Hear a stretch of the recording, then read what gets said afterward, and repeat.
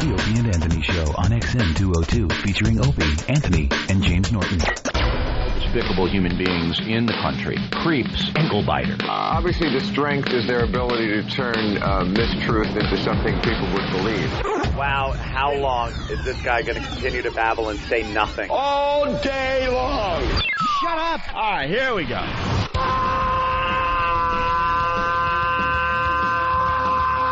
Welcome to the Opie and Anthony Show. It's worse than I imagined. That's terrible. I'm sorry. We are a bunch of dopes. I think we're lewd. We're probably pushing 20 arrests because of this radio show. Out of touch cornballs. 3 retards. We have the effect of Tylenol PM.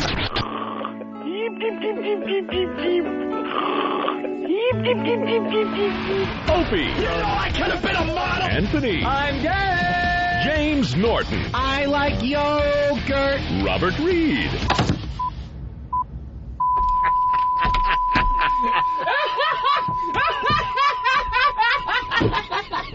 But enough of this palaver. Let's get the show on the road. Relax. Mike? Stop it. Probe. We're here in a second. You are under arrest. Do you understand? For what? For failing to stop when signaled by the police. Stop. You understand you're under arrest? Go ahead. Index. Do it. Come on. Okay. Get on your back. On your back. On your stomach. Get on your stomach. Give it to him again. No. Okay.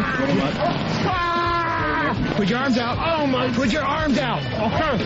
You gotta get it again, Mike. Again. I'm sorry, man. Don't fight, Mike. I won't. Relax your hand.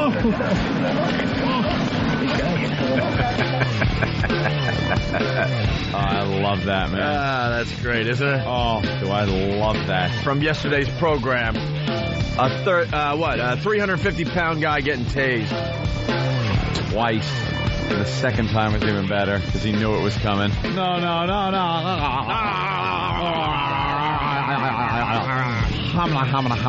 And that's how we start this morning. Good morning. It's the Opie and Anthony Show. The One virus spreading across America, spreading across the world. Oh, my goodness. We have Andy from England. He's been on hold for a few minutes here. He wants to say hi from England. Andy, what's up? Hello, Americans. Good morning, Andy. Good evening. Hey, guys. Welcome to this fantastic Whip 'em Out Wednesday all across the world, as you say. Yes. Yes. How many people have you had calling from England? Not many, but a couple from all over the world. How do you listen to us? Fantastic. On XM Online. Yeah. Oh, there you go. Hey, that's pretty cool. I've got a bit of an FU for XM, actually. Oh, yeah? All right. Yeah. How come you have to have a US billing address to actually listen to XM Online? I want to pay for the show. For the show. Interesting. I wonder why that is. I don't know. They got their own thing going on. Who knows? Maybe because XM executives don't want to get arrested when they land in England, where they are for the gambling thing. Yeah. It's illegal. So, all right, Andy, let's get into it. So what? It's noon over there? It's about 11 o'clock, yeah. Oh, it's only 5 hours? I want to figure that crap out eventually. All right, so it's 11 o'clock in England. What do you got, Andy?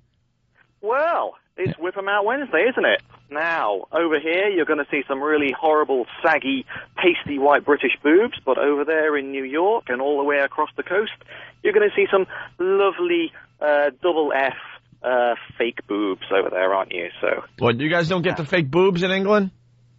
Not so much, no. But then again, we have newspapers where, there's boobs on page 3 every single day. Yeah, we know that. Yeah, the English love their page 3 chicks. That's right. I think we should be on in England. I think we would do well there. I think so. Well, Absolutely. boy, though, it's 11 o'clock?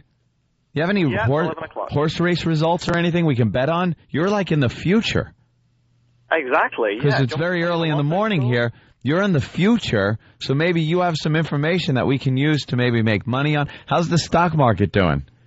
It's crashed. I'd sell right now. Damn. Yeah. Okay. Short everything. Andy, I got to tell you, if you were calling from Scranton, we would have hung up on you already. The only reason we're still talking to you is because you're way over there. Because you got that cool accent. So come on, let's go. What do you got? It's Whip 'em Out Okay. Wednesday. You want to explain it? That's what I'm assuming. Yeah. Here. All right. There's a load of different ways you can do it. You can either write it in the back of your truck, your oversized SUV. Call it a lorry. A lorry. Call it a lorry. A lorry. Yeah, your truck. Yeah, okay. It's called a it's called a lorry over there. It is. It's called a lorry, as you say. I didn't think you guys would understand what the hell I was talking about there. Of course. I watched Monty Python. Exactly. I speak English. Right in the back of your truck, or Truck. send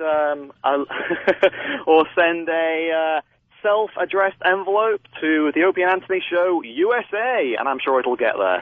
That's all you gotta do. Yeah. Yeah, you got wacky addresses over there. Can't even read it. Well, hang on. I wrote down your address because it sounded wacky. It's like full of numbers and 111 West 57th Street, Suite 500, New York 10019. It's like, well, how many numbers are there in there? It's called a zip code. Look into it. Yeah, we could get you a wow sticker. That's what won our Revolutionary War, my friend. The zip code. That's right.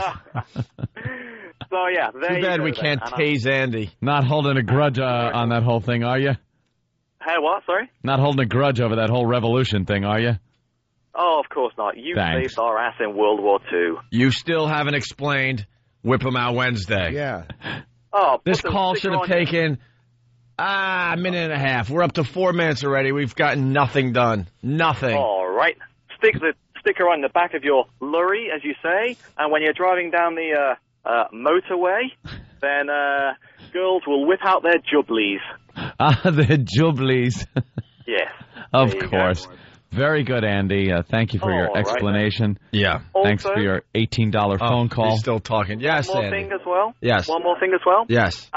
If you go to the iTunes Music Store and go to the video podcast, the Opie and Anthony Experience video podcast is in the featured items section. Oh. What does that mean? Ooh. You know, like you keep promoting YouTube. Well, basically, I've been doing the same, putting all your videos on iTunes as well. Oh, thank you for that. Oh, nice. The good thing is that basically you don't have to download them. All you have to do is subscribe for free, and they will be downloaded automatically to your computer every time you log on. Cool. Another way to spread the virus. Thank you, Andy. There you go. No problem. Punching out. I wish you punched out a while ago. But Quite thank you. exciting. This Thank you. computer All right. magic. And he has no excuse. He's wide awake. Everyone else, you know, It's 11 o'clock. that's listeling to us, they're a little sleepy. A little snoozy. He's in lunchtime pretty much, and he's a bore.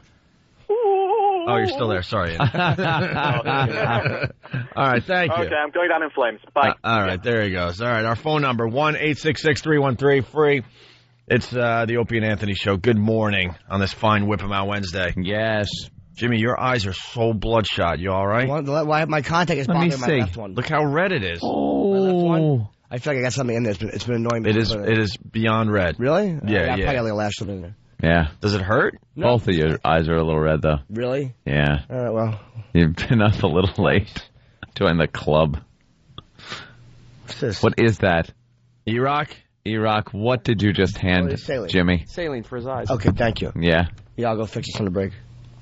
All right. Bug him. Ew. You use each other's, like, eye care products? You don't dip it in there. You just spray it. You didn't even put this in your awful eyes, did you? No, E-Rock licks the top just to get the drops going sometimes. That's all. Because it gets a little crusty, so he just gives it a lick or two to make sure the drops flow. Go ahead, go use it. We'll wait for you. No, you my eyes really red. I hope I don't have that stuff again in my eyes. It is really, really red. Conjunctivitis. No, I have medicine. Yeah. All right. What do we got to do today? Oh, there's plenty of dopey stories to talk about. You know, Dopey things. I hope people were listening to us very closely on Monday when all the news programs, they were doing their 9/11 coverage, the 5-year anniversary, and it was sadness for They everybody. were being somber. They were being very, very somber. And we were pretty much calling them all out saying this is BS. They're doing it for ratings, and they'll be back to their silly stories in no time. Yeah. And, man, the papers are filled with silly stories. The news is filled with silly stories. This caught my eye. The Daily News. Mm-hmm. They had nothing but 9/11 coverage, right? Yeah. A mere 2 days later, you get this little item. Put a sock on it. Viewers of Live with Regis and Kelly were treated yesterday to extended close-ups of Regis Philbin's left foot including his remarkably long toenails. Reach had a splinter, and Kelly Ripa spent much of the opening segment digging it out. Had a splinter. A splinter. Oh, and they showed, like, his long, yellow old man toenails. Yeah. Yeah. You know, if you're going to take your shoe off on national television, perhaps you should do a little toenail grooming. No, well, no, it's great, too. Living in New York, you get a chance to, watch a lot of TV shows being, taped. Yeah. And especially people on Long Island can relate to this. The trains are filled with all these, like, fat housewives coming into the city for the day to see the taping of The View. I want to see Dr. Phil. Or Tony Danza when he was on the air. Yeah. Or, I don't know, stand outside the Today Show. See Regis. Letterman. And they get all dressed up. Letterman. They get all dressed up and they talk about where they're going to eat after the taping, and it's a big day in the city. Yeah. And they sit down the audience and they get treated to watching Regis get a splinter out of his old man foot. Ugh. And they kept I got to see that audio. Yeah, we're trying to find it. We're trying to find the video. They kept doing close-ups on his foot. And he just had really, really long toenails. And Kelly was just digging away. People got to clip those things. That's what, let me tell you something. That's what he's married to Joy, right? Yeah. My wife of 800 years, Joy! What do they sleep like Ricky and Lucy in separate beds? That's what keeps a guy kind of groomed and where you're not clipping your toenails. When you're with a girl that you care about. When you're married a few years, it's over, Johnny. Those big toenails grow. You're lacerating her Achilles tendon when rolling over. Big, nasty razor blade toenail. Oh. It's just, have you noticed that? You take care of yourself pretty well. Yeah, my toenails are not the best, though. They're a little longer than they probably should be. But aside from that and the fact that I don't wear condoms, I mean, I'm pretty conscious. When you, get a girl that you care about, if you got a girlfriend, something like that, do you notice you maybe take care of yourself a little better? You clip the toenails, you take care of yourself a little better. You watch what you eat. Yeah. You get haircuts. Things like that. Go to the dentist. I care on the way into the relationship. I care when I'm trying to get a relationship. Once I have one, I'm finished. Once you get it, you're done? Yeah. There isn't a honeymoon period, as they call it? Not a little bit, but then once I know that you're going to take your panties off regardless, no, I'm not doing it anymore. Wow, that's the opposite. Because usually it's just the other way where old couples that have been married for years. Can I explain? They just give up. Opie's brought up a great point to how the women cut their hair off. Can I explain how you can see audio? See, here at the Opie and Anthony Show, we actually see audio. We get video clips. Yes. And we're seeing and listening at the same time. So that's how you see audio. I do believe I corrected myself, too. They pick up on everything. I look at waveforms every day.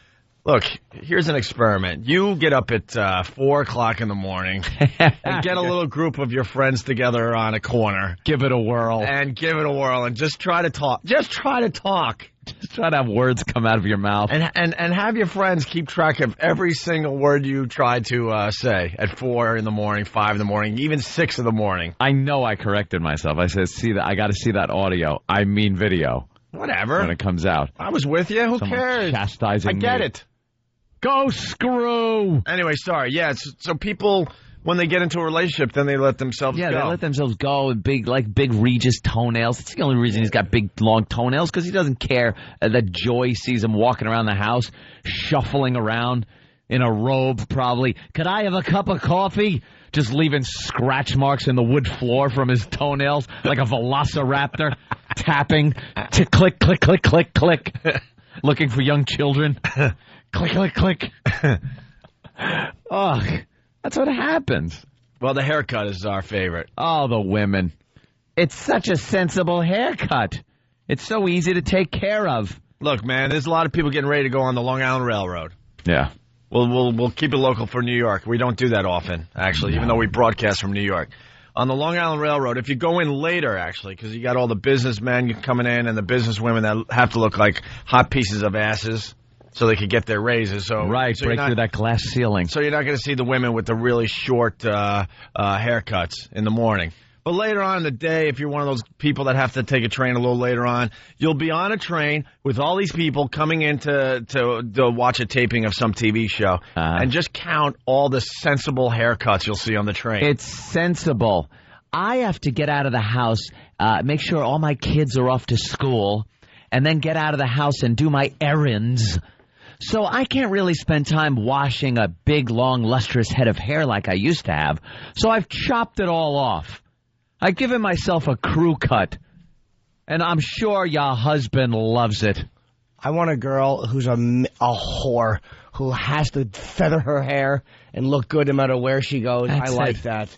A nice head of hair on a girl. Isn't that nice? Something to grab onto. Yeah. Something to run your hands through. You know, this marriage thing, you should be able to renew your marriage. We talk about this from time to time on the show. Get a license renewal, like after with your car. Yeah, like after, you sign a contract. Yeah. Maybe you're brave enough when you're getting ready to get married. You go, you know what, I'll sign a 10-year contract with you. And then you got to re-up. And then after 10 years, you renegotiate. Yeah. Like everything else in this life. It's like sports. As long as you're performing. Right. Then you're going to get paid. Your team is going to re-up you, and you're going to get paid. And things are going to work out. And you get bonuses if you do it the way it's supposed to be done. Right. Like if you dress a certain way, like crotchless panties, and, you keep yourself a certain weight. That's it. And this should go for both sides. If not, you get black eyes. Because the guys wind up looking like old women. Big guts on them. Something happens. They lose all testosterone. And they look like old women. And you're not getting re-upped. The wife or the husband, if it's happening to him, turns and goes, I'm looking over your past performance now over the past couple of years, and you're just not performing. Can we do something today? Actually, Dan came up with it. I can't take credit for this one. Dan in New Jersey. I got an idea after Dan's phone call, though. Go ahead, Dan. All right. Good morning, guys. Good morning. Hey, man. Yeah, I married a stripper, and after years, the hair got shorter, the weight went on, and what happened to my balls? They're pretty much gone. But that's all I got for you guys this morning. I'm punching out. No. I'm going to take your phone call, and we're going to do something fun today for the next half hour. Dan, how much did she weigh when you got married? She was a stripper. She was a stripper. About 118, 119. Hot. How many years have you been married? 21. Wow. 21 years. How much does she weigh now? 241. Holy God. You're kidding, right? No. No, I'm not kidding. The hair used to be long and blonde, and now she looks like a bullfight. Oh, my God. She doubled her size. She did double her size. She doubled her weight. Oh, yeah, easily. She gained 123 pounds in 20 She's still a stripper, but now she's stripping cow carcasses of their flesh. Wait, let me see if we can make lemonade out of lemons. Is she made of gold? That's the only way that would work. Look at all the gold I have now. She eats cows like we eat sushi. Nice. Oh, that is a shame. You're not kidding, right, Dan? It is. I mean, 2 kids later, I've seen people with 4 kids later. All right, we got a lot of women screaming at their radios right now. Dan, how much did you weigh when you got married? 178. How much do you weigh now 21 years later? 179. He gained a pound. Wow. He's gained a pound. Yeah. Oh, my God. See, maybe it's a marriage should be a contract. I'm telling you, if you're brave enough to, sign a 10-year contract, great. But maybe you should start at like 5 years. 5-year contract. After 5 years, you decide what you want to do at that point. Dan, do you say anything? Did you say anything? Was it because of the kids, so you couldn't say anything? What happened? You must have noticed, right? Oh, yeah. The poundage went on for the first pregnancy. I said, it's baby fat. She's going to lose it later on. And then the hair went short. Oh, boy. And you knew it was over. She gave up. Yeah. And, I mean, the second, I love the kids, die for them. The second one comes around, comes and goes, and what happens? Wow. wow, it was just, I don't know, maybe just a food fest or depression or whatever. I've noticed it takes a lot for a woman to snap back after a kid. It takes a lot of, like, real work. And some of them just can't do it. Some of them don't want to. And some of them don't want to. They're like, I got what I wanted. They don't want to. They're done. They don't want to get back into shape. They've got what they want. They got their husband. They got their kids. They don't need to get back in shape. They got the house. You know, they're not interested in any sort of career. So, you know, Oprah and Phil and all those guys, you know, screw them. Sit on the couch a little bit longer. Dan, can I ask you a personal question here? Yes. When was the last time you enjoyed having sex with your wife? Oh, man. Boy, are you hitting a sore spot. Oh, no. Oh, this poor bastard. Yeah. Where's the plane flaming now? It's been a long time since I've rocked in the moonlight. You just can't get down there anymore and go, man, this is not what it used to be. But do you mean you guys still have sex, or she won't even have it with you, or you just don't really care about having it with her? Say it again. I lost you. Do you like having sex with her, or she doesn't want to? No, I do it out of necessity. It's a biological reason. Yeah. Wow. Yeah, I mean, you know, there's just so much fun you can have with, you know, artificial whatevers. And I'm like, you know, hey, I'm at the juncture in my life right now where it's just like if she was game right now, I'd have to give her a mercy one. How's that? Wow. Dan, I just did some math for you. You've been married 21 years. You realize your wife has gained about 6 pounds a year? That's all it is. Little 6 pounds a year. It starts creeping up on you. 6 pounds in 1 year, that's nothing. That's nothing. Hey, you don't notice year that. After year after year after year. And then what did you do? Dan, what did you do at one point? You looked over at your wedding picture that was somewhere in the house and gone, where'd that girl go? No, guys. When I got married, she gave me a calendar. Okay? Yeah. I still have it. And you still look at it? The glory days? Oh, the glory days. And then if you try to get a divorce, they're not even going to take into consideration that your wife gained 123 No, you'll look like the bad pounds. guy. Yep. You'll be the bad guy if that ever came up. You know, I haven't even thought about bringing the calendar over to my attorney yet, you know? His wife was on a calendar. This is what I signed up for. Yeah. Yeah, this is what I got myself into, not this. Wait a minute, Mr. Attorney. You've met my wife, Attila the Hun. You know? You want to check her out when she was a fine schnapper? You know? Weight should be a consideration in divorce cases. Absolutely. Yeah. Absolutely. Yep. You think I can use that? Look, I understand people gain a little weight as they get older. I get that. But your wife went from 118 to 241 pounds. Yep. That's not what you signed up for. That's double plus 5. I bought her a house, and she turned into one. All right, Dan, hang in there. Hey, guys, listen, I'm going to punch out. I appreciate all your good advice. And, listen, I've been a fan, and I've got all of it. So I've been with you guys since day one in New York. Good luck, man. Thank you, my friend. Push her in a pool of stingrays. All right, listen, I'll catch up to Jimmy Norton later. You guys rock. I'll talk to you later. All right, there goes Dan. All right, we're going to take a break. It's the ONA virus spreading across America. When we get back, I think we should take more of these phone calls. Yeah. And don't lie. It's not going to help anyone out today. Yeah. No. What did your wife weigh when you got married? What does she weigh now? And the women could get involved in this, too. Of course they can, you ladies. But we don't do a radio show for women. This ain't for broads. This is a male's point of view. In our sick minds, every girl should be a stripper. That's right. And I like it when you're anorexic, so don't call crying about it. They make me so sick. Good. If you gain more than 5 pounds when you're pregnant, we don't like you. Story in the paper about a bar. Oh, yeah, we'll get into that. Yeah. We got lots of good things to do today. All right. Also today, we got The Rock calling in. We got... The Rock or Dwayne? Well, I guess he's Dwayne these days, it's right? Dwayne. It's pretty much Dwayne now, forever. Stuart Copeland in studio.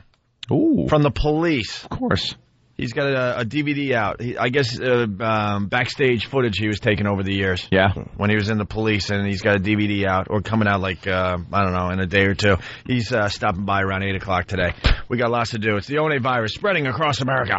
Now we all know that Opie and Anthony Wow stickers are your tickets to a successful Whip 'em Out Wednesday. Well, yeah. Did you know that Wow stickers have many other uses? I built my entire house out of Wow stickers and 2x4s. Solid as a rock. Oh, crap. I'm not insured. Hear what everyone else is talking about. O&A Uncut and Live, continuing the show on XM Satellite Radio starting at 9 a.m. Eastern. Visit xmradio.com to subscribe. The Opie and Anthony Show. Good morning. It's the Opie and Anthony Show. The O&A virus spreading across America. Lots of instant feedback coming in right now. Kenny from Elizabeth. You guys are right. I should have signed a contract. My wife is a fat pig. Oh. I wouldn't say that to her face because I love her. But it has to stop. We have sex about once a month. Oh, no. We have sex about once a mouth. I've been married 9 years. I have 4 kids. She is 5'1" and 110. That's what she was. He wrote this weird. I have 4 kids. He's in shock. He should have wrote, she was 5'1" and 110 pounds. All right. Now she weighs 219 pounds. At 5'1", she's 219. You should actually be legally allowed to kill her. Yeah, I think you are. Oh, 219. What do you do? It should be a contract, I'm telling you. And you re-up. Because he probably does still love her and stuff. Yeah. He's got to go home and just, oh, God, what happened? Not as much as she loves food. It's exactly. Well, here's what you should do. You put a pie by the steps, and you tie a little string by the bottom, and when Fatso runs for it, she trips and she dies with her face. Like, as she's going for the pie, she just falls down the stairs, and her face passes it as she's falling. So she sees what she loves right before her neck Tries breaks. to take a couple of bites out of it, misses, breaks her neck. Yeah, she doesn't even try to prop herself up. Her teeth just go. You just hear snap, snap, chatter, chatter, She's falling. crack. She goes to the left. Trying to get one last bite in before she drops dead. That looks delicious. She gets a whiff of that pie tin. Crack. Hey, let's go to Earl in Connecticut. Earl? Hey, what's up, guys? Hey. Come on. Hey, my wife, I got the opposite problem. My wife actually went from heavy to being incredibly fit. What do you mean? What happened? Well, when we met, she was a little on the heavy side. I've been with her for 13 years, and at one point she was up to almost 300 pounds. That's a little on the heavy side? Yeah, exactly. That is Where a did you live? fat, Jupiter? Fat woman. You married a dock worker. Well, she wasn't that when we met. She's Lee J. Cobb, sir. Over the years, she got heavy, and then she got in this health kick and got down to a size 8. I think she went from a 28 to an 8 and actually got muscles. So how much does she weigh now? Well, she's actually put a little back on. I think she's around 200. But so she has about 80 pounds to go. Well, she's on her way. Next time she'll go even thinner. I got to say, guys, I love the big girls. You guys pick on them, but I personally love them. Do you really? Actually, why? Are you a skinny guy? I'm a little husky, but even when I was younger, and I'm probably about 215 now, but even when I was younger, I don't know what it is. I just love curvaceous, voluptuous women. Yeah, exactly. That I like that too, but I don't like fat girls. Now, people that like fat girls, are you afraid of being left by a woman? Well, see, I kind of had to deal with that because after she lost weight, a lot of other guys were interested in her that were technically, previously out of her league, so to speak. And she actually left me about 6 months ago, got her own apartment, and oh boy.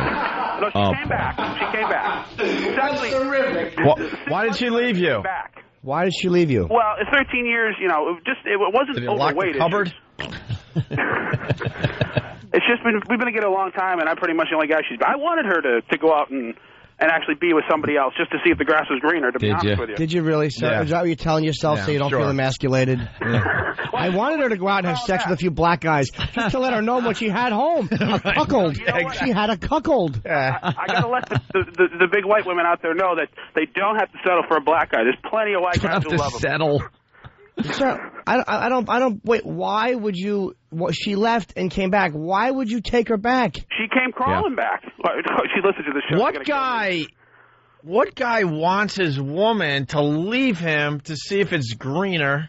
Because she's never been with another guy, and Opie, I kind of wanted to Are see you it. nuts? If you love something, let it go. Exactly. If it that's comes the thing. back, shut up. That stupid saying. You love something, let it go. She must have loved cake. You let it go, and it came back and aimed for her mouth. How does that dumb poem end? If you love something, let it go. If it comes back, it was meant to be, or something like that. It was yours. If it doesn't come back, It was something. It never was. Something about 2 sets of footprints. No, that's why did you leave me in my and then most. she leaves you, so now there's 1 foot of footprints. And you can't carry her because she's a fat pig. There's a big set of footprints with water in it Right. that jiggles when she walks in the cup in the SUV. Right. If you love something, let it go. If it comes back, it was yours. If it doesn't, it would have been yours. But then the 2 donuts in a hand equals what? something about a bush. Right. You guys are horrible, you know. Sir, Yeah. my concern We just is don't like the fatties. What can I tell you? I think I love them. We understand there's guys out there that love That's the got to be fatties. the number one fetish. It's got to be the number one fetish is guys that dig fat chicks. I want to get Scrawny guys. Number one fetish is the foot fetish. Yeah. Stop No, it I don't already. think so. Stop it already. I don't think so. I think it's chubby chasers. There's fat women out there. We're an obese nation, and fat women are getting action. Who's doing it? Sir, why do you like fat women? I don't get it. I can't even tell you. It's just at the core of I guess I don't know. What was your mother like? My mother was a health nut. It makes no sense. We can't figure it out. My brother's a jock and can get pretty much any girl he wants, and his past two girls have been on the big side. Maybe you guys hate your mother, so you're getting the opposite of her. Maybe she was an emasculating, rotten health nut. Hey, it doesn't necessarily have to be a physical thing with the mother. It could be like a mental thing where he needed a little more attention and this a big motherly type woman. Hey, at the Thanksgiving Day table, does everyone kind of awkwardly look down as your wife keeps going back for thirds and fourths? She's got a bust her butt. There's always one of those at the table where you look over and go, haven't you had enough, you slob? You just make believe. Yeah, can't figure out why you're fat. This is delicious. I'm just going to have another little slice. Yeah, I'm sure you are. Let me just have one more of these, and it's a turkey. So she went out. What did you do while she was out with her face on a pillow? It wasn't in the pillow. I was over there. I ended up being over there every other day, but I was trying to go meet women too, and I just my believe it or not, surprise, surprise, my confidence level was pretty low after my wife left me. Okay. So I had some conversations, but we ended up just getting back together and realizing, I guess it was meant to be. So you struck out horribly. She went out and gobbled on a few. Now all is well. I love her. What can I say? How many people did you sleep with? None. I think she tried to sleep with a couple. And tried to? Yeah, she tried to, sure but she what did. happened? All right, we're going to... It's part of the injustice of the whole breaking up thing or the girl leaving or something like that. Because that night she could be out getting a guy and getting some action, and for the most part, a guy can't just run out unless he's paying and seduce a woman into sleeping with him. All right. Cody's going to explain the love for fat girls, I guess. Cody, what's up? Hey, morning, buddies. It's Indiana, by the way. Oh. Yeah, thank God, right? Anyway, the proclivity to fat women could usually be, I'm a big guy myself, so I kind of know that my options are limited. So there's that aspect of it. The other part is that a lot of them are big-breasted, and if you have a breast fetish, that kind of always ties in with most fat girls. The fat girls' big breasts are not good. Well, not necessarily fat girls. I like... No, it's sometimes good. One of the funniest things to see as I walk the streets in New York are the fatties with no boobs. Yeah. We call them flatsos. Flatso. A flatso. Nothing was sadder than the flatso. Because a lot of women out there that gain weight, they're like, well, at least I got these huge jugs that are attractive to the male species. They got these little A's or B's on this gigantic moose frame. Those are terrible. We openly laugh at flatsos. It's the thicker women, the voluptuous pinup types with the actual nice big bosoms. Yeah. So, that's what I like. But I'm punching out, fellas. Have a good day. All right. Rosie O'Donnell is a flatso. Oh, yeah. Yeah. Oh, yeah. Let's go to Sharon.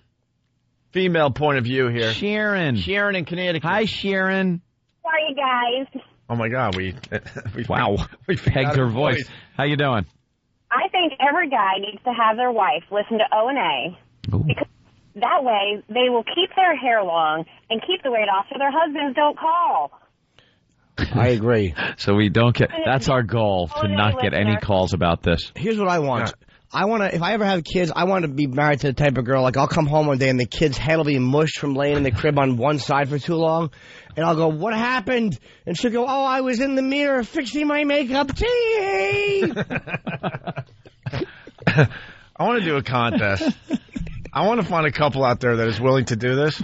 Yeah. You get a wife that's way overweight. Yeah. And you give her a month to lose like 100 pounds. 100 pounds in a month? 100 That's pounds? like kidney failure. All right, how about a month to lose 50 pounds? Can you do that? All right, we haven't brought this idea to the lab yet, the Opie and Anthony lab. The lab, the institute. The institute. All right, so my numbers might be a little off. Okay. Right. So how about 50 pounds in a month? That's a pound. That's a pound and a half a day, something like that. And if the woman does not lose the 50 pounds in a month, the guy gets to bang a stripper in front of her. Would that be the greatest contest ever? Wow. Would that be the greatest contest ever? Who would be? Hey, that is a good one, man. Then again, does it have to be in front of her? 'Cause it would wreck the vibe for him to have that big fat face staring in. It might actually do good, though, that like the guy might enjoy that more. Okay. Like, hey, see what you did? You know? That's the bit. God, that's a good idea. Screw Celebrity Fit Club. That is... We get a few couples. There's some consequences with this one. That's right. All right. I like that. Hey, we got money to throw around, right? Yeah, we do. We own some people on the papers. Yeah. They'd like a story like that. Dirty cop. God, fat wife. Hey, and by the way, if there's any fat women out there that want to call in and defend yourselves, I mean, having a kid is probably hard and stuff. So, I mean, we'll let you talk. We're not going to jump on you. No, absolutely not. Won't jump on you, won't even look at you. But, you know, I mean, I know it's like this always one point of view, so if any women out there want to call in, we promise not to do a lot of weight jokes. We usually, I mean, I could predict some of the calls we're going to get. The women that call up and say, well, what about the guys that go to hell? Right. You know, absolutely. after marriage. And, of course. Let's go to Steve in Arkansas. Steve. Hey, what's going on, boys? Hey, man. I got that typical story, man. When I married my woman 21 years ago, she was 5'1", pretty much weighed right at 100 pounds, perfect cantaloupe breast, just a petite little thing. Here it is 21 years later, and she weighs 214 pounds. Got a Mo Howard haircut, not just short hair. Mo Howard haircut. She's got the back, you know how they kind of, Mo's hair was kind of shaved from the back of his, half of the back of his head down? Yeah. She thinks that's hot. And all she talks about is food. We'll be at a restaurant eating dinner, and she'll talk about what she's going to fix at home. We're going to be sitting around eating breakfast, and she talks about what we're going to have or she's going to have for lunch. Oh, boy. The only thing she reads is magazines with pictures of, well, I call it reading. She looks at magazines all day long with pictures of food. She's obsessed, the only time she watches TV, and if I'm watching TV and she walks by and it's a Burger King commercial or something, she's just transfixed. That's like porno for her. Like the way normally a guy would look at porno, she's looking at food as if it's pornography. It's Pavlovian. She's fucking slobbering. Oh, God. I mean, the bad part of it is that somebody was, and I have been asked by old buddies and stuff, why are you still fucking with her? I used to say it's because of my kids, but now they're out of the house. The sad part of it is I actually kind of still like the fucking beach ball. You know, I gotta run out of dump. All right, hold you on, gotta dude. stop cursing. You gotta stop cursing. It's hilarious, but you gotta stop cursing, man. I'm sorry, boys, but I had to agree with Anthony. That one guy who called in and goes, oh, I know why guys like heavier chicks because they have big breasts. Yeah, she's got the big breast, but it looks like an old man's butt, you know? She's so heavy, man. I don't know if you can use this word. Is this really your wife? Probably not. The end of the breast, that part, it's inverted like any belly button. All right, thank you, Steve. Later on, boys. Call back again. You're all right. What a disaster. Charlie from Jersey. We're on to something here. Charlie. Hey, how you doing, Opie and Anthony? Pretty good. Great show. Hey, like your previous caller, I really can't stand fat women, especially when they get in their mid-50s. They get that haircut that he's talking about. You can't tell whether they're a guy or a girl. No. Yeah. Looks like they got pillows stuffed in the back of their pants for That's their ass. especially awful. You're right. Especially. And when they defend themselves, they say, "Oh, I've been battling this horrible disease all my life, like it's something noble." It's just that they have to push away from the plate. They keep feeding the wrong hole, which gets them set in the wrong direction from the word go, and they eat dainty little portions in front of you. But when I see them driving to work in the truck, and they are just pushing the donuts and the French fries down their throat until they get home and have that small portion. Yeah, a lot of them will do that. They'll eat like real small portions or salad or something like that, and then alone it's just nothing but it takes purge. It takes a lot of discipline to eat binge right. and no purge. I try to eat right. It's a pain in the ass. It really is a pain in the ass. I eat oatmeal with blueberries every morning, and I'm not saying I never eat bad, but do you think I want to eat this? I would much rather have a nice bowl of stupid cereal. I would love to. Even cereals, a lot of the cereals aren't bad. I would love to have donuts every morning. Honey nut, something honey. Entenmann's chocolate donut. How about famous Amos cookies are great, and Oreos. I would be shoving these down my mouth every morning. I'm not fat, you know. Oh, no, you're not. I'm not fat, but, you know, I try to eat right. It's a pain in the neck. I would love to just sit around and tell the interns to go to Krispy Kreme. Yeah. You kidding Grab me? a dozen donuts. Just going to sit here and eat donuts. We're miserable to begin with because of our stupid hours. It would be so easy to sit here and just feed our faces. It's called discipline. It's a pain in the neck. The most successful radio guys are not fat, I noticed. Really? Yeah. I'm telling you. Well, mine... Rush Limbaugh? Yeah, I don't count really him, though, because I'm talking about that genre political. He lost weight, too. Yeah, he's a rare case. Most of them are not fat. My dad's heart problem started in, like, the 93. He had open heart surgery. And that's when I changed my ways. I'm like, I don't, you know, it's in my family history. I gotta stop. I used to go to the fast food restaurants and all that. I used to eat whatever I wanted, dessert every night, all that crap, fried food. Yes. When you see your dad in a hospital bed after, you know, open heart surgery, you're like, you know what? Maybe that's motivation. Maybe I'll go to McDonald's every once in a while now instead of like, you know, once, twice a week. Yeah. You know what I have for dessert? I have forget about it. Berries. Berries. You're like a little koala bear. I certainly am. And I'm as cute as one, ladies. Hey, do we have time for the fat story, or should we take a break? We should probably take a break. All right, we'll take a break. We'll try to stay on schedule for once. There's a restaurant here in New York that's in a lot of trouble because of what we're talking about, pretty much. Yeah, they were weighing the waitresses or something like that. I said anus. Did you? I don't know. It's early. Go to Brian in O-Town. My eyes. I got to correct him. All right. Or he's got to correct me. Also, people killing stingrays. That's just terrific. Operation Kaboom. You wait till you hear that story. Operation Kaboom. And then we got to talk about the front page of the Post. That's pretty ridiculous as well. Yeah. It's the ONA virus spreading across America. So I was in the grocery store, and there was this stock boy stacking melons. So I figured, hey, I'll show him some real melons. Well, when I flashed him, he lost his balance, and the entire stack of melons came crashing down on him. He was suffocated under 2 tons of melons, but my are still juicy and perky. Please, wow responsibly. A public service announcement of the Opie and Anthony Show. The Opie and Anthony Show. Savage animals! You're checking out the Opie and Anthony Show, the ONA virus spreading across America. I still say that was a dude. I got a quick glimpse. That's what I said. It was a dude. I mean, oh, yeah.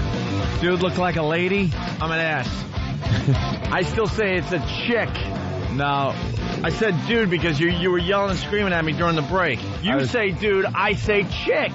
It was a quick glimpse. Kenny.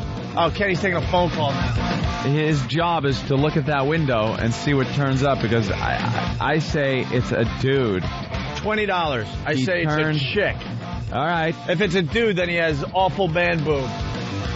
He's a dude with awful man boobs because I saw him from the side and from the back. You can't tell me that one. It was a quick... And that was It was a quick glimpse. I was thinking chick, but I needed a little more information. immediately you're jumping all over me saying I'm looking at naked dudes. I called you a homosexual. How about $20? I say chick, you say dude. All right, $20. That is definitely a dude. For the new listeners here in New York, we got a studio that faces lots and lots of buildings, and every once in a while you get to see some nudeness. E-Rock, use the binoculars. If you get amorous, we know it's a dude. I say chick, you say dude. If he slowly starts pushing away from the window. All right, we got to get into some things. This story is great. Yeah, this kind of... It's about a restaurant. We were talking about. Here in Manhattan. Listen to this. I really was and still am kind of shocked that this sort of thing still goes on in this day and age. 25-year-old Alexandria Lipton says she was fired from this trendy East Side bar because she objected to the way managers treated her and her fellow waitresses. He seems to get a very big kick out of treating women like dirt and upsetting them and making them feel uncomfortable emotionally and physically. Lipton and another former Sutton Place waitress are filing a multi-million-dollar lawsuit for sexual harassment, inappropriate touching, and discrimination. Specifically, Lipton alleges her bosses at this bar would force waitresses to get weighed, rate their overall look from face to body shape, and rank them best to worst. So the managers at that point let her lock in the basement office, literally picked her up and attempted to put her on the scale. She physically resisted, and as a result, went and reported them to the other waitresses. That's when she was fired. I felt astonished, upset, discriminated, demeaned, demoralized. And poor. Really stressed out. The bar owner says he will fight these charges, and if it goes to court, the bar will prevail. You're a waitress. Then go back to school if you want more respect. Regardless if this is right, wrong, or whatever, the nerve that they feel this is worth millions upon millions of dollars is ridiculous. I do side with the women on this one, though, like, because I can just picture this scumbag bar owner or whoever he was. You're like one of those really douche guys. Yeah, who just likes to just embarrass chicks. No respect. Yeah, he's a scumbag. But when you know that right away and then just quit and move on. Yeah, you got to like before it gets to this point where you're completely humiliated. Then the guy's just going to have you ever been in a job and you're like, pigs. Oh, this is an awful situation. This guy's an ass, or this female boss, whatever. I'll keep it fair, is an ass, and you just move on. See, this is a situation where no one wants to take responsibility for their actions.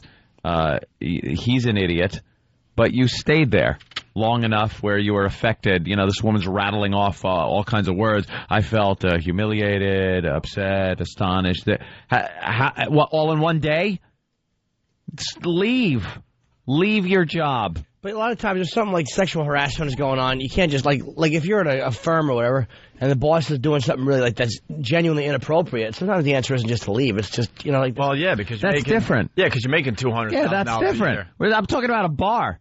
Yeah, there's plenty of bartender girls out there. My own mom tended bar and raised 3 kids. Believe me. And she got to put up with a bunch of jackass bosses over the years, and a lot of pinching of the ass, right? Hey, it was just me when she came home. I give a little tap. Nice work, Ma. Where's the cash? You holding out on me, bitch? But when you're tending bar, there are other jobs elsewhere where perhaps you get a more respectful boss, and then this guy's going to be left with slobs in his bar. No one's going to want to go in there. But what if it's the chick looking for an easy payday? Exactly. There's another thing. Because we got Mike who says he's a DJ there. Mike? Hey, what's going on, O&A? Hey, Mike.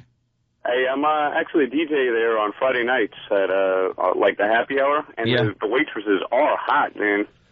Gotta tell you, this is smoking. Yeah, you know something? There is something to be said, without being an ass. There is something to be said for a bar owner wanting hot chicks as bartenders and waitresses. I agree. And having weight limits put on them. If they gain weight, you fire them because... Why are you firing me? We're kind of slowing down or something. You don't even have to say because you get fat, but... Being a bar and restaurant owner... Thank you. Yes, F.H. Riley's 400 New York Avenue in Huntington Village out there on Long Island. I'm a silent partner, Anthony. Not very silent. I don't lift a finger to help my brother out at all. No. My brother works like an animal, 70, 80 hours a week, easily.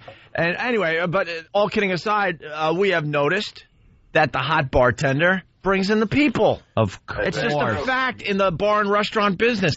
My brother has lots of bartenders. The guy bartenders don't do as well as the hot chick dressing a little sexy behind the bar. Seen it over the years 1,000 times. The chick behind the bar with the little skirt, the nice low-cut shirt, taking care of herself, looking good. She's going to pull in more customers, more tips, and they're going to buy more booze. I agree with you. I mean, I'm not saying like the Borgata got crap for that in Atlantic City for wanting the waitresses to not be a bunch of fatzos. The Borgata babes. I'm not saying that's wrong. I'm talking about the guy picking him up and putting him on the scale. If she's telling the truth, let's just say she is. Yeah. If he's harassing them, I don't know if he was, but if he was doing that and playing grab ass and stuff, then they have the right to cause a problem. I wouldn't want my girlfriend subjected to that. No, you go there and pop them in the head. Bars. Hey, how you doing? Hey. Yeah. She's one of those dopes. Go there and smack them. But you're hiring. I think you're hiring if you own a bar, like you're hiring a certain look. Yeah. And the girls have to know that. They're dressing the part when they're going in for the job. When a lot of bartenders go in for a job, the girls dress the part. They dress in little outfits, nice and showing a lot of skin, because they know that that's part of the job. And then they get upset if they put on a few pounds and the guy tells them to get lost. All right, let's go to... I think there's more to this story, though. Yes, I think this guy sounds like he's kind of being a... Yeah, we'll find out. Any women that say, well, you shouldn't have to be judged on your... Why not? I mean, should modeling agencies be forced to hire fatzos for shoots or ugly people? Yeah. I mean, believe me, I have a discrimination suit. I've never been hired to shoot for suits or a catalog. Well, why is that okay to only pick attractive people? Yeah. Where people are eating, you should be able to look like what you want. Exactly. There you go. I made a point. You certainly did. Some guy from his mobile device, very hurtful. Opie is a silent partner when the two of you were on Letterman. Never going to live that one down. Did I say restaurant instead of restaurant? It's early. Restaurant is fine. Is it? That's a fine pronunciation of the word. Yes, it is. I say restaurant. By the way, go restaurant. By the way, a little known fact: we hired Jimmy because of his looks. Yes, absolutely correct. Mm-hmm. That's why these two have hot chicks. I was the magnet. Oh yeah. They bounced off of me. Like when the hot girls come around, they're just kind of like they bounce off me for one of these two. They're heading your way. They turn around quickly and get as far away from you as possible, and then hello, they bang right into us. You can't even use that excuse. Yeah, it's true. Hey, you got a hot one. Exactly. I do, but there's got to be something wrong with her mentally. And I haven't figured it out yet. Yeah, I haven't quite There's something circumnavigated that yet. Yeah, because she really likes me, and I'm like, wow, she really likes me as a person.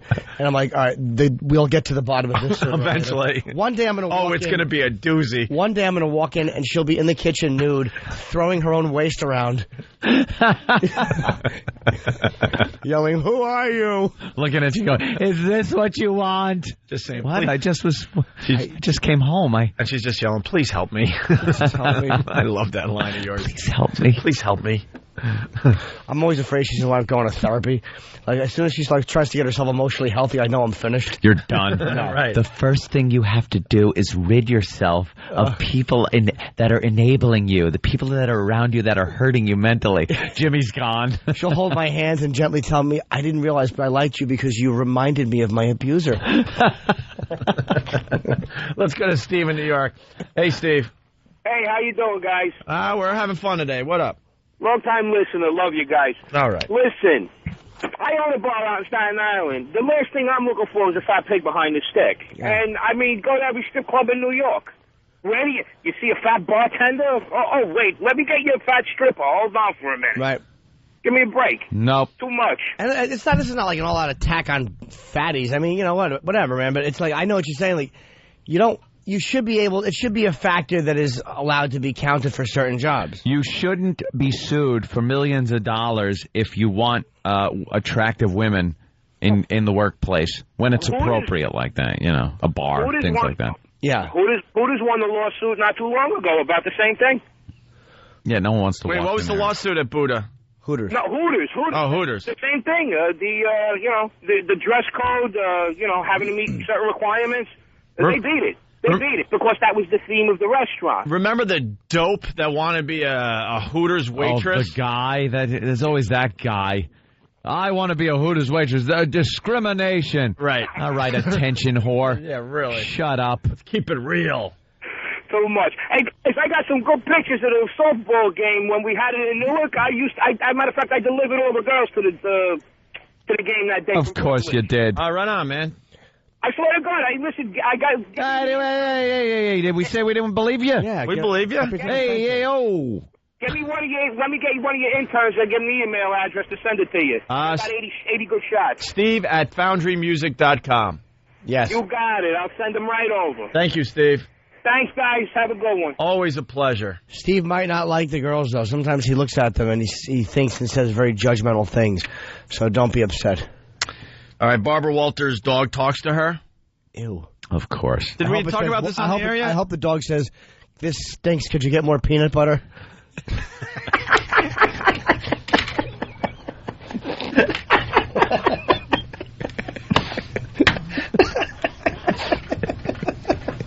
I just thought they were being honest about her co-host.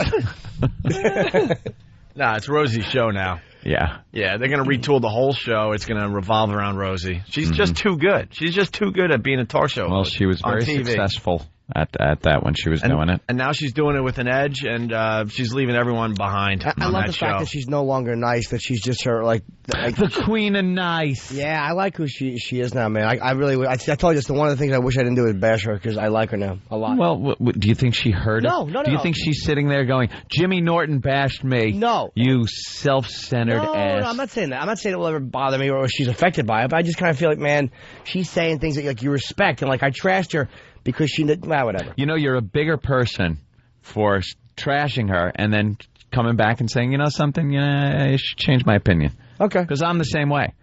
We beat the crap out of her with a big pumpkin head and the whole thing, this bus, riding the bus with my sister. That was funny. Which she'll never be forgiven for. That was an awful movie. Awful parody of a retard she played. Riding the bus with my sister? Oh, yeah. Horrid. But as far as being funny and quick-witted and cut out perfectly for television like that, talk show, she's great. The only one that could hang with her is Joy Behar. Of course, yeah, that's stand-up. But that Elizabeth chick who's really hot, she stinks. She can't keep up with Rosie. And Barbara can't either. She's just too old and out of touch. And no one cares about Barbara. Barbara, I think, knows that she's finished. You're not the relevant one anymore. Right. Little hens we are talking about the View. As we're talking, just hit me. I'll tell you you know what? But it is a big pop culture story. Yeah. And because of Rosie, it has much more of an edge, and it's kind of interesting to at least take a peek at. You see their shoes?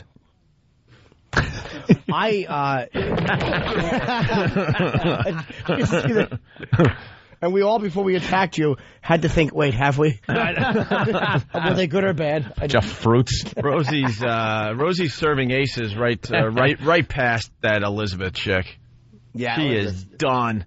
But Barbara Walters just losing her mind, and I guess she's saying now that her dog talks to her. Do you think she's losing her mind, or is she trying to be outrageous now to get attention? Like, she's got to be seeing it in the short period of time that Rosie's been on that show, that she's kind of now taking a back seat. So she's got to get pressed by sounding a little insane or coming off like edgy or something. Because she's not funny. And she's not poignant. She's an irrelevant dummy. She's not relevant. She doesn't get it. It's just, shut up. She's like an old grandma. You sit down with your grandma and try to talk to her about anything in the past 50 years. Go ahead. Good luck. And Rosie is not only like a lot funnier, but she's aggressive. Yeah. Aggressive lesbian. Well, yeah, she's talking about her blog and emails and stuff. And then Barbara Walters, to really show how relevant she is, goes, I don't know anything about the computer. I don't know about those things. I could check my email, but that really makes people watch and go, oh, boy, she's going to tell me something I never knew. But you know how to read, and one of your assistants gave you what was on the blog. Who are you kidding?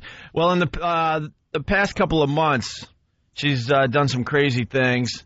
She talked about taking one of those prescription pills. What prescription pill? I had my soup, and I woke up at about 5:30, 6 o'clock in my bed. OxyContin? What's she taking? I don't know. She wanted to reveal Vicodin? what prescription pill. And then this horrific thing she talked about recently. She revealed that she had an X-rated dream about Brad Pitt. That's like you hack. Outrageous. Yeah. She's a hack, and she's lying. It wasn't Brad Pitt. It was probably some black gentleman wearing sweatpants and no underwear she saw in the convenience store. She dreamt her mouth was being snaked like a toilet. Let's go over. Stupid. Let's go to hack. Pick someone from your time at least. The Fatty Arbuckle. I had a dream about Brad. Did you?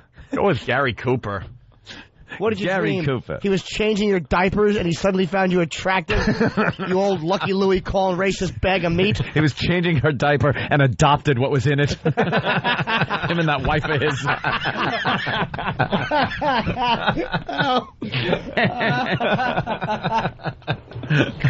Wow, we are vicious today. Screw him. Barbara stinks. I really hope that she dies in a fire looking out a little window so we can all watch her dumb face. By the end of this show, all the women we gained in the last 2 years are gone. Good. They're going to go check out Whoopi. We only want Wake up with Whoopi. Rocket, what's up? Uh-oh. Best line ever on the show was when Jimmy was talking about the retard movie and that her dumps were filled with gum and pennies. Oh, no. What's the matter? I took a lot of that Oxy powder last night. Oh, no. I'm okay. No, I won't be okay. If you're okay. Iraq, I need an air freshener stat. I tried that stuff one time. Never again. I don't know what the hell that does. Oh, my God. There's got to be anything. I think it expands everything inside you, so everything just has to fall out. It just falls out. You fill up with water or whatever. All right, listen. So let's get to the latest Barbara Walters thing. Is it really bad? No, but I'm laughing because I feel like more burgling. You're gurgling. You're percolating. Bloop, bloop, bloop, bloop, bloop. Yeah, sounds like a Whoopi. Jared in Boston. Jared. Hello. Hello. Hello. Yeah, you guys go ahead. It's your show. Go ahead. Nothing. Gotcha. Yeah. I missed Days of Our Lives yesterday. Can you guys catch me up? All right, we'll talk about Days of Our Lives that's now. Funny. Bo and Hope. That is funny. You should have just gone with that. Bo and Hope. Oh. Barbara Walters. Let's go. Barbara Walters' dog talks to her on The View. We got the audio. Here it is. You all know that I'm a very sensible person. No, you have known me for many years. I do not exaggerate. I try not to lie. Exactly. All right. I have this little dog, Cha-Cha. Joy is about to throw up. Cha-Cha, I've always said, is the world's most perfect dog, but I'm kind of kidding. But anyway, do we have the, well, okay, you all have dogs. Do we have Cha-Cha's latest picture, please? Can we put Cha-Cha's shot? Yeah, there he is. Oh, there she is. Now, I tell you, this is true. I'm not kidding. She's about to say it. Get a close-up more, because this is going to be good. Go ahead, say it, Barbara. Just like you did in the green room. Say it. Okay, well, I was going out the other night, and I was standing at the elevator with my darling woman who has been running my home and my life for 32 years, Ida Tomlinson. Life partner? So we're standing there, and Cha-Cha had a little dog face, you know, that when you go out to have dog, you know, sometimes they sort of look at you, and so I said to... Say it. Cha-Cha, I love you, Cha-Cha. I love you, Cha-Cha. And Cha-Cha said to me, I love you.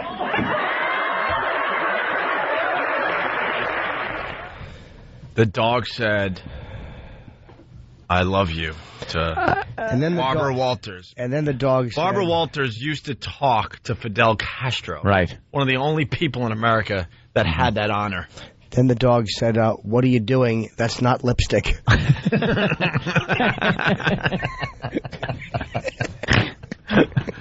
Put her out to pasture. Oh, what is wrong with her? You hear Rosie trying to hustle her along? Say it, Barbara. Yeah, just say it, Barbara, you doddering old bitch. Barbara was talking because she's such a witless dope. She just knew she had a moment, so she was trying to lead up to it longer. Yeah. And Rosie was just so trying to she get could to the have point. a moment. Yeah. Get to it, stupid. She's doing everything possible to get the attention back on her. talking dog. Well, First now of there's a all, talking dog. the old dog saying "I love you" gag. I've seen. I don't know how many Ripley's Believe It or Not, America's Funniest Home Videos, all those shows back then. America's Funniest People. You could pick any one of those shows. You'll get a person, the stupid pet tricks that'll come out and say "My dog talks," and it'll go. What the hell is that? It's barking, you dumb bitch. I hope the next time Cha-Cha says I love you, it's a sound she thinks is I love you as she's walking it, and a truck has run over Cha-Cha's head, and its brains and intestines are shot from the back all over her white shoes while she stands there. I hope she's looking down at Cha-Cha, and she's holding onto the leash and its head is crushed. Okay, here's my little bit of irony that I want to happen with Cha-Cha, the dog that says I love you. I want Barbara to fall and break her graham cracker hip in her house, in her apartment, and no one comes to see her for a while because perhaps maybe she's on vacation or something, and the dog she said I love you, Cha-Cha, starts eating her. Actually eating her alive because she cannot feed Cha-Cha. And Cha-Cha, through love, of course, starts eating Barbara Walters. Face first. And then I hope that she was watching HBO when she fell, and Lucky Louie marathons are on, and she's paralyzed and can't get up, so she has to watch all 12 episodes while Cha-Cha runs into the room and lifts one leg right over her face every 20 minutes. Walks off with another limb. Yeah, as he laughs, running back to watch the rest of the episode. Well, you hear about the dogs that eat their old owners that end up dying. Yeah. When the old people, they die, and their family cares so much about them, they don't notice for a month, and the dog has eaten them. Cha-Cha, get out of there. Your breath is going to smell like pennies. Can we go old school? The story's probably about a year ago. It happened in Huntington Station. Yeah. Where the lady was just eaten away by her little poodle. Her little poodle. She dropped dead in the kitchen. And I guess the family really didn't keep tabs on her for a while. Can we try to find that story? It might be tough. But... And when someone finally, bust through the door, they found her on the kitchen floor. Nice healthy dog was in there with her. Lots of pieces of the lady and missing. Just bits and pieces of her. Lady took care of that dog for many, many years. Just to become kibble. There's the big thank you. Well, the girls give her a ribbing. Oh, whatever you say, Barbara. If I were doing this alone, but Ikedella's on vacation. I am bringing her in next week to verify this. Yeah. I mean, she heard it. She heard it. I didn't make this up. No. And any of you... No, Barbara, I believe you. You believe me. You've been with me for years. Crazy. No. But you have to understand for me the thrill. No, you told me backstage that you didn't think it was crazy. Now you've left me. No, I'm with you still. I'm with you. I think it's a substitute for a child, which I think is, disturbing. But it's a little crazy to think the dog is talking. Maybe it's a hearing issue, Barbara. Maybe you wanted to tell me about that. They're all bashing her. These dogs have talked. Please, if you can possibly record it, send it in to us. And next week will be the special Talking Dogs of Barbara Walters presents. That'll be good. We're going to get Maybe Cha-Cha can do Hot Topics maybe next week. No, the dog has to learn to say 2020. There you go. That's all Elizabeth had to say was, maybe we can make it part of Hot Topics. Hot Topics. Yeah, Elizabeth nothing. Sucks. You dope. I love how they just bashed her, though. Kind of mullet broad. You know who's going to write her and go, I agree? David Berkowitz. You and David Berkowitz, stupid. Let's go to Dirty. Dirty, what's up? You're on the Opie and Anthony show. And you said when he changed the diaper, he adopted what was inside it. You can't let that go. I don't think we did. No, everyone heard it. We all got a hearty chuckle. Laugh. Everyone heard it, and it will be the line of the day. Thank you, sir. I think we got a hearty chuckle. We certainly did. We got to bring back today. What did you learn on the Opie and Anthony show? We dropped that because of the weird day we have now where we do 2 different shows and stuff. And maybe we start a new feature line of the day as well. No one's beating that, Anthony. We could go home now. All right. Good night. It's the ONA virus spreading across America.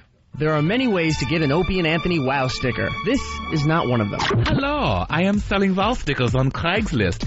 Please wire $4,000 American to a numbered account in Zurich, and I'll happily send you a Wow sticker, shiny and new. I have a friend in the shipping industry, so shipping won't be a problem. Get your own Opie and Anthony Wow sticker. Go to opieandanthony.com and fill out the online form. We'll send you a shiny new Wow sticker, and you'll be enjoying some lovely melons in no time. Opie and Anthony. The Opie and Anthony Show. We're very excited today. Sounds it right. We're very excited today. Wow. We got The Rock calling in at 8 o'clock. Stuart Copeland is in our green room. We'll talk to him in a few minutes here. Of course, of police fame. His guy, too. It's amazing. His guy came in. The guy repping him came in and just said hello to us. And he's just like perfect, this guy who works with him. He's like, you just want to help him. He comes in, he's all happy. Hey, how are you? And I'm thinking, that's the way you want a guy representing you. Very happy guy. Yes, he comes in, he's polite and fun. He shakes hands, he has a big smile. And I'm thinking, maybe that's my problem. When I go from town to town, I don't have that happy, smiling man who makes people feel warm. No. I have Mr. Norton regrets to inform you that he won't be doing any press unless the feather pillows are in the hotel. We love Club Soda Kenny. We certainly do love Club Soda Kenny, but no one else does. Yeah, that's the problem. We love Kenny, and Kenny loves us. Hey, Cleveland, are you awake or what? Yeah, you, Cleveland. You getting your tickets for the O&A Traveling Virus? Yep. 23rd of September. That's the last one until next summer. Patrice O'Neill, me, Bob Kelly, Bill Burr, Rich Voss, Otto and George, and we got to add one more. I got them all. And I think we're going to get really silly because it's the last one of the tour. Silly. So we're hoping a lot of people do the road trip thing. We're going to have a lot of fun. We're going to take over Cleveland, hopefully like we took over Philly. Yes. So make sure you get your tickets through Ticketmaster.com. All the info's on opieandanthony.com. And if you want to get a feel for the O&A Traveling Virus, there are plenty of videos from the O&A Traveling Virus on YouTube. Just throw Opie and Anthony in the search, okay? What else is going on today? Yeah, Britney Spears gave birth to another son, right? I didn't even hear it. Didn't she just announce she was pregnant? Was she pregnant for what, like 6-7 months? Yeah, that went really quick. Did she go early to try to save that body of hers? I never thought of that. Oh, women are doing what that. The celebrities are doing? Women are doing that these days. They take them out at like 6 months, put them in a little incubator. They're scheduling when they want to have their kids. They want to stretch certain things out on their body. Is that it? Well, supposedly the last month is what does all the damage. So a lot of these women are like scheduling their when they're going to give birth. Last month is what bangs them up? Really? The last month is when they... I didn't know that. Yeah, when you really start blowing up the balloon. And the head grows too big and really starts damaging things. Yeah. So that's why you hear an echo for the next 20 years of your marriage. You're working up a sweat and she feels nothing. Good for you, Brittany. Whatever. Yeah. I like K-Fed, though, man. I want to get him in here. You don't, and you don't. My husband's a good rapper. I'm sorry. You don't, and you don't. Are you starting to think he is? K-Fed is great. How do you not? I love everything that is K-Fed. Right. You're a lying. Now we know we're lying. You're a lying satchel of waste product. I love his rhymes. I love the guy's got the look, the attitude. You had us, but then you went too far with it. I love K-Fed. No one's buying it now. K-Fed rules. You didn't have me for a second. All right, sing one song from K-Fed. Popazow. All right, that one everyone knows. I don't even know that. Everyone knows that. Even my dead grandma knows that one. I don't know that. Give us another one. The new one he did with Britney. I'm not going to blow it up for K-Fed. Let him do it. I can't do justice by but if you love him so much, you give him publicity. We're talking to well over 1 million people right now. I wouldn't sing Sabbath songs either because I can't. No, you're a liar. He needs the publicity, so why don't you... No, I'm not. Just this once, we give you permission to sing another K-Fed song. Go ahead. Little Jimmy Norton. Ow, I got the moves. Ow. That's pretty good. By the way, yes, she had a scheduled C-section, so she scheduled the birth of her kid. Oh, no, she And then we got this cute story that just proves that we humans just stink. Again? I look forward to the day when the insects take over and it's their turn. Fans of crocodile hunter Steve Irwin may be taking revenge on stingrays in Australia. Someone killed at least 10 stingrays on the coast where Irwin died in a freak accident last week. While filming a documentary, a stingray stuck the poisonous barb into Irwin's heart. Marine officials say some of the stingrays had their tails cut off. They're killing stingrays. They actually got a message. It was they opened up and they found one of the stingray's vests with a little barb in it. Stupid people. Said the stingray sleeps with the people. How awful is that? I don't know if I love it or hate it. You really think it's all right for? No, it's awful. But just the fact that I don't think it dummy matters. had fans that would do that. I know. Kind of makes me happy that you think you're this great environmentalist and all your fans are animal killers. Oh yeah, well that's a good angle. A little bit of irony, and I don't think it matters. 10, boy, that'll put a dent in the population. I've seen those things like in what are they traveling? Flocks, schools, pods. Pods. Is it a pod? I don't know. I don't know what it is. And who cares? Your brother's a marine biologist. You should know just by osmosis. Stingrays travel in... It's actually school. In, I would say school. In threesomes. Is it? Yep. Always 3. You're lying. Always 3. You can never tell on this show how full of crap any one of us are at any given moment. Next time, take a look for yourself. Always 3. Always 3? Always 3. Mm-hmm. In like kind of a diamond formation. Formation? Yeah. They fly in formation. Yeah, a little diamond. All right. Formation. I'll look for that. In 3s. 3s. So. Those were the stealth fighters you saw. The lead and the 2 wingmen. Why don't they like go out and kill like pedophiles or something instead of the stingrays? Well, the pedophiles stuck him in the heart. Maybe they would have. Yeah. These are hardcore people. Yeah. All right. Before we get Stuart Copeland in here, we got to talk about the front page of the New York Post. We're going to get serious for a minute here. We do that from time to time. Well, this is not even serious because it's ridiculous on its own merit.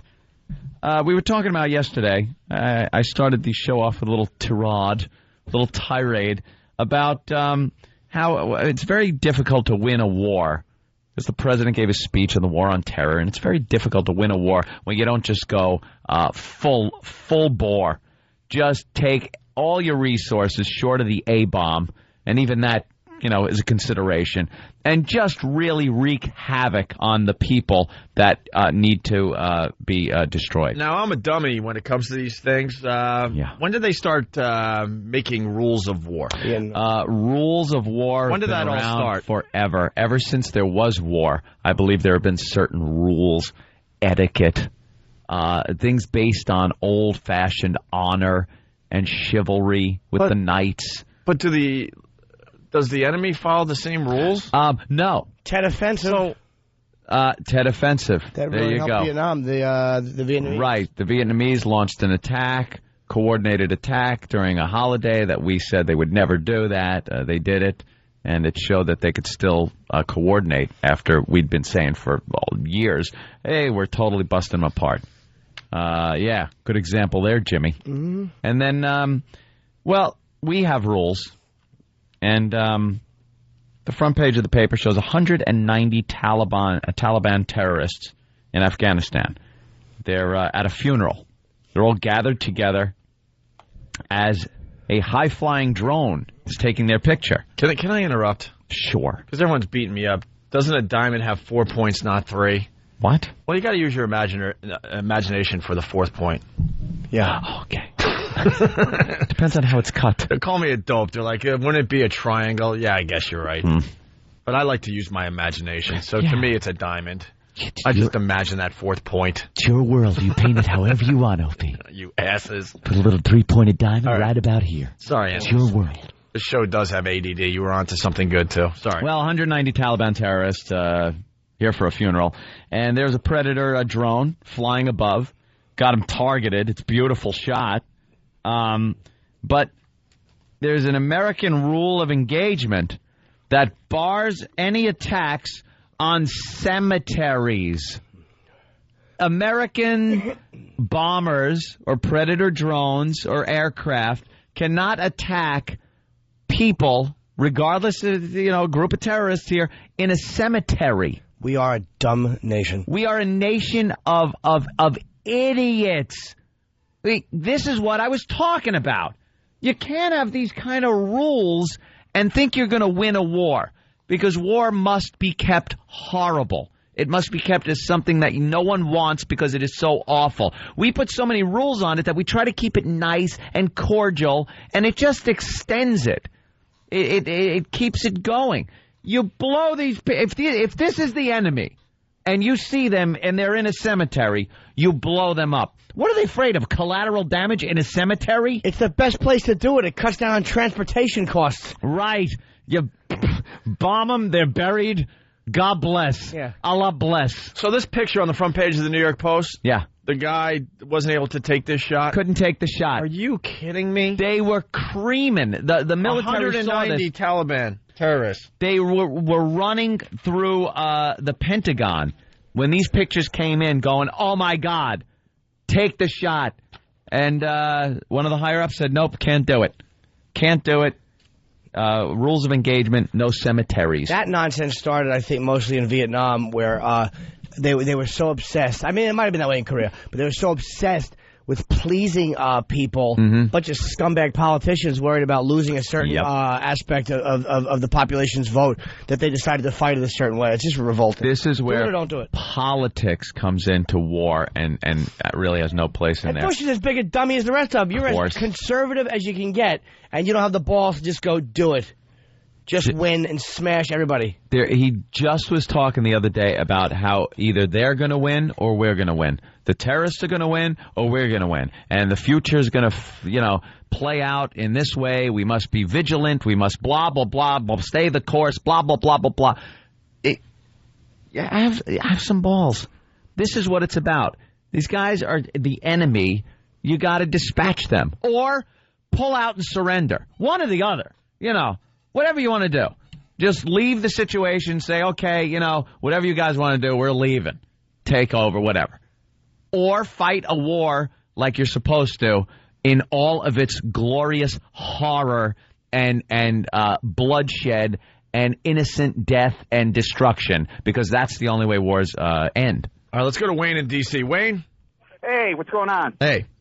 Yeah. What happened to targeting innocent bystanders and people heading to work in New York City? Well, yeah, that's the other side who apparently has no rules. Right. See, we play by rules. They have no rules. That is the weirdest thing to me. If they're not playing by the rules, why do we have to? They could grab people and televise chopping their heads off, sawing their heads off as they're just screaming. Most awful, horrible thing you could ever see. But we have rules that we have to adhere to, or else we're bad guys. I'll tell you why, because they're more honest than we are. Yeah, they are. There you go. What you see. It's horror. It's terror. That's what's frightening us. That scares the bejesus out of people. That makes people that are civilian workers over there not go over there. It worked.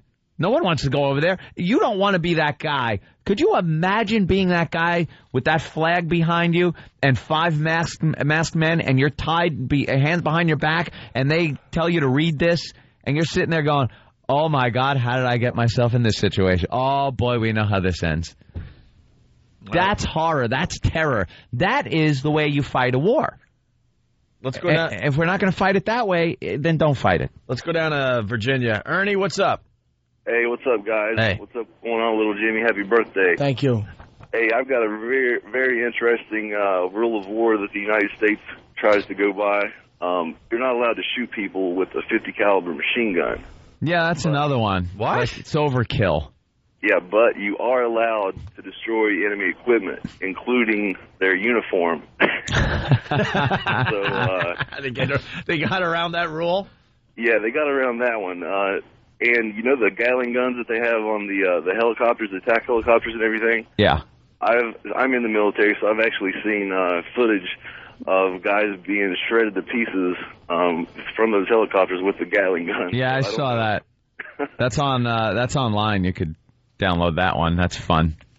And it just doesn't make a whole lot of sense, but it is actually a rule that we have to go by. Too many rules. Too many. I mean, there are rules like the Geneva Convention rules, which were put in place years ago, and that's just basic, like, I don't know, humanity, I guess. You treat prisoners with a little bit of dignity and whatever. I don't know. keep civilian casualties to a minimum. But, World War II, they were carpet bombing cities. And, it made people want the war to end. When you do this, we've been 5 years now,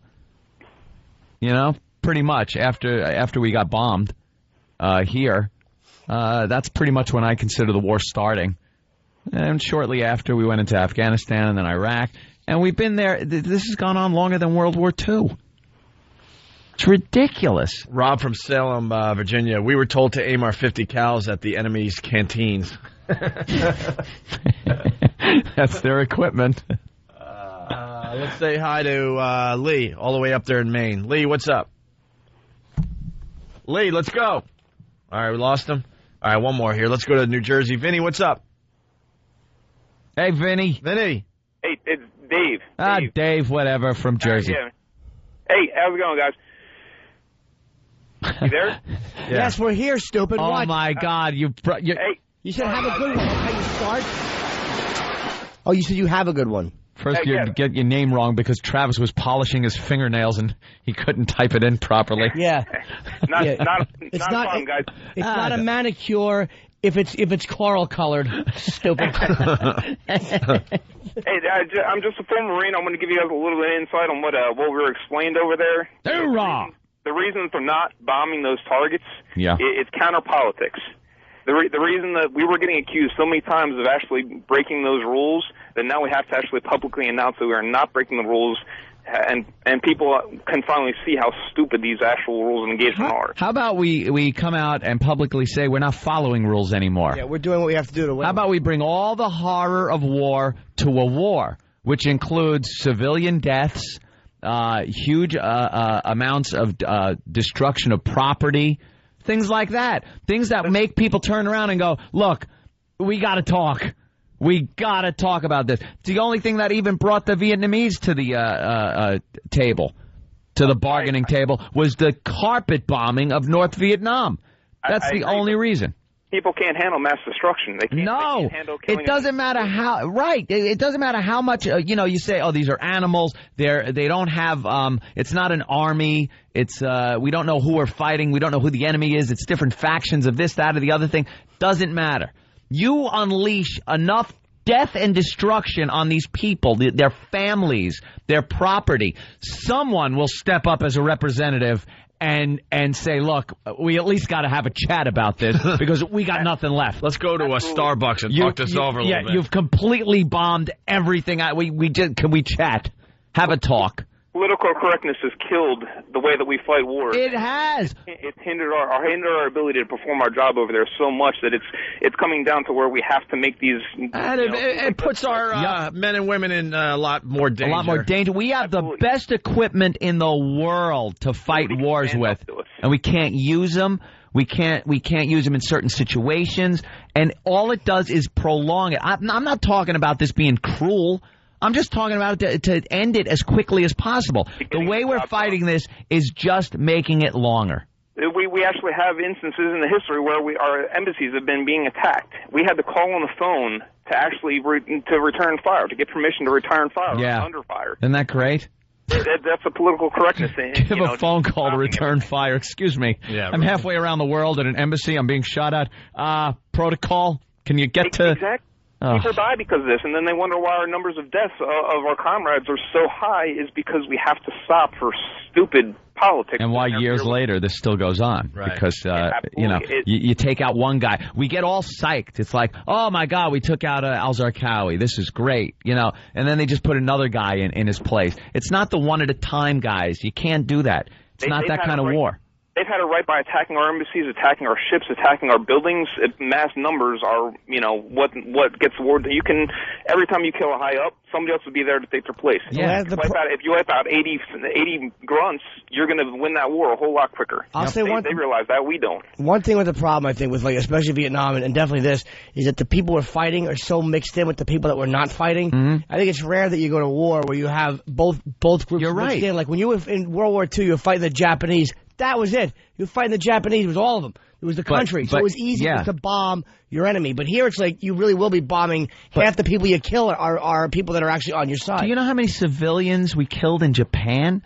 10? Those were incendiary bombs just dropped on everyone. Hiroshima and Nagasaki. Before those, we dropped incendiary bombs all over Japan and just cooked millions of civilians. We left shadows. It was shadow, and then you bring in a few A-bombs, a couple A-bombs, shadows of people. But how long after that did someone decide to go?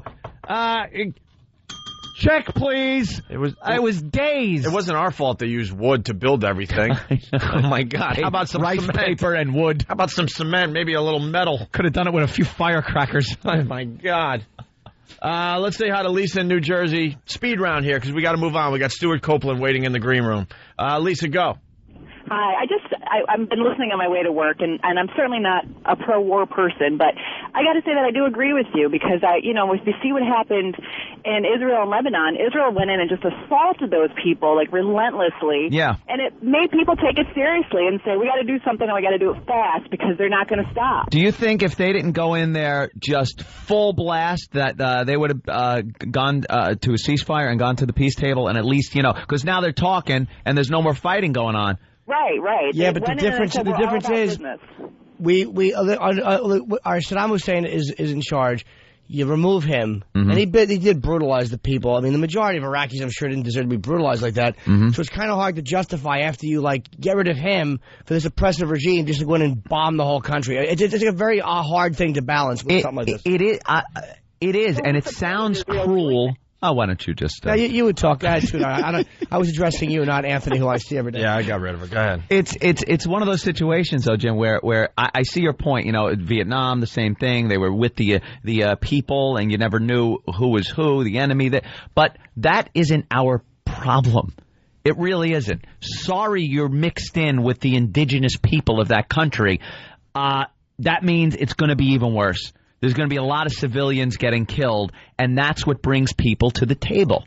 That's why war is awful. It's a horrible thing because civilians wind up getting killed. If you try to just pinpoint with smart bombs where one guy or a meeting of higher-ups are going to be, it's going to drag on and on and on. If you can't tell the people that live there from the enemy, you must bomb them all. And that's what they're doing. They're killing our civilians, That brings them to the table. That makes them say, all right, look, we got to make a deal. It's the only way to do that. It's horrible, but it's war. That's what war is. How can you not make war horrible? No, I just don't know if that brings them to the table or not. It does. I don't think they can. It's proven through history it does. I think it causes a bigger havoc.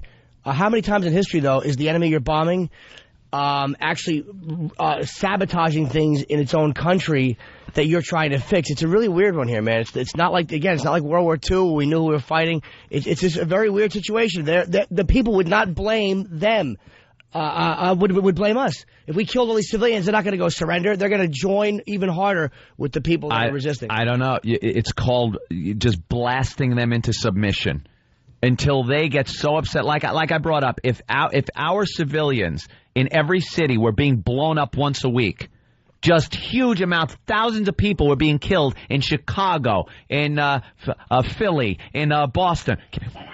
San Francisco, New London, Connecticut, West Palm, New York City, New London, Connecticut, Portland, Maine, Rochester. These places are just Buffalo, Providence. They're all just blowing up.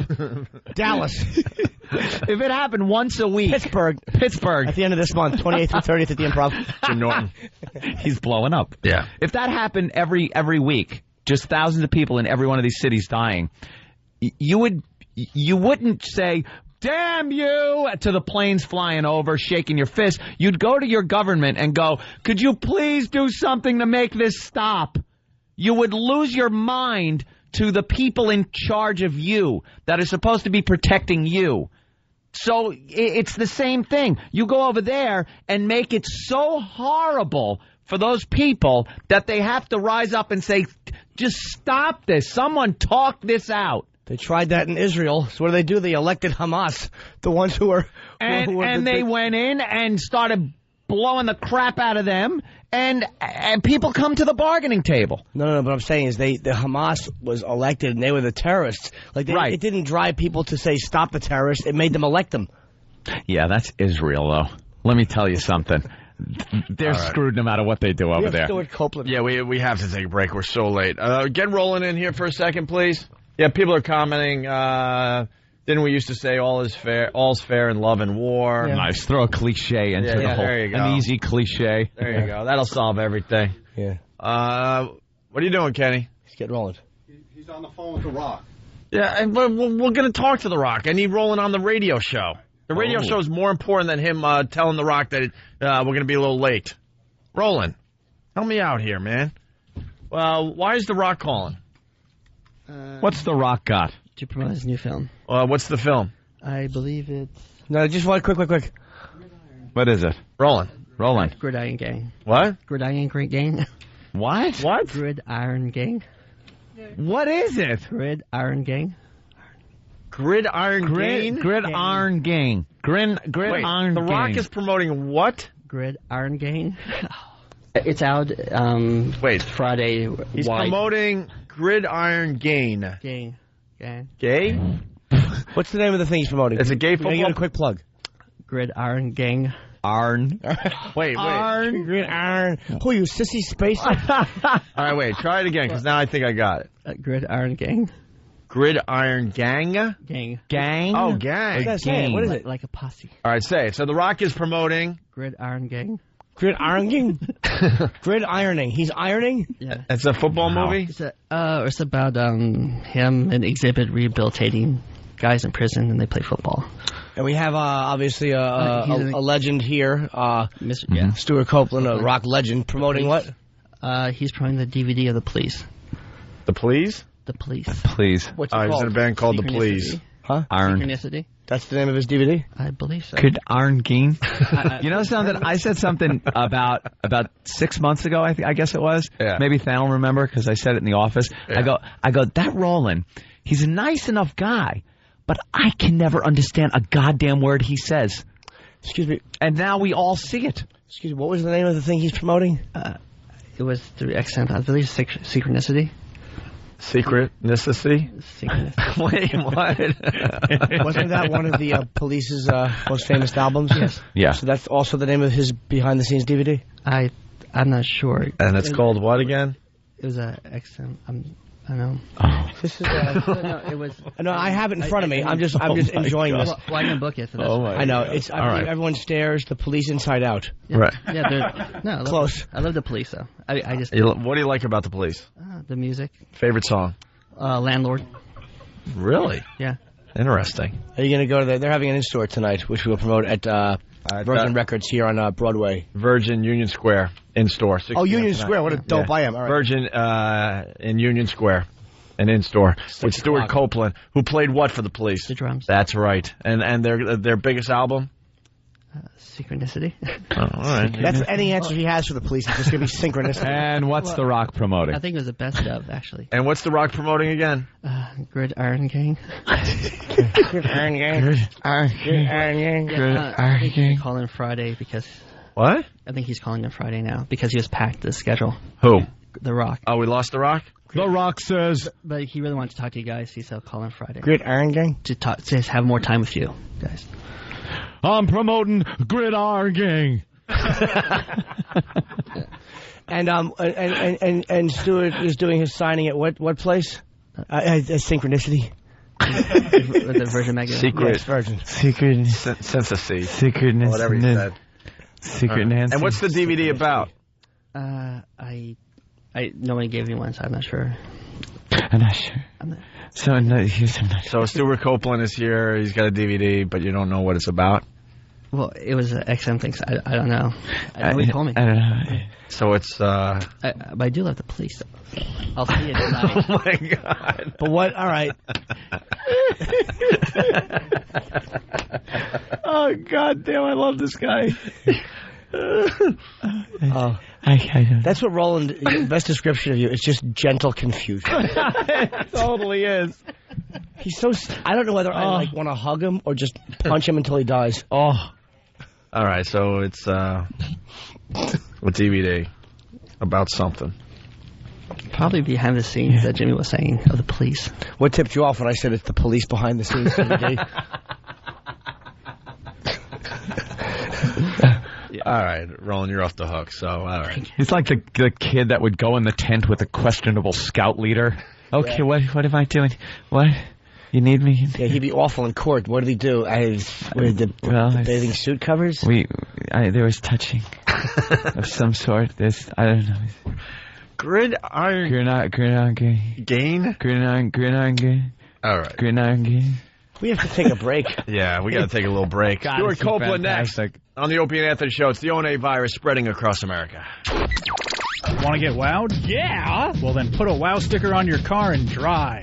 It may not happen today, but eventually some lovely young lady will pull up next to you and flash you. But how do I get a wow sticker? Just go to opieandanthony.com, silly. Click the link, get a free wow sticker, and wait for the beautiful Buxotics. Hooray! A free sticker and fun bags! You betcha. Now go to it. Hear what everyone else is talking about. O&A Uncut and Live, continuing the show on XM Satellite Radio starting at 9 a.m. Eastern. Visit xmradio.com to subscribe. The Opie and Anthony Show. Oh, nice. Oh, look what you've done. We're back with the Opie and Anthony Show, the O&A virus spreading across America. Our phone number is 1-866-313-FREE. We play the police because we got Stuart Copeland in studio sitting on our couch. How cool is this? Right on our couch, our nice red couch. This is a great couch, by the way, guys. You know, most of those other radio stations, you go in there, they give you like a chair. Yeah. You're on this big red leatherette couch. On a couch, and I don't believe anything's been done on it. Can't confirm Would you like me to do something? Well, I wasn't going in that direction. I was saying for your safety. Good. I don't think. Thank you. It is a clean couch. Yes, squeaky clean. Yeah. How you doing? Good. Not so bad. Not so squeaky. Not so clean, but fine. Can I ask the question that you've probably been asked a million times? A little known fact: I was a huge police fan growing up. Sure. Huge. Grew up with the police. Why won't you guys get back together? Well, nobody's offered us enough money. Yeah, right. I don't know, as a matter of fact. I'd be ready, I got a different job now. I'm a film composer. Right. And so it's not a career move for me, a step forward or a step sideways or anything. So it's not about the money? It's a no-brainer for me. I'll do it. I'll do a free show. Playing with those two guys is something that is real exciting. I thought by now you guys would have figured something out. I'm not pushing it, and here's why. I got 8 years and 5 albums out of that guy, and our account is closed. If he doesn't want to do it, I'm not going to hassle him. It's been almost, 20 years? Yeah. You guys are pushing 20 years since you broke up, right? Yeah, I mean, there's nothing that says we got to do it. I'd be very keen. I'd love to do it, but there's nothing that says we got to do it. And when Stingo is in the mood, he's got my number. Right. I think I'll be there like huge. a shot. Yeah, it no would problem. be huge. No definitely. problem at all. I think we're ready for it. I think. It sounds like it doesn't matter, you guys, as far as the money and you would sell out just everywhere. For me, the one stipulation I would make is that it's got to be a free concert. Yeah. Yeah. I mean, we don't. It's just like that's not the reason for doing it. It's all about playing with those two guys for me, and playing music that I really like, and that folks out there really like. And there's a gazillion. I'm playing a show of that dimension is very exciting. You don't need to get paid for that stuff. Mm-hmm. Didn't you guys play at a wedding or something for one of you guys? Yeah, we got paid for that. No, we played at Sting's wedding, as a matter of fact. He served a lot of excellent champagne, and we got up and blasted through Roxanne, Message in a Bottle, a couple other ones that I don't remember. Yeah. But that's how they got together. It was at Sting's wedding, and also like, hey, what the hell? We're all drunk. Let's do it. Well, all the crew and everybody's like, come on. Actually, the first time we got up there, the band, the wedding band was the Trogs. No kidding. When Sting and Trudy throw a party, they do not mess around. Wait, are you they serious? Throw absolutely the wildest parties ever. Can I do a quick little story about the Trogs? Sure. The only song I know is Wild Thing, right? Yeah. Or Wild Things, whatever. And I've been a DJ, and I've played music on the radio since I was 18. Yeah. Okay? And I get these DJ nightmares. Where I'm a DJ. Wow, what are they like? It's any creative. I think anyone, just about everyone, has these type of dreams. Whatever you do for a living. Yeah. So I'm in a studio and I have to find a record. Like the time is running out. I got to get something on the air. The only thing I could find is the Trogs' greatest hits. Yeah. It's always the Trogs for some reason. Well, it's going to have Wild Thing on it, so you're right. okay. And so then where's the sweat? And then I look at the back of the CD and I find Wild Thing. I'm like, okay, I'm set for 3 minutes, whatever. Yeah. So I throw it in my nightmare, and now Wild Thing is playing. I'm like, And then the panic of the song is now fading, and I don't have the next song, and the only CD I have in the studio is the Trogs' Greatest Hits. And I look again, and I don't know anything else from the and Trogs. Wild Thing isn't on there anymore. Deep tracks. Well, there is one other important Wild Thing Trogs track, which is the recording of them in the studio that is this famous in the rock and roll world. It's like Spinal Tap, where an engineer left the tape rolling while they're trying to work out a song. And all the effings and blindings, and just like the language is unbelievable. It's sort of like that TV show about Ozzy Osbourne, only way stupider. Way stupider. Are you trying to say the Ozzy TV show is stupid? No, but the Trogs tape are stupid. He's trying to hurt me. Okay, but the Trogs are not. It turns out the Trogs are not stupid because they're playing at Sting's wedding. Yeah. And when they left the stage, they took their plectrums, guitar leads, and drumsticks with them. So that when the three blonde heads get up there to play, okay, all right, well, let's play Roxanne. There was no guitar leads, nor plectrums, nor drumsticks. And so Sting's son, Joe, runs off, to Sting's studio at the other end of the estate and grabs so we're all standing there like planks on the stage. And eventually the wedding guy, the wedding boss, the guy whose job it is to say, and now the groom will dance with the bride. He says, he gets us off the stage because it's time for the groom to dance with the bride. So there we are. This historic moment is about to unfold in front of our drunken crew, and we're ordered off the stage. So we left the stage. And then, a couple more glasses of champagne, and Joe Sumner comes back with the plectrums, the guitar leads, and so we played a couple songs. I bet you had it differently in your head. Someday you guys would get back together. It would be this unbelievable I didn't imagine moment. it was going to be like that. Yeah, right? No. By the way, your nightmare, I envy. That's not a bad one. I dream. I have night terror, and I'm kind of half paralyzed. Oh, yeah. Well, no, I have all that stuff, but I know what I just said a lot of people can relate to. You have these weird dreams and nightmares about your profession. Yeah, but that's just not... I've had the one where the record's running out. But it's always the Trogs for some reason. The Trogs. I don't know why. Well, the musician one is that the band is going on stage, but you're locked in the dressing room. Yeah, there you go. And you're just about to run on stage, and you got no pants on, and then you get to the drums, and my hands have turned into salami. We all have these dreams. Stupid dreams. Yeah, really. Do you have any of those great studio moments of the studio brawls dreams? or anything? No, I don't mean dreams. I mean real life.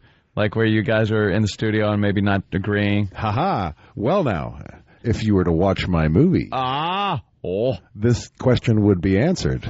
Yeah. My movie entitled Everyone Stares, which is all the Super 8 footage that I shot back in the day. And, in fact, I'll be flogging it this very afternoon. You want to help me out with the plug Yeah, here? sure. It's at the Virgin Megastore in Union Square, 6 o'clock tonight. There you go. I'm going to go down there, man. I got to check that out. Now, this movie, I need your listeners to understand a very important distinction between this movie and your average MTV documentary about a band, which has the camera over here and the band over there, and the band kind of goes in front of the camera, and then an important sounding voice says, "This is the band that," blah, blah, blah, blah. This film here is the camera is the band. I was shooting during from starving all the, when we were playing the little clubs, crossing America in a little van, I had the camera turning the whole time. And so the camera is a member of the band. And there's the back of Sting's head on one side of the frame and the back of Andy's head on the other side of the frame with the stuff coming right into the camera. Can I tell you something now? That's for the people listening right now, that sounds very normal. Like, yeah, whatever. You got a video camera rolling. But we're talking 1978. Not many people were that smart to roll footage back then. Well, there were not that many behind-the-scenes footage. No, you're right. You're absolutely right, because nowadays carrying a video around is pretty easy. But in those days, way back in those days, Super 8. It was before video. And so these films I had were like 3.5-minute celluloid things, which I'd have to send off and get developed. Sure. And I got 50 hours of this footage, but it's quite unique. I mean, all of the people in front of the camera address the camera by name. I got Sting and Andy shouting into the "Hey, Stewart, too fast!" And I got the fans screaming right into the camera, "Stewart, Stewart!" And I got the journalists holding their microphone right up to my camera.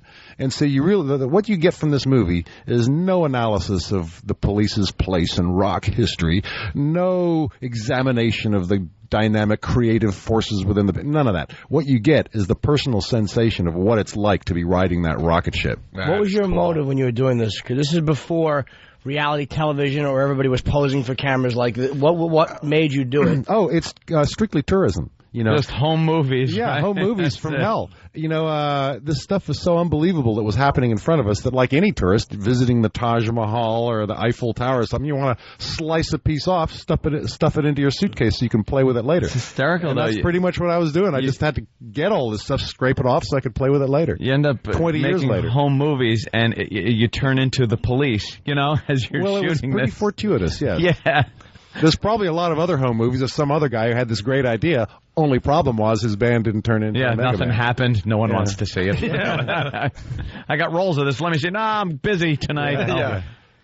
That's great, man. That's some idea. So tonight, you can get your very own signed, autographed copy of it over at the Virgin Megastore. In Union Square, 6 o'clock Union Square, tonight. 6 o'clock. You're composing for film?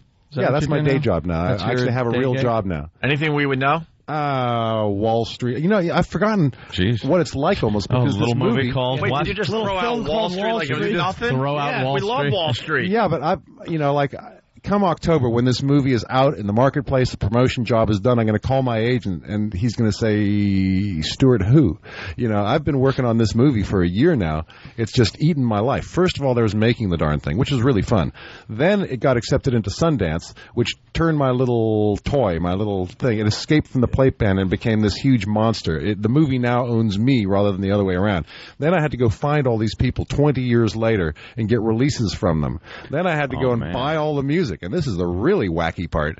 And so the thing has eaten my life for about 12 months now. And so I'm going to get back into my day job. Wait, you had to buy the music? To use your own music?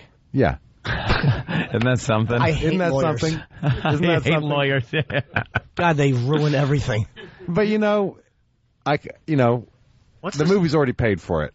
What's the story with McCartney? He had to ask Yoko if he could have what song on his greatest hit CD. And Well, and she said no. And it was his song that he wrote. Which one? It was the big one. Yesterday? That's hard to say with the Beatles. No, I know. The big one. What the hell? Yesterday, the Frank Beatles. Lennon- You know, the big was one. yesterday. I think it might have been Yesterday. Yeah, He wanted that on his greatest hit CD. He had to ask permission. He had to ask Yoko, even though he wrote it and everything. John Lennon had nothing to do with the song. Well, it would have been and a film. she said no. You know, there's a distinction. You can make a record all you want, and all you got to do, you don't have to ask anybody's permission. You just pay the guy who wrote it. But when you put music to picture, that's a whole different legal scenario. As soon as you put music to picture, then you need a written permission from the guy who wrote it or his estate. And that's the problem I was in. You know, the band Sting, the artist, the actual guy who wrote it, he was cool. Him and his office, they gave me everything I needed. But it was like the publishers and everybody else who beat me up kind of bad. But you know what? We're all going to do fine at the end of the day. It's all good. You look at like your old MTV videos and kind of chuckle. No, I don't actually. But if I were to look at nostalgic, actually, no, I was in Italy last week and I was doing a radio TV show there, and they pulled out one of the old videos. And one of the points that I make in the movie is that, you know, because I'm shooting some of the videos, I've got my camera turning while we're warming up and stuff, and so I've got Sting and Andy going through the song, and there's only two guys in front of the camera there, and one of them isn't because he's got his own camera, and they're goofing off and stuff. And I remember that the big problem with videos for the drummer is that you don't have anything to do. You know, in those days, they would just hose down the band with camera while they play the song, and you sort of jig about. And the singer looks right into the camera, and he sings the song. He's got something to do. The guitarist, he can strap a guitar on, even though it's not plugged in. He can pretend to be playing the thing. What's the drummer do? You just stand there twitching and looking vaguely hostile. You feel like a jerk. You know, it is. I look at these old videos, and I know I can see it after all these years. What was going through my head? I feel like a jerk. I'm standing here jigging felt about. like a silly goose. When it comes to the chorus, I pretend to be singing along. I didn't sing any of that stuff, you know. But still, that's one of the small indignities of being the drummer in a band. You guys were right at the beginning of MTV, though. Really, you guys were pretty heavy rotation because there were not that many bands really that. Well, were, we busted out together. Played, yeah. So you know, you guys were there. And now I've lost complete track of the question I was going to ask. I don't know what you were going to ask, but I'm just so happy it happened in front of a rock legend. Yeah, this never happens with Anthony. Hold on, let me crash myself. Anthony's usually perfect. Let me crash myself. All right. Wait a minute, you just gave that does happen. You've got the sound effect ready for it. I know, just in fact, you didn't bam. lose your train of thought at all. Because it's never for me. That's usually used on us. I actually wanted to ask you if at the time, because it was so new, you thought you were just making dopey videos that weren't going to last, or you thought like, wow, this MTV thing kind of might have some legs. Well, yeah, the MTV thing did turn out to have legs, and eventually people realized what legs it had, so they started to spend a lot of money on huge, high-concept videos where they'd get a big set, there'd be a storyline, everyone had a haunted house, every one of them had a wine glass getting knocked over in slow-mo, every one of them had a beautiful woman disappearing behind a door or something like that. And but we were just a hair ahead of that when all they did was we'd be in somewhere and they'd hose us down with a camera and cut it together and we'd be jigging. Yeah, it was like some stark white room or something. And well, no, actually, we were touring around the world, so there'd be like the pyramids behind us or something. Don't forget all the candles. Or, wherever one video with all the candles. You need candles. Was it Every Breath? Yeah. That was Every Breath. Yeah, it was Every Breath with all the candles. That was a nice Did you like the remake that was done with it? Every Breath Daddy. What was that? P. Diddy? Yeah, Puff Daddy did it about Biggie Small. Was it Biggie Small? Well, it's a funny thing. I didn't know about it until friends were telling me, hey, is that your song they're playing at the NBA games? Didn't he have to get your permission? He has to get something signed to play his own music on a video. Well, it turned out they got our manager's position. The manager forgot to tell me, and he's my own flesh and blood. You didn't know about the song until you started hearing it on the radio and stuff? Well, I didn't start hearing it. I heard about it. Yeah. And then I went out and got it, and I thought, well, it's got to be like, okay, they covered the song. Great. My buddy made some more money from writing a great song. He deserves it, And, but wait a minute. That actually is Andy's guitar. And that, because there's a little place where he scrapes the pickup with this thing, and it goes into the Echoplex, and nobody would ever think to recreate that. No, that is the master recording, which is different from if they re-record the song. Anyone can do that, but if they actually use the master, that's a whole different thing. They sample, And so I'm thinking, wait a minute, am I going to cause a problem here? Am I going to call up these gangsters and piss on their funeral? Yeah, right. Hey, listen, you guys, back off. You can't use it. Instead, you're going, good job, guys. Great. Yo, do whatever you want. Do whatever you want. Yeah. All right, we got to take a break. We're a little late. It's Everyone Stares: The Police Inside Out by Stuart Copeland. You're doing the signing today, Virgin Megastore in Union Square, 6 o'clock tonight. And there's nothing better. I've been to like 2 or 3 signings in my life, man, and there's like what a high you get standing in line waiting to get something signed. I saw Sabbath do it, and it's just there's nothing better than a signing. I've been to a couple. I love them. I'm probably gonna. And we'll talk some more after the break. All right, Stuart? Cool. Is that cool with you? Yeah. All right. It's the only virus spreading across America. I will. Do you? Whip 'em out Wednesday. It's the Opie and Anthony Show. Saturday, September 16th. What happened to just riding around the country, you with a stick in your hand and a monkey in the passenger seat? Opie and Anthony present. A woman, her house burned down. She's living in a car. Yes, and then what do I do? You bring her home to fuck her. Right, you gotta slap them around and keep them in line just in case. For one night only. She was mouthy. The Laszlo Show. I blacked out. Is this a radio show still? Saturday, September 16th from 9 till midnight Eastern on XM 202. You're checking out the Opie and Anthony Show. We're running out of time. We got Stuart Copeland in studio. We neglected to mention, like idiots, that he is doing the walkover with us to XM and going to hang at XM a little bit, too. We should have mentioned that a little bit earlier. And we're giving away copies of the DVD, right? The DVD will be given Everyone Stares, The Police Inside Out. And Stuart Copeland will be signing copies of this at the Virgin Megastore in Union Square tonight at 6 o'clock. Let's say hi to Carolyn in New York City. Carolyn. Hey, guys. How you doing? All right. What's up? All right. Stuart, an honor to speak to you. I'm a huge police fan from growing up, and I saw the movie on Showtime, I think, last month, and it was amazing. I encourage everyone to go out and get it.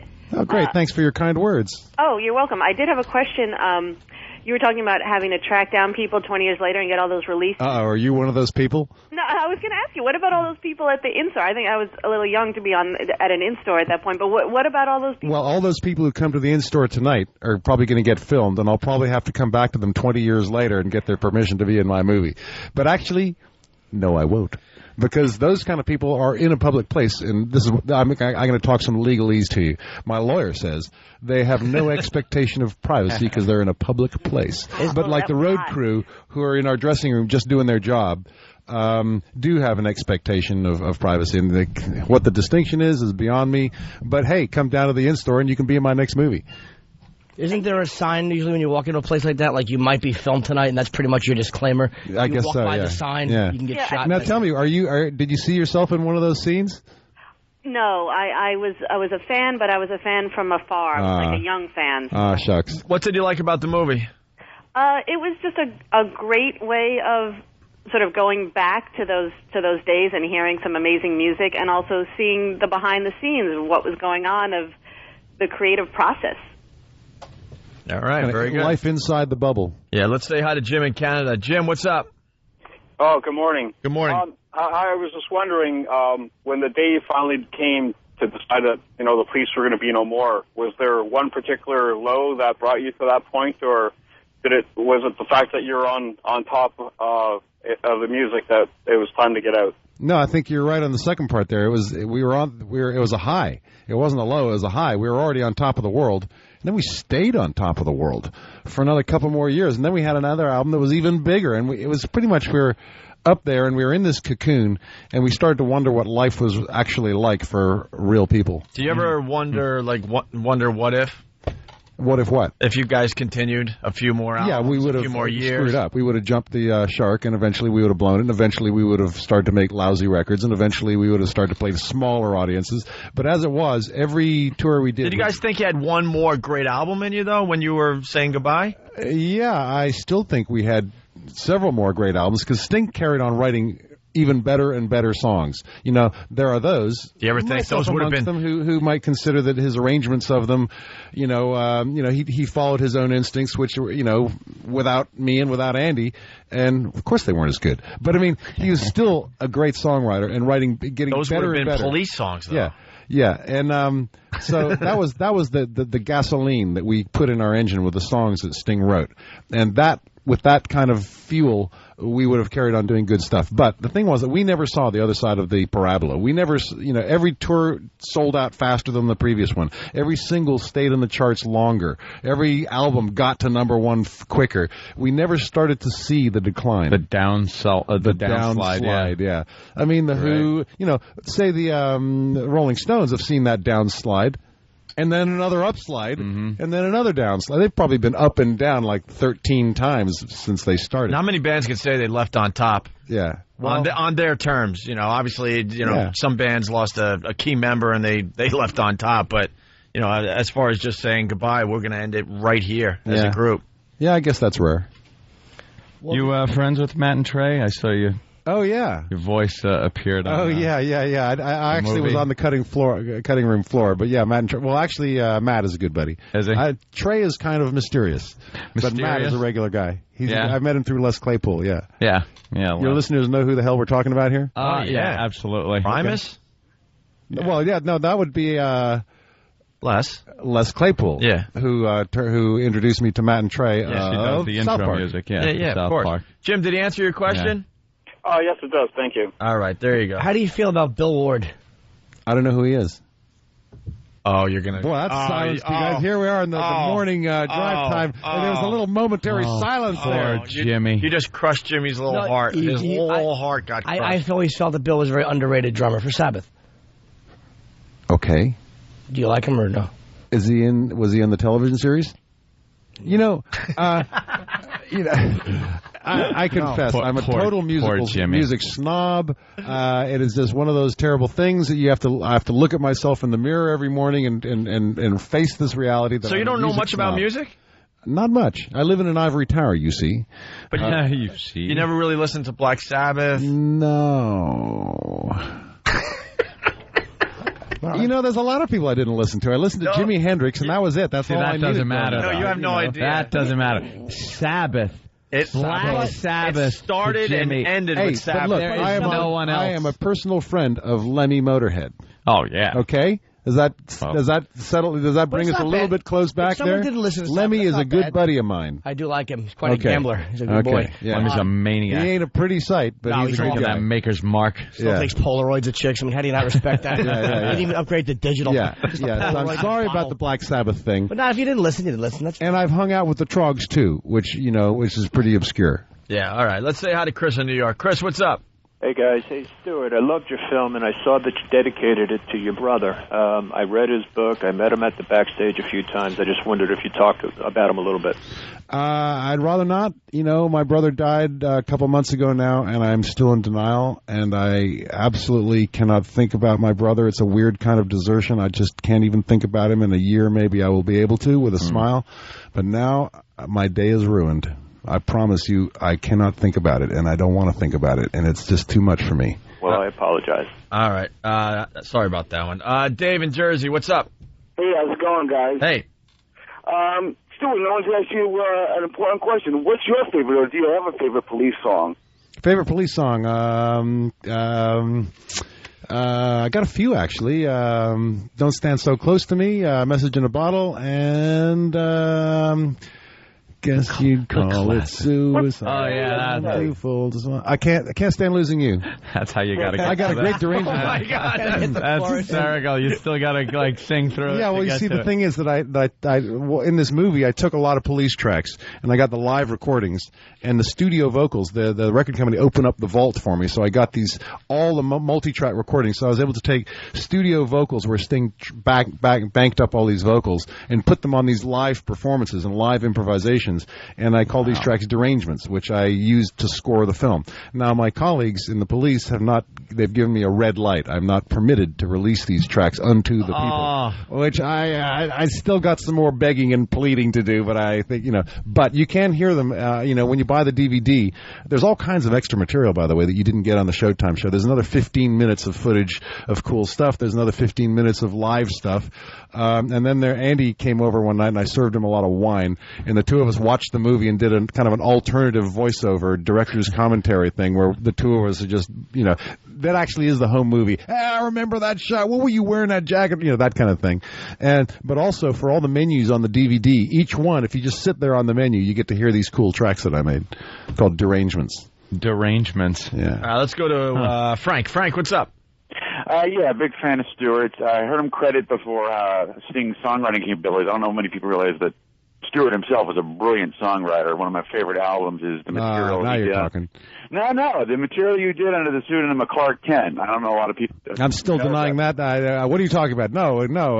This terrible accusation. I'll take all the credit, though. Thank you. No, I was just curious. I mean, that work that you did, I loved as a fan of you personally as a solo artist, and you had a lot of success more or less with the soundtrack work you've done now, Equalizer, Rumblefish soundtrack. I'm just curious why you didn't ever continue more pop-oriented solo music on your own. Well, every summer I go to Italy just because I like Italy. And I have a couple different bands that I play with there. One band of my own. Then there's this group of 20 musicians that I play with there, which is like this local kind of folk music called the Pizzica, the Night of the Tarantula. So I go and get my drums off every summer for 1 month in Italy just because I like it there. And in fact, I'm playing day after tomorrow. On Saturday, I'm playing in New Jersey, the Modern Drummer Festival. They've dragged, they keep trying to get me to play there every year. And I said, look, I haven't got a band. I haven't got an act, but I just got these guys in Italy. So they've actually flown my Italian band over, and I'm going to play with them in Jersey on Saturday. Where in Jersey? You want to New Jersey Performing Arts Center. Oh, PNC, we were there. Okay. All right, let's go to... Boy, I am looking at your resume there. Man, some movies. Quite a few. About 30 or 40 movies, a few television series. I got an Emmy nomination the other year, last year for, what the hell was that called? Dead Like Me. How'd you get into that? I got a call from Francis Coppola one day. Hey, there you go. That's how it happens. I never had an idea that I'd be doing that kind of work, but he called. He called you too, huh? Yeah, and why would he do that? I'll tell you why he did it. He denies this, and I'm sorry to have to go against what Uncle Francis claims to be the story, but it was his son. His son Roman said, Dad, you got to get this cool guy from this cool group. And they were teenagers at the time. They're all grown up now, and Sophia was just a little tiny little bean at that point. And look what she's been able to do. Anyway, so he called, and then I became a film composer. Apparently so. I guess you had it in you. because it wasn't just a one-off. Yeah, it's yeah. like, oh boy, we gave this guy a shot and he sucked. Music and everything that people do that they're good at. You guys have got a gift for talking into a microphone and keeping the attention of your listeners. I happen to have a gift for banging things, and making music. And Jimmy has that gift too. Yeah, I mean, he gets paid for it. I spend cash. Yeah. It's a blessing. All right, one more. Hey, before we move on, let me just give a plug to my buddies. Shout out to Modern Drummer Magazine, who flew my band over from Italy and everything. I just want to make clear that I'm down with Modern Drummer Magazine. Right on. Let's say hi to Carpio from Brooklyn. Carpio. Yeah, how you doing, Stuart? Hey. I've heard this story about how back in the days of the Police, you and Andy Summers viciously hated Sting, and that you hated him so much that you wrote in tape on your drum heads a certain C word for a woman's nether regions. Well, there was an F word too, which no. We actually got along really well. As you can see in my film, as those couple of callers who called in have seen the film can testify, there is not a frame in my 50 hours of footage where we're shouting and screaming, or even grumpy. And what's clear when you watch the movie is that we liked each other a lot. Sting looks into the camera and he's got a real warm chuckle on his face. We're goofing off. We're enjoying each other's company, hanging out together. I have several scenes of Sting beating the crap out of Andy.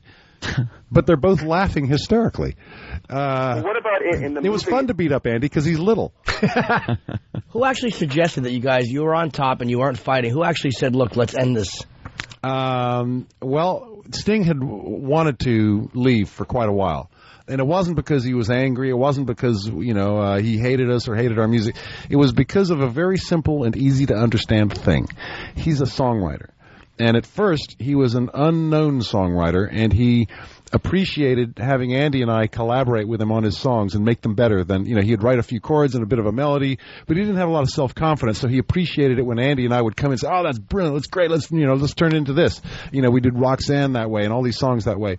As years went by and he got more affirmation of his gift, and he got better at it too, by the way, and he'd recorded a few albums by now, and he starts to understand how you make records, how you arrange a song, and now he's writing songs, and he doesn't, the same way with the current era of Lennon-McCartney and so on is an aberration. Normally, a composer such as Mozart or Wagner or whoever, they don't stop halfway through the composition, they complete the composition. So Sting is now writing songs where he doesn't just have the lyric, doesn't just have the melody and the chords, he has the whole thing in his mind, fully arranged, and he's actually quite a brilliant arranger. Not only that, he's done a few albums now, and he knows how to use a studio, how to record it. He doesn't really need to compromise anymore. So he arrives in the studio with a complete song.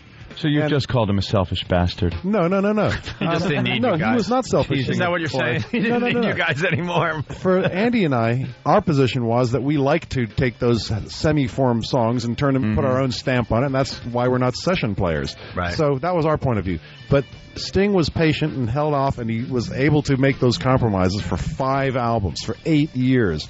At that point, he's free to go. It was amazing to have a songwriter, such a good songwriter, with such a great, unique voice, too. He's a pretty good singer. I hired him originally as a bass player who could sing. Really? I had no idea that he was such a great singer. And no idea at all that he could write a song. Neither did he, by the way. It'd be funny if you put another band together and just asked him if he'd play bass and not sing anything. Yeah. Hey, that's our I might music. do that. We got to get out of here. They're going to shut us off. So the big plug, Jimmy, can you help me out here? It's called The Police Everyone Stares, The Police Inside Out. It is like a documentary style behind-the-scenes DVD by Stuart Copeland, who is doing an in-store. Virgin Megastore. Yeah, sorry. Virgin Megastore in Union Square, 6 p.m. There will obviously be a line, so get there. And meeting someone like that is quite a high, man. And we're going to hand out some copies of the DVD on the street in a few minutes here. Quickly? Yeah. You want to win a MacBook? Send us 30-second production piece about the Opie and Anthony show by October 2nd. Send your entry to 923freefm.com by September 29th. We ran out of our music. That's how late we are today. That's how it goes. Stuart, it's a pleasure. Thank you so much. Thank you, guys. I hope you had a good time today. Yeah, cool. I like morning radio. If you're not joining us at XM, have a great day. Hey, voiceover guy, my commute isn't bad thanks to Opie and Anthony on my radio, but I need something more.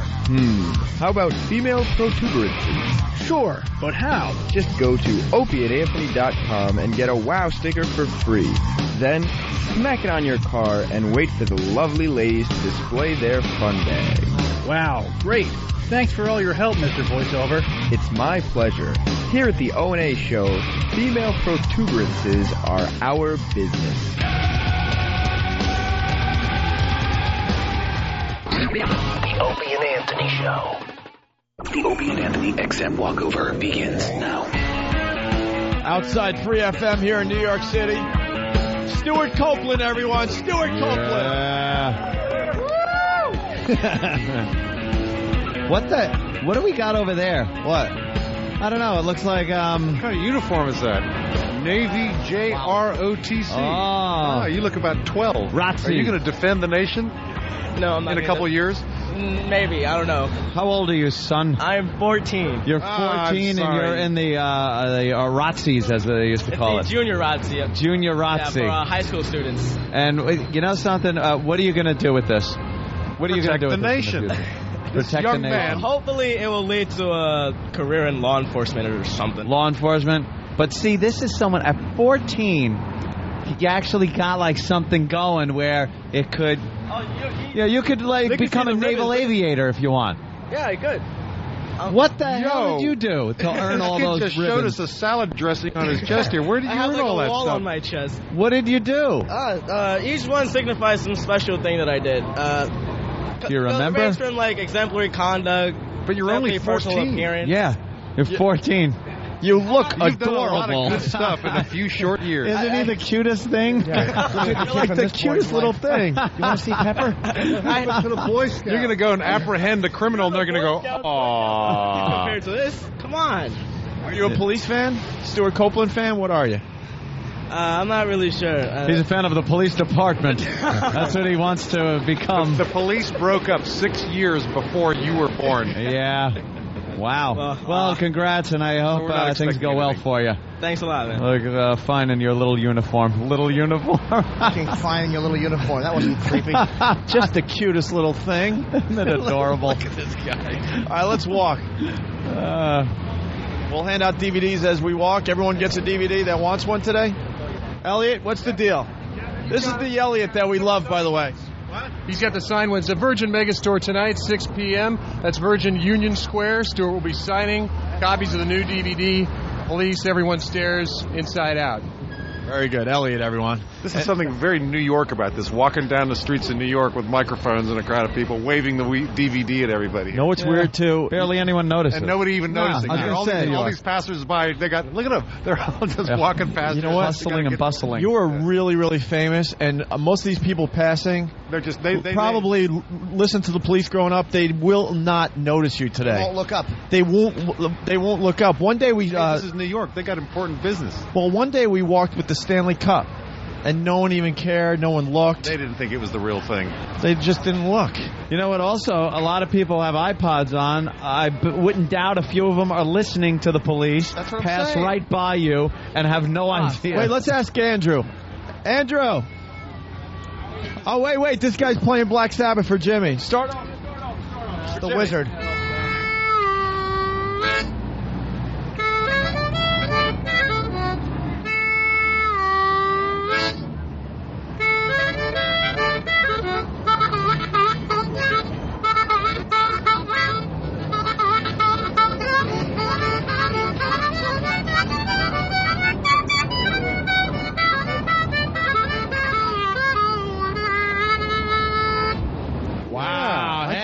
I should have listened to Black Sabbath a lot more. Is that what they sounded like? It sure is a different sounding Sabbath, but...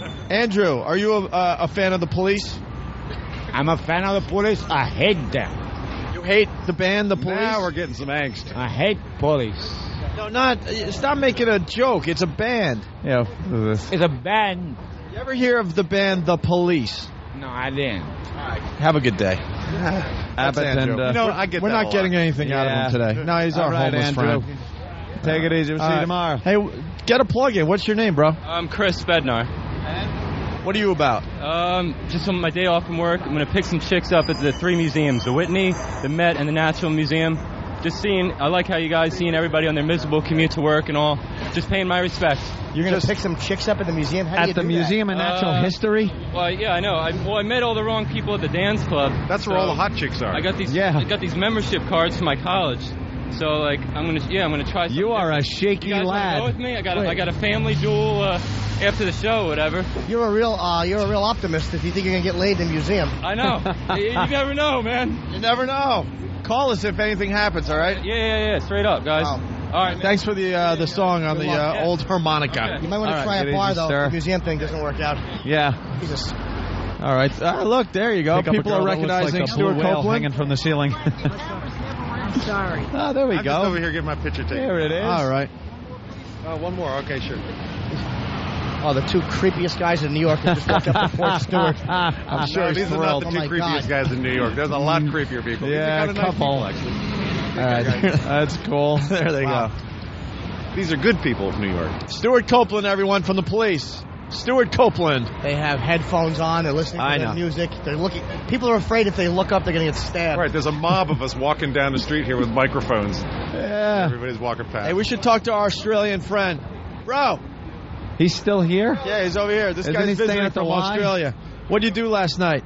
Fuck all, mate. Nothing. Went to Times Square, ate at a Hard Rock Cafe, and just walked around. Yeah. Walk around. So much to see. I don't know. When are you leaving? Sunday, I believe. What are you doing today? Don't know yet. Walk around. Maybe Brooklyn Bridge. Head over there. Maybe Staten Island. Apparently there's a ferry. Apparently there's a ferry. I love Apparently that. there's a ferry. It's so, called the Staten Island Ferry. Yep. And so I'll go over and go on that. Yeah. You ever hear of the band The Police? Yeah, of course. My old man loves them. My dad loves them. I get that all the time. It's like, oh man, dude, my mom really loves your band. My dad. What about your sister? That's Stuart Copeland of The Police, obviously. Yeah, the drummer. Yeah, awesome. Nice to meet you. Ah, nice to meet you. My dad will be very, very jealous. You want to get a picture? Yeah. All right. Let's take that back. It'll cost you $10, but that's half price for you. There you go.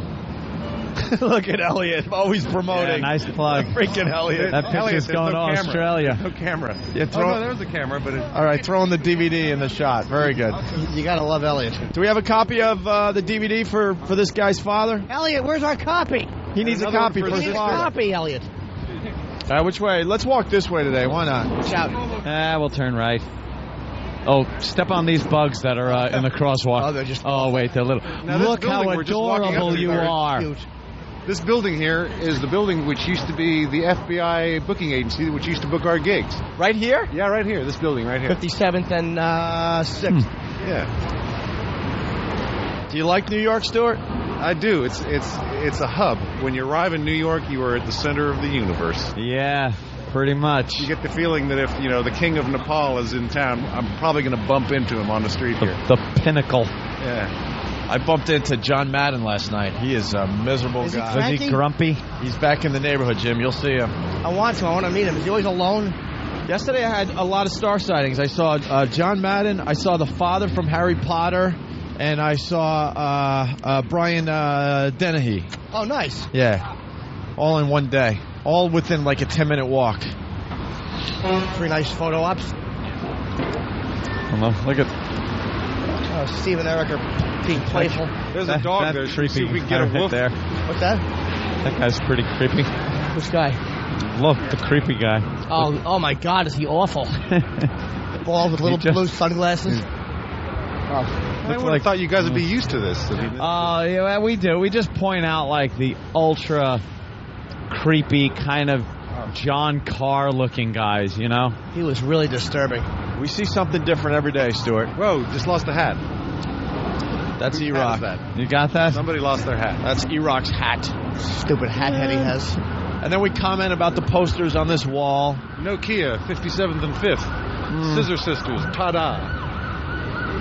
Who's Edward Norton? Hard to Kill. What's that? Oh, TV on the Radio. That's a really cool band. They got a new album out today. Rolling Stones. The Rolling Stones. I've heard of them. Yeah. You know. And there's our pal John Mayer. I heard of them. I actually got his CD. I bought it late yesterday, and I listened to most of it in the car. I enjoyed it very much. It's good, huh? Now, Continuum, music by John Mayer. What do you like to listen? I've heard of him. Do you listen to today's music at all, Stuart? I live in an ivory tower. I listen to bluegrass, death metal music, Slipknot is my current favorite. Oh. There's a band that was popular when you guys were doing your thing. REM. Look at them, still blasting away. It's another greatest hits, the best of the IRS years, But look, there's a 1982 to 87. The shot, one of the guys is actually midair. He's jumping. They never jumped.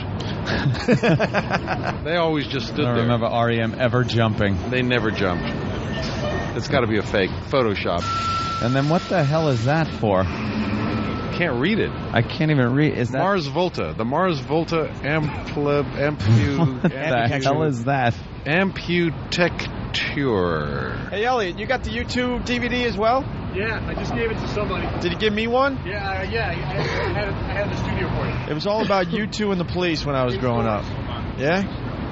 All right. Somebody got it. Oh, you only brought one? I brought two. Someone's giving up their copy, I'll tell you right now. Producer Steve. Yeah, baby. Thank you. I could go buy it. I should buy it. You should buy Just it. take it. Let the guy who makes $18,000 a year buy it. Come on, you take it. All right, well, and that's the walk, Stuart. That's what we do every day. Just Hi, walk the mister. streets of New York. Then we go upstairs. Hassling people. We go Hello. upstairs and Pay no continue attention. our radio show, and we get to curse now because we're on satellite radio. Really? This is satellite radio? Yeah. Yeah, now we're on satellite. You can use so. the F word? Oh, yeah. As much as you want. There you go. That felt good. Isn't that odd? That felt good. Isn't that weird to do on the radio? Simple pleasures. You know, in Italy, I just came back from Italy, and they have a word there which is so dirty that even like the most hardened tour manager goes pale and starts shaking. And I can say it in English. Porco Dio. Porco Which Dio? basically, it just means pig god. But you say that in Italy, man, in traffic stops. That's a biggie. We need a word like that in English. Well, we got one. Yes. And Let's hear it. the Let's hear girls it. never like it. Well, the big C-bomb. Oh. I wouldn't say it because This is there's worse ladies. than the C-bomb. I thought you meant black neighbors. Oh, All right, Portico Dio. All right, I want to learn that one. If you really want to get attention in Milan or something like that, You go with that one. blurt that one out. Yeah, blurt that one out, man. It stops everything. Now, would guys say that in an argument to each other? Like, is that like the ultimate insult? Pretty much, yeah. But then the best place to drop it is like is gratuitously. Excuse me, can you tell me the way to the post office? The post office, Porco Dio. And then, hey! Do they think you're cursing, or do they think you made a mistake? They know that you're cursing. Okay. Do you live in Italy? No, I go there every summer. You just like I like it there. Cool. Yeah, if you I had can nothing. swing it, Just why not? figured I'd ask. That's a fair question. Was it? Yeah. I was hoping for some real unbelievable answer. And No. we'd be out here another 15 minutes hanging like we're I have a pals. question I'd like to No. ask. If you had to go over your career, what would you say was the worst career decision you made? The worst career decision I made. The worst career decision I made. It's kind of hard to say. There has to be one you look at and go, ugh. I know what some of the good ones were. Yeah. That bass player I saw up in Newcastle, that was a good choice. Were there any like soundtracks? I feel like you did George that you Bush liked? here. No, I never made any mistakes. None you want taken off the resume? Yeah. It's like that one, yeah. Yeah. It's funny. Out of my right ear, I hear Elliot going, Virgin Union Square. That guy's good. Never All fired. right, get over here, Elliot. Yeah. We Give love the big Elliot. plug. The big plug, Elliot. Elliot's good. Careful on this one. What are you plugging? You too? What we want you to do with... No, you switch it's horses all about here? Stuart Copeland. Listen. Hold on. We want you to do the plug, but we want you to do it with a lot of curses because we're on satellite. They like that. Goddamn cocksucking street date today for the police. Everyone The fucking stares police. inside out. Now this is a unique setup here because Not enough curses. what we're talking about here is a film that had a great buzz at Sundance. Great fucking buzz. Great fucking buzz. Stuart obviously been, the Fucking genius great guy. fucking film composer, since his incredible days of being an octopus drummer with the Police. But the real excitement is tonight, 6 p.m. at the Virgin Megastore, Union Square, where Stuart will actually be signing copies of the brand new DVD, The Police, Inside Out, Everyone Stares. And, of course, he'll be signing these suckers, and it'll be a big event, and everybody's got to show up, and that's all I got. Suckers, that's kind of limp, man. Wow. You can do better than that. That's the language, Fucking sir. DVDs. Language. With that, I think we say goodbye to Stuart Copeland. It's been All a right, pleasure. guys. It's been a pleasure. Stuart, thanks, I mean, man. if you want to come upstairs and curse, you're more than welcome. It's up to you. I'm gonna go talk. I can't talk like this on CNN, can Please curse on CNN. Okay. We'll plug you Yeah. like no one's ever plugged you. All right. Just one fuck. Drop the C-bomb. Directed at the anchor. Look at us, man. He does our show and then CNN. That's CNN. pretty cool. Oh, would that be yours? See you later, guys. Let's go upstairs. Take it easy, man. We got to Thanks. continue upstairs. All right. Thank you. Take care, Thank Elliot. you. Later, Pleasure. Okay, you come. All right. Yeah, pleasure. We're heading in.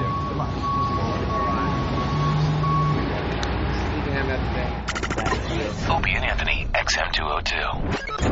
That sucks. Lesbian. I like that in a woman. And every other kind of deviant. I love paying for sex. This moral decay weakens our resistance to the onslaught of the communist masters of deceit. We're a bunch of scumbags. These abnormalities are corrupting the minds and the hearts of our children. Jackass. I can't believe it. It's hedophile humor. It's depressing and horrendous. It's awful. A bunch of idiots. Perversion for profit. Here it comes! Here it comes! The Opie and Anthony program. El virus de Opie and Anthony. God, that irritates me. It's just like somebody took a bat to my brain. We're the only radio show that makes you want to hate us. Opie. I want my coffee. Anthony. I want that fact. Jim Norton. I want Ozzy. We are going to dumb this thing down to the point that we're going to be #1 with Down syndrome children. Hysterical. The Opie and Anthony Show. But enough of this palaver. Let's get the show on the road.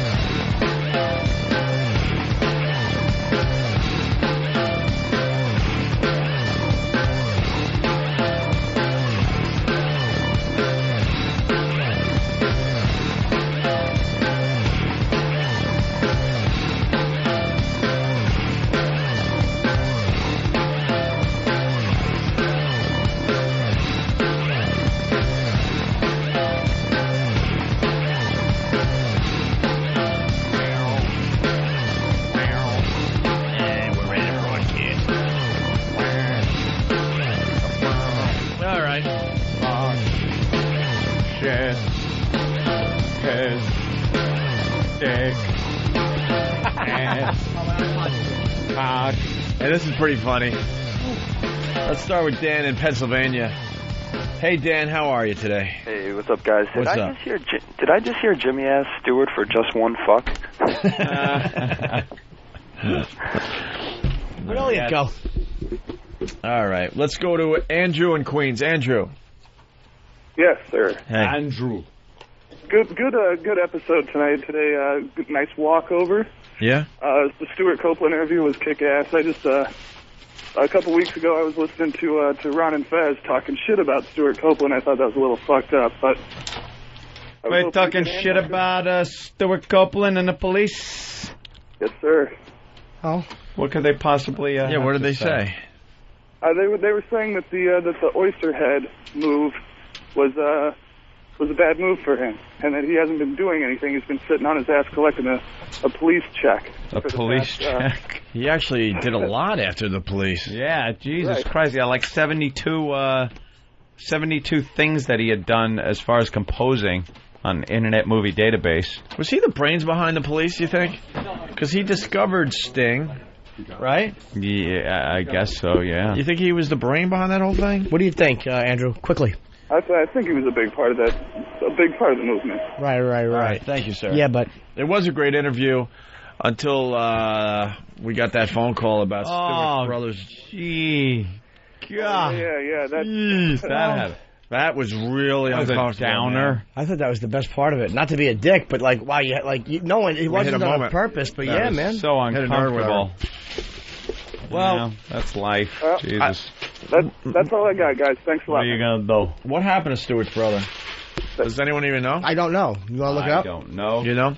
I'm wondering if it was a sudden death because he seemed like, it probably, whatever. I have no idea. It sounded like it was something sudden. Again, you're diagnosing and speculating I just caught myself something and you I have did it. No idea about. I'm so bad. Like, I will actually, now I'll try to argue the point that it was sudden. I don't know where I come up with a medical theory. I'm a dropout. A high school dropout. Oh, my God.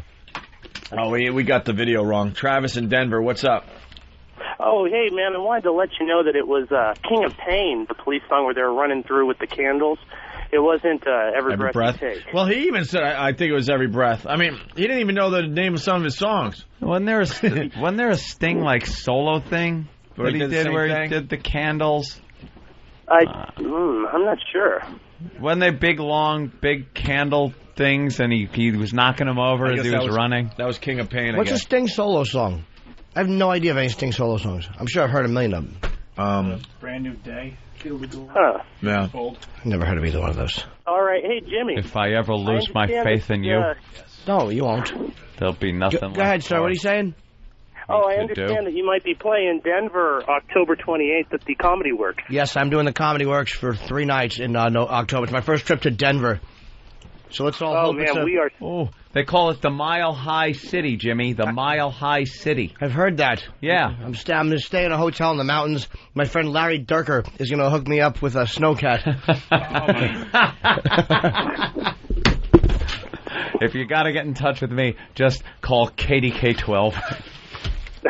Actually, KDK1. Yeah, I'm going to stay at the Overlook Hotel. That's what it doesn't matter. If you forgot one number and an obscure reference, it was perfect. Stewart's brother died of melanoma at 57 in Los Angeles. So I couldn't have been wronger. It was something that was not sudden. It was something that was disease. Once again. Jeez. All right, let's go to Chris in Pennsylvania. Chris, what's up? Hey, that DVD you gave the Australian guy won't work over in Australia because their DVD players are a different format than ours. You can buy one that covers all of them, though. I have one that covers everything, and I'm sure he does, too. Your DVDs will play in the PAL format? Yeah, you just got to get a plug-in. Yeah. I just want to thank you guys for the pictures Thursday after the Helium show. I was. Paul in Canada, what's up? Hey, what's going on, buddy? Hey, Paul. Hey, what's going on? Not much, man. Listen, I just got my XM radio hooked up. I've been listening to you guys for about 15 minutes now. Funny fucking shit, buddy. Thank you. Hey, thank you, my friend. You have no idea what you've missed. Not much, actually. That was important. All right. Thanks, man. Thanks. All right, man. Brendan in Cincinnati. Brand new fan right there. Yeah. Brendan. Welcome. Yes. What's up? What's up? Hey, that video where Sting runs around. Yeah. With the candles. Right. Wrapped around your finger, not King of Pain. Wrapped around your finger. That's the third song now. Every Breath You Take, King of Pain, and now it's Wrapped Around Your Finger. What's the real answer? I'm going to go with...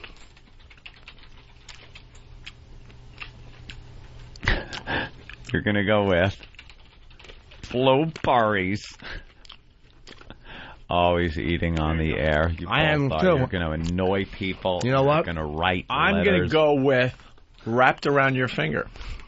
Why? Are you watching the video? Yeah. I was just waiting for YouTube to load. There it is. There it is, right there. There's the candle being lit. Are you putting on CNN to see when he does his interview? All right. Are you ready for this? Where's Jimmy? Jimmy's going to ready for this? Hold on, Opie. Oh, I thought you left the room. No, I was right next to you. Scott in Virginia. Jimmy, talk to this What's lad. up, fellas? Hey, Scott. Hey. Water.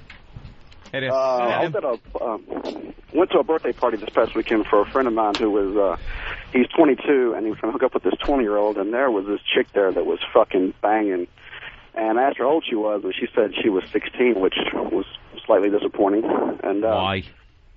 Why what? Well, it was disappointing. He was joking, sir, just saying that that's really young and sexy. But go ahead. Joking? Well, yeah, on the radio.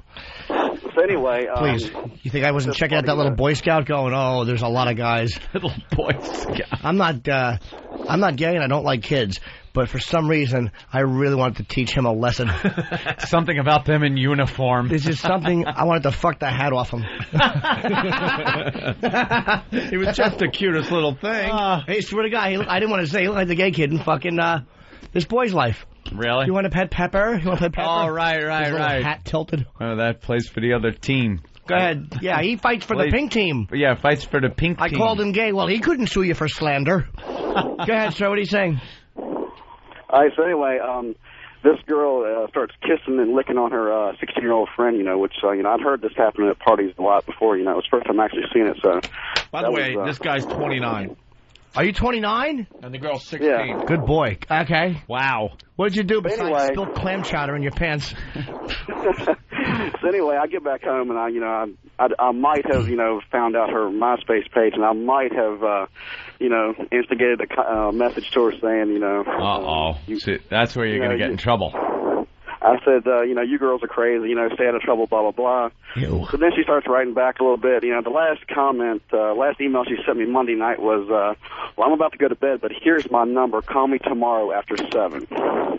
All right. Needless to say, I didn't call, but... not only should you not call, burn that number right now. Here's what you do, sir. Are you nuts? Pick up the phone and call her. And pick her up and go for a ride. Wear sweatpants with no underwear, but don't let her touch it. You're going to go to jail, stupid. I know it's tempting. Believe me. I've been tempted. You can't do it. It's fucking hard. Or if you're going to call from a payphone down the street. So you've come over this house for sex. You're going to be on Dateline, dude. You're going to be famous. We're talking to Dateline dude soon, I think. This is Scott from Virginia. Right. He's come for sex with a 16-year-old girl.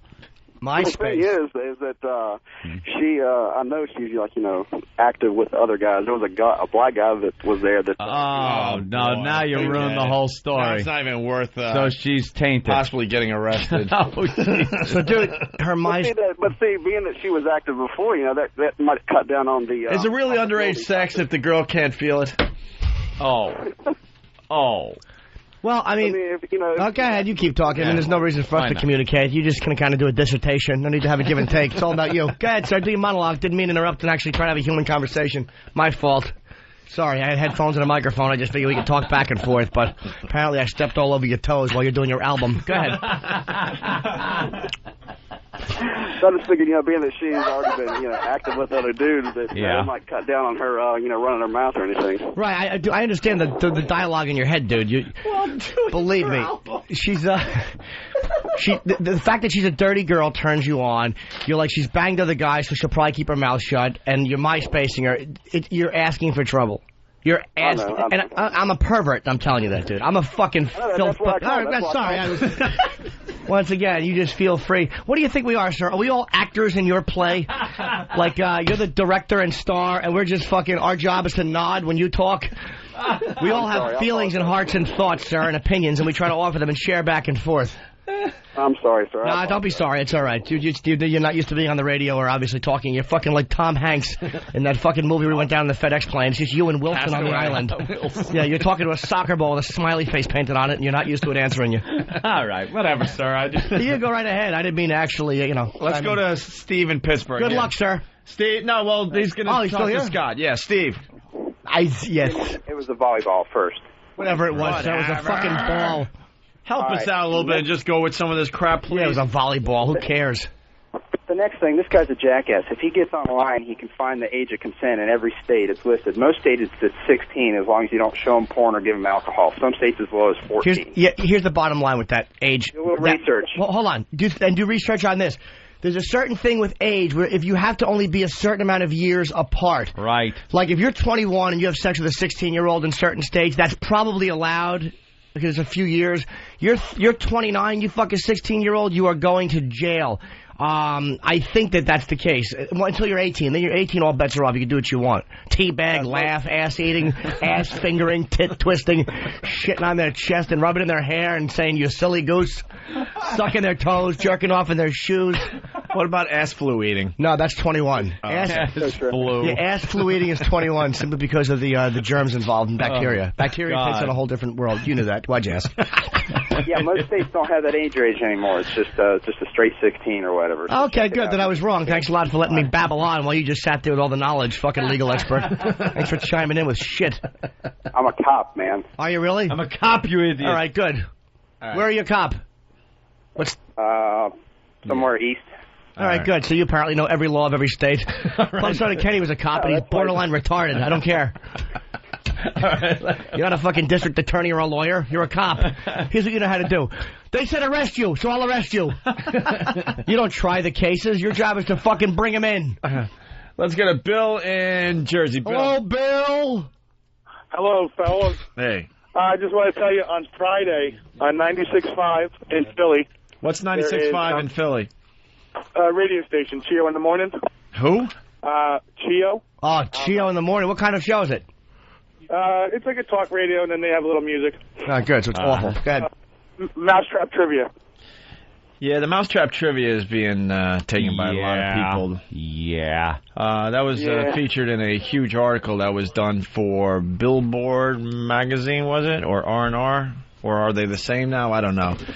And that was the big bit that they talked about in our huge article that went to every radio station in America. So there's no real surprise there that some of these asses would now do that bit. Oh, Chio. Chio in the morning. When is Chio in the morning doing this bit? Friday, I don't know what time they go on, 6 to 9 or... Well, let's see if Chio will take some phone calls from our pests. There you go. And acknowledge where he got the idea from. Let's see if that's... I believe it was Opie and Anthony. Let's see if that's possible. Thank you, sir. Thank you, guys. All right. Jeez. That's great. Little problem in the air with a guy trying to open the door on a United flight from L.A. to Washington. What was the problem? Did they beat him to death as they should have? A man wearing military fatigues. That's good. And throwing punches into the air tried to open the exit door of a jet during a cross-country flight on Tuesday night. Is Master Poe here today? Where's Poe? Oh, he is here. No, I don't need him. Jesus, lock that door. The man had been acting strangely for about 20 minutes and sat up, wrapped belts around his hands, threw punches into the air, and then the passengers started hearing the flight attendant yell for help and tell the man, "Sir, get your hand off the handle." He started trying to open the door, and here's where pre and post 9/11, this is what happened. The man was held down and punched by other passengers. Good. Yeah, passengers are not going to wait around to see if you are not going to wait anymore. They're not going to wait around to see if the stewardesses. Hey, do they need help? Is he really trying to open the door? Maybe I should just sit here. Yeah, they're not going to wait to see what they do. Get up, punch him in the face a few times. That's right. So I guess they subdued him enough where they didn't even have to land the plane. Well, they landed the plane. I mean, emergency land somewhere else. They went on to their scheduled destination. Wow, that's great, though. 138 passengers on board, 6 crew, and they pummeled the guy. Well, and an air marshal was on board also and took the guy into custody. Well, you actually do hear about a lot of air marshals. Like, I've never seen one, obviously, to my knowledge, but I guess they really are on flights.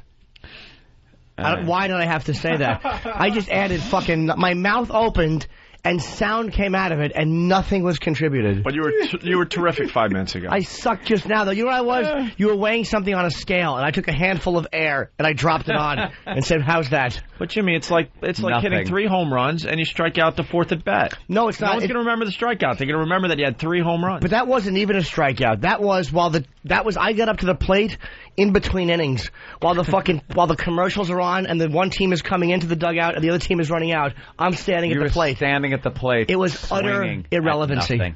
You know, I was on a flight one time and there may have been a marshal, there may not have been. Go ahead, back to you. Fucking zilch. Someone gave out the wrong dates for your Denver gig. Of course they did. We had up. problems with that. Chad! What the fuck's the problem with the Comedy Works? Just find the date and fix it. Everyone's getting confused. Is it this date? Are you double booked with that date? Get the date straight. Fix it. Fix it. Chad? What am I yelling at? Hey, boys. Make it fast. Make it fast.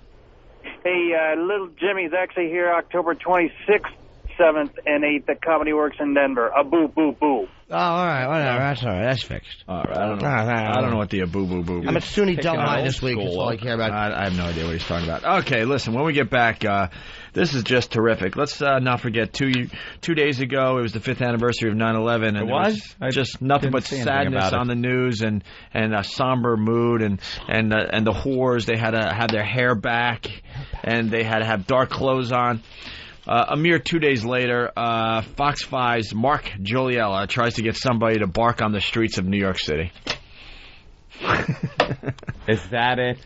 We'll do that next. We got the live F-bomb during the Yankees game. We got Michael Irvin being called a returd. And Car Thief says his job is taking white people's cars.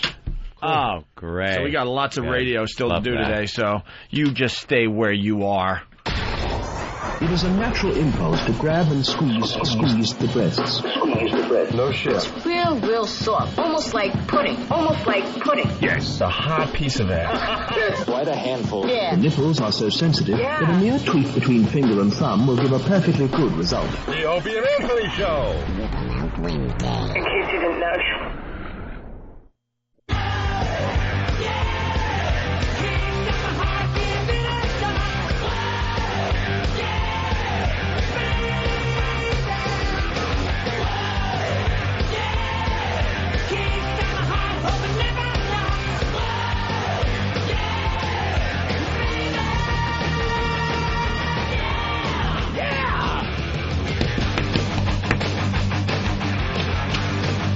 We didn't do Operation Kaboom yet either. What do you want to do, Anthony? We got some choices here for everybody. I was drinking my smoothie. What are the choices, honey? Well, we got Operation Kaboom. Kaboom. We have Michael Irvin. Oh, I want to see the F-bomb on the curse on the Yankee game. Oh, yeah. Yeah, you want that? Yeah. That's a quickie. And then we got, then what do you want to do after that? Then we could do Kaboom or Mark Joeyella tries to get somebody to bark on the street.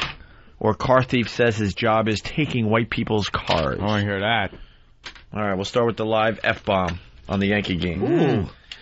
Now, who dropped this? Not realizing that he's on live TV. Oh, boy. It's famed curveballer Bert Blyleven drops a couple of F-bombs during a Yankees-Twins game. Did they acknowledge it? The beauty of XM satellite radio. Here it is, right here. We all know that the Minnesota Twins have had trouble here in New York. Well, it's continued here on Friday night because Alex Rodriguez, who had been slumping a little bit, 1 for 21, having a very good series so far, 3 for 8 on Friday night, a 2-run home run, 2 home runs for Rodriguez, and then the American League batting title, Joe Mauer, 2 for 5 so far in the series against Jeter. We're going to do this fucking thing over again because I just fucked it up. Oh, we're live. I didn't know that. Torrey Hunter has been huge for Minnesota. Oh, Jesus Christ. Oh, he must have just went like all hot and red. Oh, yeah. But you hear these two phonies. First of all, Bert Blyleven's voice is fucking radio one-on-one, and I want to mush my yogurt in his face. And you see that other jackass, Torrey Hunter, How about some fucking honesty? Yeah, what'd you say that for, you idiot? What? No honesty. Torrey Hunter, because it didn't happen, Can we just hear the end part at least? Because I got to hear him go, we're live. Because I felt all hot for him. Yeah. We all know that the Minnesota Twins have had trouble here in New York. Well, it's continued here on Friday night because Alex Rodriguez, who had been slumping a little bit, 1 for 21, having a very good series so far, 3 for 8 on Friday night, a 2-run home run, 2 home runs for Rodriguez, and then the American League batting title, Joe Mauer, 2 for 5 so far in the series against Jeter. We're going to do this fucking thing over again because I just fucked it up. Oh, we're live. I didn't know that. Torrey Hunter has been huge for Minnesota. Yeah, he just jumps in. Let me run block. Holy shit. I don't want to lose my job. I don't want to acknowledge that I'm part of this. You could tell he was all fucked up. He couldn't get it right. Right. And been in that situation. You're in production or something. You're like, fuck. Oh, and he just blurts out, I'm doing a fucking thing over here. I fucked it up. Oh, we're live. Oh, he caught it. Oh, he caught it. Oh, hey, bloody Mr. Judge Yappy. Yeah. Oh, that's pretty good. We like that. Okay. Hoping it was what about the car thief guy? You want to go there? I don't know. All right. I'm just drinking my smoothie. Who calls Michael Irvin a retard? Because maybe we could wrap up the TV things and segue. Here's how that will segue nicely. This is why I'm a radio guy. Mm-hmm. We have TV. We're going to go now to TV and black, and then from black we do car thief because he's going to steal from white people. Whoa. See how that segues? I was just going to do the Michael Irvin because then it's like our sports wrap-up. Here's all the stuff that's happening in sports today. Now, because for them, stealing cars is also a sport. Not recognized by the Olympic Committee, but it is a sport. All right. Boo. Boo. Sorry, the intern. I didn't even see him come in. You didn't? No. That's how he works. He's wearing a hat, so we don't notice that he's a ghoul. I know. Is that what he's doing with the hat, you think? He's wearing like a hat? Yes, he prefers a cape. All right, here's Michael Irving. Michael Irvin. Oh, yeah, Michael He's Irvin. not Jewish. Michael Irving? Michael Irving. He's a good boy. Michael Irvin. Peyton or Eli? You know, we've seen it all. We've seen the ad with the brothers doing that, the tour of the hall right outside the bed.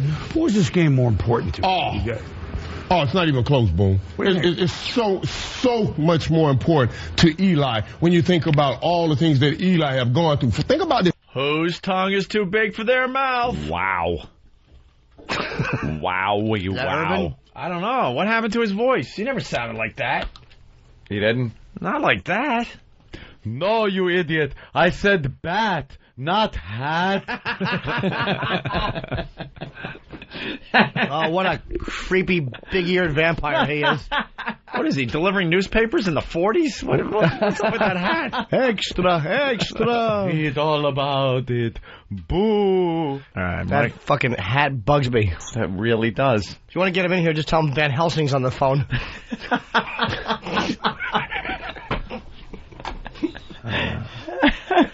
Where's the dental implant maker? Let's go to Jason and Rye. Jason? Hey, what's up, guys? Hey, man. I know you were just ripping on that guy for dropping the F-bomb. Yeah. I wanted to let you hear a little of this. That's what's cool about me, though. Like, I'm half really crazy, or I'm made up of someone that's pretty whacked. Yeah. And the other half, my dad, is as normal as they can be. Yeah. So that's why I'm, like, kind of normal, but then every once in a while I fucking... Oh, curse. Wow. How many years you been doing this, Skippy? Sounds good, eh? I remember that. How long ago was that? That was from AF. I cursed on the AF, show. no dump. No dump, nothing. No dump. Skippy. And, yeah, Skippy. He, no dump, and you dropped the F-bomb. Just boom, right out of there. I remember that day. Please, we did that a bunch of times. On purpose, too. Yeah, there was one time I couldn't care less. I just went off. Lost it. And I said, motherfucker or something. And then I said, that's right, I just called you a motherfucker because I knew it was too late anyway. Yeah. So I reiterated. That's right. I said it on the air. Motherfucker. And then as soon as we went back into music, I'm like, are we going to get fired? Boy. You mean this one? Hang on. Oh, wait, what do you got? Yeah, I got it. Hang on. Sure, go on. I can't believe this guy's racist. Do your show, pal. You have no fucking talent.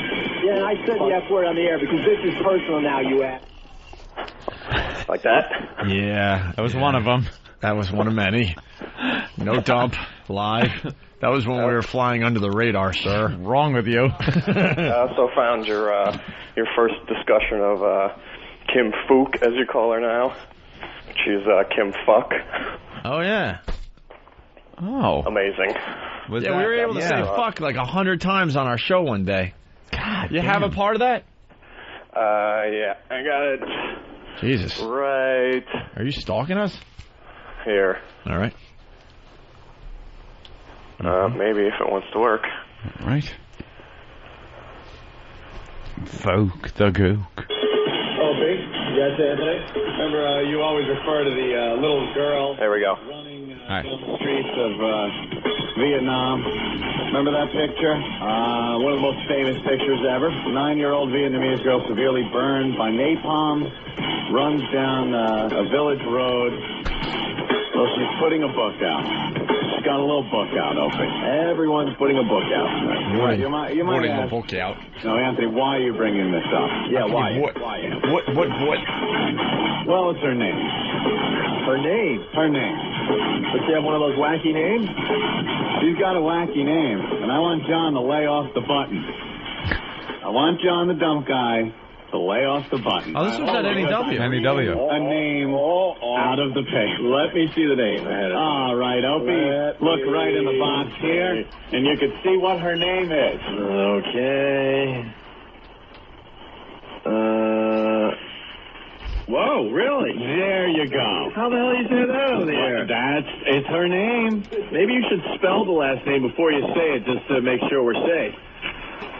I don't understand how you wouldn't be able to say the girl's name. It's in USA Today. Okay. She's got a book out. She's the one that ran down the street screaming naked. He says spell it first. Spell it first. Spell it first. Well, Kim. K-I-M. Okay. Her last name is spelled P-H-U-C. All right, kids, hold on your hats. That would make her name Kim Fuck. We got away with this? Indeed you did. Holy shit. Is that it? I got the rest of it. No, it's all right. I know the bit goes on forever. Yeah, we're just talking about because I know that Kim Fuck walking down the street. And yeah, I know Anthony went into like a whole Richard Nixon thing and all that. I remember that bit. That was a really good one. I'm sure you can find it on oavirus.com. Unbelievable. Great job, dude. People listen on XM like, yes, so you curse. No, that was on like regular radio. Regular radio. Holy shit. All right, Jason. We do that. Thank you, Jason. Thanks, man. No problem. All right, let's go back to the Michael Irvin clip. I backed up a little bit because his voice sounds really weird. I don't remember him sounding like that. Anyone got a cross? Yeah. There he goes.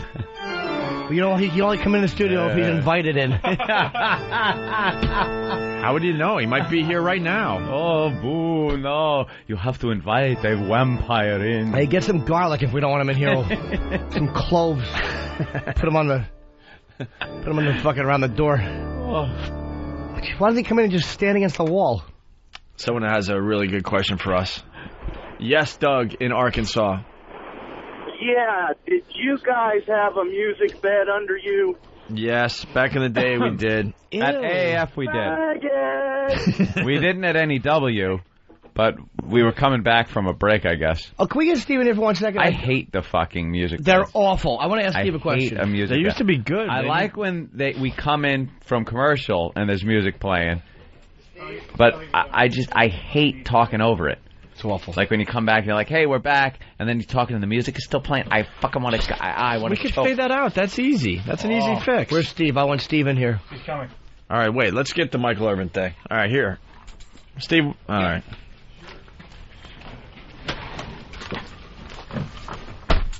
Ah, hello, Steve. Hello. Hi. Hi.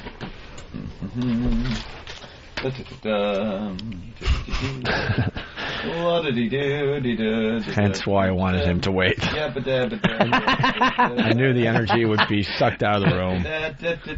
But what do I know? I have a question. Since I was 18. Yeah. I have a question. What? Music beds on the replays, like when we're doing this, why are we hearing them? People who are listening say that there's some music beds under the actual, like the older stuff. Why? That's terrible. I'm sorry.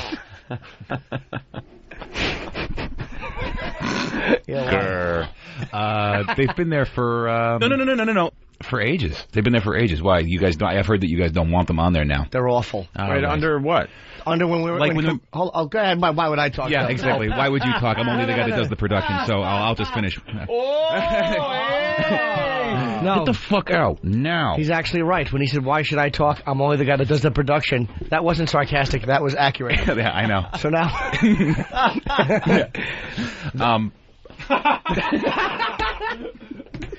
The problem is exactly. So here's the thing. Yeah, you explain. All right. Those virus promos were done originally with, to sound like fully produced pieces to differentiate them from exactly what was going on the air on the replay. So we put beds under them and made them sound like fully produced bits. When we're in commercial on... but he doesn't give a shit about that. No, I don't care about that. No, but I do. He cares about live programming and having music under them. But I'm saying that Which people I didn't know, complain. because we could just fade that out. That's the easy. listeners were complaining that on the like we're in commercial and here on XM they're hearing some old bits, which is great. They're catching up on the show. A lot of new fans. Yeah. They're saying that on some of them there's actual music beds. Oh. No. Right? On some best of shit that we're playing? No, they would be the long form promos. No. That's all. No, he's talking about anything that's like 2 minutes or like 3 minutes. I heard a 2-minute bed. Yeah. That's for the long form promos. Like long form promos that are 2 or 3 minutes. Yeah, you'll hear like a drum beat under them. If you want me to get rid of those, I can get rid of those. Well, why was it like... It was like... Yeah, those are long form promos. When we're actually playing bits, there's nothing under them. Sometimes they're hard to hear. How about just a short promo? Like, I can see if it's 10 seconds, But why would you have a beat on for 2 minutes under a beat? To separate it from, like an actual block of programming that was like 10 or 15 minutes. I mean, if you want me to get rid of them, I can get rid of them. Yeah, Mark has a problem with it. Mark, yes, go. Those fucking cymbals and drums are so fucking loud you can't understand the fucking words of the promo, even though I know it. I've heard that at my house. Yeah, where you listen and it's like, what? I can't even hear what I'm talking about. No, why the process? There's not much processing on satellite radio. There's not a whole lot of processing on XM radio. So it squashes. It doesn't get to smooth everything out nicely. No, that's actually very right. That's very correct. See, I know what I'm talking about. I'm smart. So no, nothing's wrong. Just stay in the living room. I'll handle it. I synced up so and no.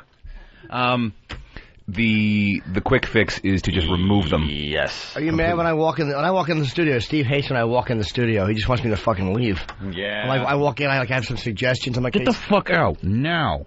All right, why don't we move on to some radio? No. No, I say yes. No. I say yes. Why not? Anyway, agreeable. We want to play the Michael Irvin clip. Yes, play the Michael Irvin clip. It makes Steve mad. It does. All right, Steve. Got it. Thank you. Get out. Did you get some new sounds? Out. What's my problem? You're in my fucking house. When are you going to be acting again? Why not? What do you mean again? How about for the first time? How'd your parents die? You guys Why didn't not? catch it. How'd your parents die? Why not? How'd your parents die? Why not? How'd your parents die? Why not? How'd your parents die? Why not? How'd your parents die? Do you understand? If we came in at 7 and you did that until 11, I would be happy. Of course. That is anti-acting. I'm aware of that. It is the complete... If that and acting met, the universe would disappear. That plus acting equals 0. I actually did one. I actually did a WoW promo that Danny and I wrote that played this morning. That features... Why not? How'd your parents die? Why not? How'd your parents die? Why not? How'd your parents die? Why not? How'd your parents die? That's terrible. I'm sorry. Creeps. No. But I want to hear. I want to hear him take charge. No, nothing's wrong. Just stay in the living room. I'll handle it. I can picture his stupid eyes half squinting as he turns. No. Being. Hey, you're fantastic. His new acting clip. You have a new. There's a acting clip? new Steve acting clip. We made 3 new. The guys made 2 new WoW promos. Danny and I made 1, and this one I put on a phony accent. Ew. Yeah. All right, we'll get that. Get that for the next break. I got to get the Michael Irvin thing in here. So Michael Irvin was called a retard. Who cares? Michael Irvin. Yeah, but it's the football guys. They're always trashing each other and fucking with each other. Yeah. Peyton or Eli? We've seen it all. We've seen the ad with the brothers doing that. The tour of the hall right outside the bed. Who was this game more important to?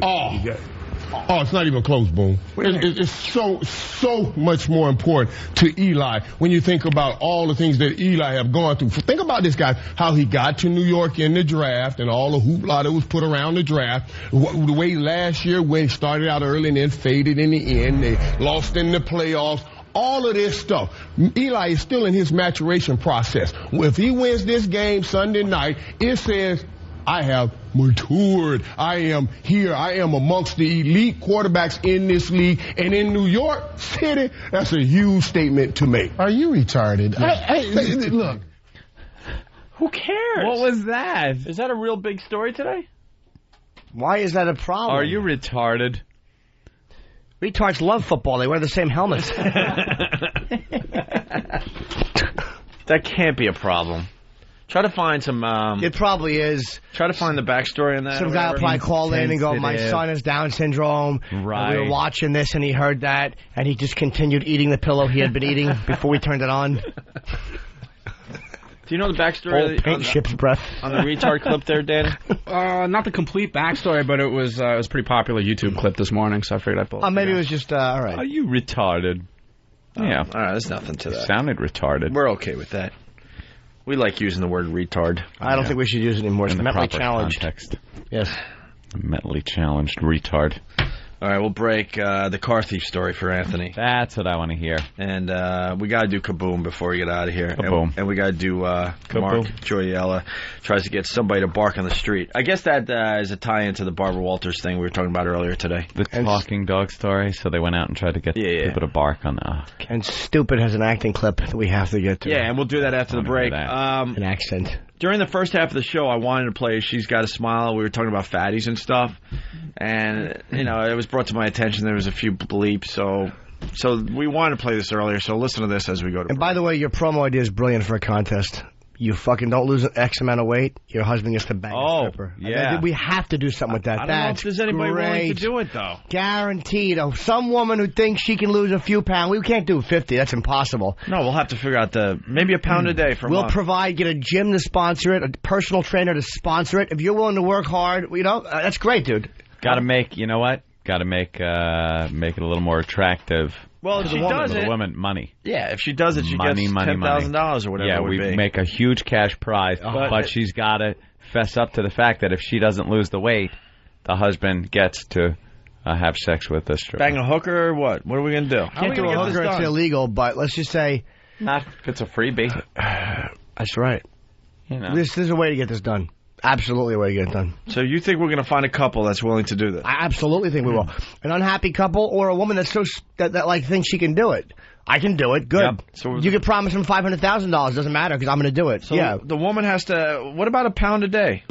I don't know enough about weight loss. Like a physical fitness person would obviously. Nah, that's probably too crazy too, right? Yeah, it's got to be something that they can do. What can you do on the Fat Smash?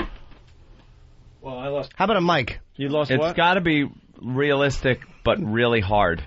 Than just looked at me. If you saw the look that fucking Than gave me, he really wants to punch my teeth right now because I really scolded him. Yeah, we can't hear you, Than. Now louder. You can hear me. That's good. I just personally lost 23 pounds. Very proud of you. In 9 days, but I think that's pretty. Wait, 23 pounds? Yeah. In 9 days. Yeah. It was. Jesus Christ. Yeah, a little bit. Get your leg cut off. Side. Yeah. Holy but shit. I don't think. What did you eat? Meat that you found? So what do we do? 30 pounds? Results may vary. We could call Dr. Ian Smith and figure it out. Why not? All right. Oh God, hold on a minute.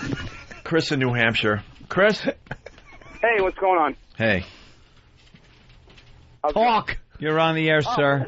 Do you really want to know what's going on, or was that just like, hey, what's going on? That's kind of just greeting. Hey, it's just, hey, what's going on? Okay. No, I'm calling about the retard thing. It's so stupid. I have a daughter with Down syndrome. Aw. And, my wife gets upset when she hears people say retard. And we used to sit around the living room and make fun of window lickers and just make jokes about retards, you know? Oh, boy. And now that we have a daughter with Down syndrome, it's like she's a totally different person. And she actually gets mad at me. She goes, I can't believe you listen to those guys. They have that thing about #1 with kids with Down syndrome. And I go, you know what? I go, you're such a hypocrite because we used to do the same stuff before she was born. You used to make fun, and then all of a sudden... Of course. My father-in-law drives the little bus, and, we used to make fun of the kids on his bus, and, in the winter, their tongue get stuck to the window. And Karma's a bitch, now man. It's like, can't say that anymore. How old is your daughter? 4. Okay. Aw. All right, well, that's adorable. Why don't we play Special Ed now instead? You give her a regular haircut? Yeah, oh yeah. Good. That's good parenting if you have a kid with Down syndrome. Just give them a normal fucking haircut. I wonder if they have the short hair for like a reason, like they don't pull it. Or it doesn't get caught in things. They have short hair? No Why? reason for. The reason they have short. They're trying to save money. extra. They're very sensitive to like pain. So when you brush their hair, they scream bloody murder. So if you keep their hair short, it doesn't get tangled easy. So it's real easy to comb. That's why. Wow. Hey. Wow, real sensitive to pain? Hey, Chris. They're very sensitive to the pain they cause others. Chris. Hey, Chris. Yeah. What are you going to do with it eventually? Stop it. Opie. So, but they've made leaps and bounds in research and education and longevity. Yeah, my daughter, I'm sure I'll get a laugh or whatever, but she's very high functioning. Let me ask you a question. You love your daughter as much as any parent loves their kid, but when did you find out They did research Like- for longevity? She has Down Yeah, syndrome. like- How did you like find the, out? Sorry. That's right. How did you find out? I just wasn't not till after she was born. Yeah, they didn't know beforehand. And what was your feelings? Were you angry or depressed or Well, my wife was. I was actually happy. I've been around a lot of kids with Down syndrome and stuff, so I had no problem with it whatsoever. I thought it was pretty cool. My wife was not. Pretty she was cool. disappointed, which is odd. Which is kind of weird because my wife's a special ed teacher, so it's kind of strange that she was bummed out about it. or pretty common that she would because she sees how difficult it is. Yeah, I guess. Do you guys blame each other in a weird way? Either one of you have other kids? You have kids? We have a 7-year-old daughter. And she's fine, right? Yeah. Didn't you do one of those tests? No. That's silly. They do those tests. What do they do? Take what is it? Amnio? What's that? Amniocentesis. Oh. Yeah, amniocentesis, and then they take out, and then they're able to tell if the baby's okay or not, and if not, start getting the old hanger out. You can tell if you're going to have a bobblehead. and just end that and start over. But hey, it sounds like you're okay with it. Yeah, God bless. Oh yeah, I'm cool with it. I will tell you one thing for Jimmy's sake. Yes. I've taught her to say Yankees suck. That's fine. And she does that That's very good. well. Just like the rest of them. Yeah, teach her to say teach her to say it is high, it is far. I have a job for her. Not bad, Peter. All right. Don't watch her haircut and don't let her get all fat. For some reason, they figure let them eat whatever they want. They let them get fat because they don't know how to tell people no, you can't fuck me. So they figure make them unattractive. I'm sorry, you keep talking while I'm going for the joke. Granted, you have the experience, but I was trying to put a little funny into the show. But go right ahead. No, I'm sorry, sir. Let's just keep it serious the whole morning. Why not? All right, now you can just keep talking while Opus talking. I guess we know who the problem in this DNA mix was. Jesus. I guess we know the answer to that question, yes. All right. Thanks for calling, man. Thanks for calling. We do appreciate it, buddy. All right. Thanks, man. Good luck. Thank you, man. I rarely say this. Thanks for having a sense of humor, Chris. Guy's fine with it. All right. That's Let's cool. go to T-Bone in Florida. T-Bone. I got a candidate for line of the day when Jimmy said, I can't even say it without laughing. Jesus. Retards love football. They wear the same outfit. Hey, guys cracking up. That was brilliant, but I'm sticking up for my pal Anthony, too. Let's not forget Anthony's line from 3 hours ago. Oh, well. See, they forget Anthony. My best line of the day came on 92.3, and Ant's line was better. I don't like to admit. My best line of the day, I felt, was when Barbara talks to her dog. Yeah. The dog talks to Barbara. Hold on, sir. I'm reiterating. When the dog talks to Barbara, and I said, what does he say? This stinks. Could you put more peanut butter on it? That was a damn good line because it was on Free FM. It but really was. Ant's line about he changed her diaper and then they adopted what was in it. It's not only it's calling basic. Oh, go ahead, sir. I apologize. I didn't mean to actually just continue a thought. You just go ahead, right interject, and fucking be actor in your play. Will shut his mouth. I forgot. Star is talking. I forgot in the script there. There's parentheses where it just goes stop talking. And your lines come in. Hey guys, did I have a good line today? Oh Christ! Yeah, you did. I did? Mm-hmm. No, I didn't. You did actually. I could tell by your face. I didn't have any good. No, I'm only worried you're going to ask me to name it because I don't remember it. But you did. All right. Where are we? I will have it, but yes. Let's go to Jeff in Jersey. Oh man! I just came up with ideas today. That's all I did. Well, I'm thinking I might have had a line today. You though. did have a line. Jeff, what's up? You had a really good line this morning. Yeah? Hold on, Jeff. Oh, no. Am I fucking? I feel like Swayze and Ghost.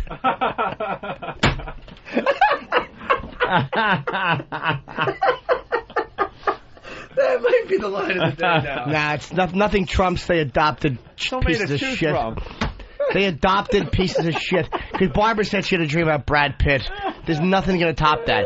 It worked on every level. The dream was there, the diapers because she's old, and shit, well, we've all seen the fucking tone of the kids. That's brilliant. What the fuck was your line? It's going to annoy me now. I got a huge laugh from me. That's all right. I know, but I want to know. Now it's going to annoy. My OCD is going to be annoyed. Hey, believe it or not, people want in on this contest. Jeff in Jersey. Yeah, my wife just had a baby. She's about 2 bills. And, she could drop a couple pounds. She was talking about doing, a weight loss thing, and this would be good inspiration for her. And, hopefully she doesn't do it, and I get to bang a hottie. Yeah, but did your wife agree to that part of the contest? Well, I think I could talk her. Well, I got to talk her into it. But. She would do it because she went to lose the weight. So she would, you threw some money at her, she would do it in 2 seconds. See, the guys aren't going to be the problem. They're going to sign up for this contest like crazy. We got to get the women that want in on this contest. See, I could get her to do it. All right, throw enough money at a woman, it's easy. Why don't you three-way us? You call her, get her back on get her on the show, and we'll talk it over. All right, I'll call her and I'll call you guys back. All right. This is pathetic. Rob in White Plains, go real fast. Hello, shit dicks. Hey. Hi. Hope you had a really good line today. I laughed my ass off. I just can't remember what it was. Oh, that's the sign of a great line. By the way. I remember the reaction. Boy, well, we're talking about Anthony's great line. I mean, not only did we remember it, we remembered it word for word. And in context. But I had a great line, and they don't remember what it was. Holy shit. Does someone have the line? Stink. No, it's not true. It's just we can't remember the line. I'm just going to freaking be... You actually... Nothing. No. If you have a great line and you say on any given moment, what was my good line today, and somebody immediately fires out the line, that means it was an isolated incident. I just don't remember. I just remember the reaction again. I was just joking. Lori, what's up? Hey, how are you? Better now that you called. Hey, I'm considering the husband banging a stripper for losing weight. Oh, nice. How big a disaster are you? How what? How heavy a gal are you? I'm about 198 pounds. I just had a baby 3 months ago. God love you. How baby what? How tall a pig are you? How tall? I'm 5'5". 5'5". I'm a little chunky. That's not that what bad, did you used to weigh before the kid? You made of lead? I probably weighed about 160 before the kid. 160 before? Yeah. You think I'm a sports girl. I mean, I'm heavy. You're a sports girl? Sports girl. Yeah. What do you play? What do you play? What are you, a Russian weightlifter? The Astrodome? No, I do play volleyball, and I do go to With the who? gym. Christopher Reeve? Rick Allen? That was my try for line of the day, by the way, fan. Okay. I almost had I know I'm a chunky girl. That's all right. No, but you're a sports girl. You were 160 and 5'5". What sports did you play? Volleyball. Oh, okay. Were you also a lineman for the Cowboys? Oh. I thought about it. Tried out for it, but, All right, I'm just teasing. She first got into volleyball when she got caught in the net. Well, I left a message for my husband. Shut up and let me laugh. That's your problem. Your mouth doesn't stay closed for long. By the way, thank you, Chester's Liver from Whackbag. Oh. I will submit this line as my line of the day. Okay. All right. Is it really underage sex if they can't feel it? Thank you. That wasn't the line, though. That was not. I like that one. Oh, right, okay. Because the young chick was banging black guys. The line I'm thinking of is and then this other guy wanted to have sex with the underage girl. The 16-year-old, right. I want to make that into a T-shirt. Call up Brother Elmo. All right, back to Lori. So, Lori, can you lose 25 pounds in a month? Absolutely. All right, here's the deal. You lose. Is that hard? I don't know. I don't think that's hard enough. Let's get Dr. Ian Smith on the phone. We need something that's hard to do because it's got to be a challenge.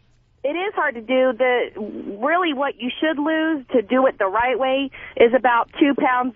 2 pounds a week, so that's 8 pounds a month. So what is it that would be hard. Do you eat a lot? Do you eat poorly? Be honest. No, I like potato chips. Okay, so that'd be a yes in the poorly category. That's bad. When do you eat them? When I get home from work and after the two kids go to bed. You eat the chips right before bed? Do you wipe your greasy chip fingers on the comforter and just doze off with a mouthful of half-chewed chips? Wakes up with crumb ass. I wipe it on the couch and I doze off. Oh, wow. Was your husband slender? No, he's not slender. She plays volleyball by dodging fishing nets. Yes, Chester's Liver. Yeah, that was kind of Ant's line. Yes. Art from Boston being very hurtful. Opie's good line today was how often he interrupted Stuart Copeland. No, go ahead, sir. You explain the police. I was there and rode the rocket to the top while you were DJing for $7 an hour. You tell the story. Jesus. You ass. Art hates me today. I was very excited to talk to Stuart Copeland, and when he was doing that Throgs thing, it reminded me of my DJing nightmare. That's all. I wasn't trying to tell his story. I was just trying to have a conversation with him. Wouldn't try to one-up him. Hey, what happened to her? She couldn't wait for me to just go off on a little tangent? What, she left? She probably ate the phone. Wow. 25 pounds in a month is nothing. All right, hold on a minute. Stephanie in Jersey, what's up? Hi, guys. Hi. How are you? Good. Good. Well, I'm interested in doing the contest. If You possible. are. Yeah, absolutely. I already talked to my fiance. All right, how much you weigh? All right. I quit smoking about 10 months ago, and I've gained about, I would say about 70 pounds. In a month? From smoking? No, 10 months. About, yeah. I'm sorry, in a year you put on 70 pounds? I quit smoking, too. I put on some weight over the course of a couple of years. You put on 70 pounds in 10 months? Yeah. Well, you know what it is? I smoke weed, too, so. Oh, my you got God. munchies. So how much you weigh now? 199. You're So you 200 pounds. Yeah, let's lady. call it. Don't. Yeah, I'm about 5'6". Let's call it 210. Let's be honest with each other. Absolutely. 199. I believe her. 5'6", 199. And you were 5'6", 129? Yeah. Does that pound give you peace of mind? Like, you really, like, no, 199. Like, I'm not 200 pounds. No, man. You're a 200-pound woman. No, it's really 199. No. Regardless, if you were 195, you're a 200-pound woman.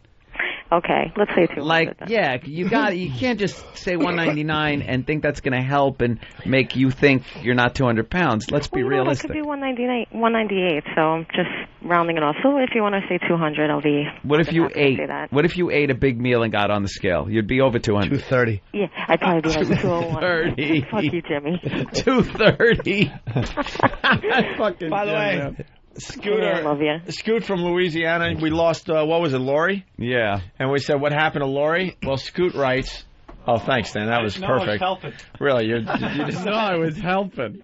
What did Scoot write? You decided at that moment you had to do some internet surfing. That's great. Thank you. Thanks for the help. I really appreciate it. Well, hey, here's. Oh, now Stephanie's going to chime in. Hold on, Stephanie. No, Oprah's trying to reach out. It'll be reflected in your paycheck. Why don't we all just it's okay, talk? dude. Who cares? No one's listening anyway. Go ahead, Steph. What did Scoot don't worry write, about Opie? No, you go ahead. You go ahead, guys. Go Scoot on. in Louisiana. I'm just sitting here. Because we lost Lori, right? Yeah. Out of nowhere, she was gone. I said, what happened to Lori? Yeah. Scoot writes, she heard the ice cream truck song. And was gone. It updated as I was trying to read. She actually probably ran through the fucking door and screen door like Herman Munster. She didn't even open it. She just ran through it. Just left her silhouette in the door. A big fat silhouette. Yeah. And it's like you can see, here's the shape. A big fat body ahead, the left hand raised in excitement, and the right hand clutching a purse. Because that's where all the ice cream money is. In her fat purse right by the door. Ka-ting, ka-ting, ka-ting, ka-ting. Crash. Ka-ting, ka-ting, ka-ting, ting. That's not the ice cream. It certainly is. Ching-a-ling-a-ling-a-ling, ching-a-ling-a-ling. I don't know what is it now. The bit still The kills, stupid but ice cream man song. That's the Jack in the Box. All right. Oh, yeah. All right, whatever. I have a pig in a box. You wind it up in the fucking elephant from the cantina scene pops out. All right, so where are we? Stephanie, she weighs about 210. Yeah. And she's 5'6". So you think you could lose 25 to 30 pounds in a month? Yeah, man. Well, you know what? My motivation, too, is I'm getting married next year. So let's hope. I really, really am motivated to do this. And I know I can beat anybody. Are you about a size 14? How big? I love it. How big is your fiancé? My fiance. My fiancé. Let's see. He's about like 280, I think. I've lost my 280? Yeah, but he's like 6'4".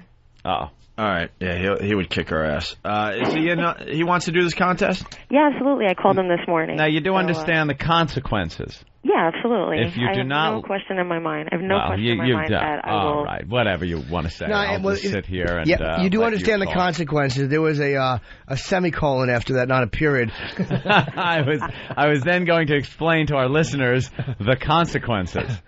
All right, so that's go usually ahead. what happens when so you now, say something let's like start that. over. Now that you know how we're playing here, Right. I'll even rewind a little bit. Now, you do know the consequences. Yes, I do. If you don't lose the weight, your husband... Oh, my Jesus. Oh, my dear sweet Jesus, Lord Jesus Christ and baby Jesus. Well, no, let her just jump in. There's no reason for you to explain it when she can jump in with a sound. But I had already told her that And she said yes. She said So yes. So she understood, but just couldn't keep her mouth shut. She wasn't talking to you. She That's actually. because I didn't have a burger. Oh my God. She actually said, "Not now." She heard the refrigerator calling her, and she actually went, "Not now." She didn't realize it wasn't a real voice. Go ahead, we're just teasing you, sweetheart. Go ahead. Yeah. Can't you stuff your mouth with a Twinkie so we can continue? Yeah, grab whatever fattening food is around you right now and just shove it in your face while I try to explain this again. Yes. Okay. Sorry, dude. That's right, baby. You do understand the consequences to this. Yes, I do, sir. Yes. If you don't lose the weight, your husband will get to have sex with a stripper or some other hot girl that we can dig up somewhere. And he will do that in front of you. Yes, I already talked to him about it, and he has no doubt in his mind that I will conquer this challenge. He's going to be at night just forcing Twinkies down your throat and up your ass. Or he's gonna IV that shit. Directly up her ass. He's gonna dump out the low-fat stuff and put the real fattening stuff in there. Like he's gonna fucking dump out your yogurt and put like cheesecake in there. Do you think he's gonna crazy glue your butt cheeks together while you're sleeping? No shitting. Do you honestly think your husband's pulling for you in this whole thing? Yeah, I think he is. Yeah, because he'd hate to have to fuck a stripper. I understand, dude. That old $199 over here. We went to go see you guys at PNC. And thank you. We really love that you guys. Explains everything. Jimmy, you were awesome. Oh, thank you very much. How did you sit on the lawn, or did you just go out there when you were hungry? No, I got money. I got really good seats. Sit on the lawn. Cheap seats and a great meal. Just grazing out there while the comedy's going on. Listen. We're getting a little silly now. Yeah, if we can do this contest, we'll be considered the greatest radio show ever. That's right. Even if we can't. We need money to give her if she succeeds. Money. We need 3 couples because we need 1 couple to fail. Yeah, absolutely. We need money, so then the girl will get money if she succeeds. We need chicks, hot stripper chicks that are willing to have sex with these guys if the women fail. And it has to be done in a place, Anthony, where she can watch, and it has to be watched by like I don't want to use the word spotter. That didn't go too well last time. Didn't. But it has to be watched by somebody that is trustworthy that can tell us, yes, he is indeed having sex with this woman in front of the wife. If we can't get money from XM or CBS, I will do at least this much. Oh. For every pound Stephanie loses, I will give her $100. Nice. Wait a minute, 20. How many are you gunning for? 25 would be $2,500. 2,500. This contest is too good. Too good. Wow. But hopefully someone will come forward with cash. Now I'm supposed to match that because it's the Opie and Anthony show. And instead, I gave my money to the pudding-headed 2-year-old kid.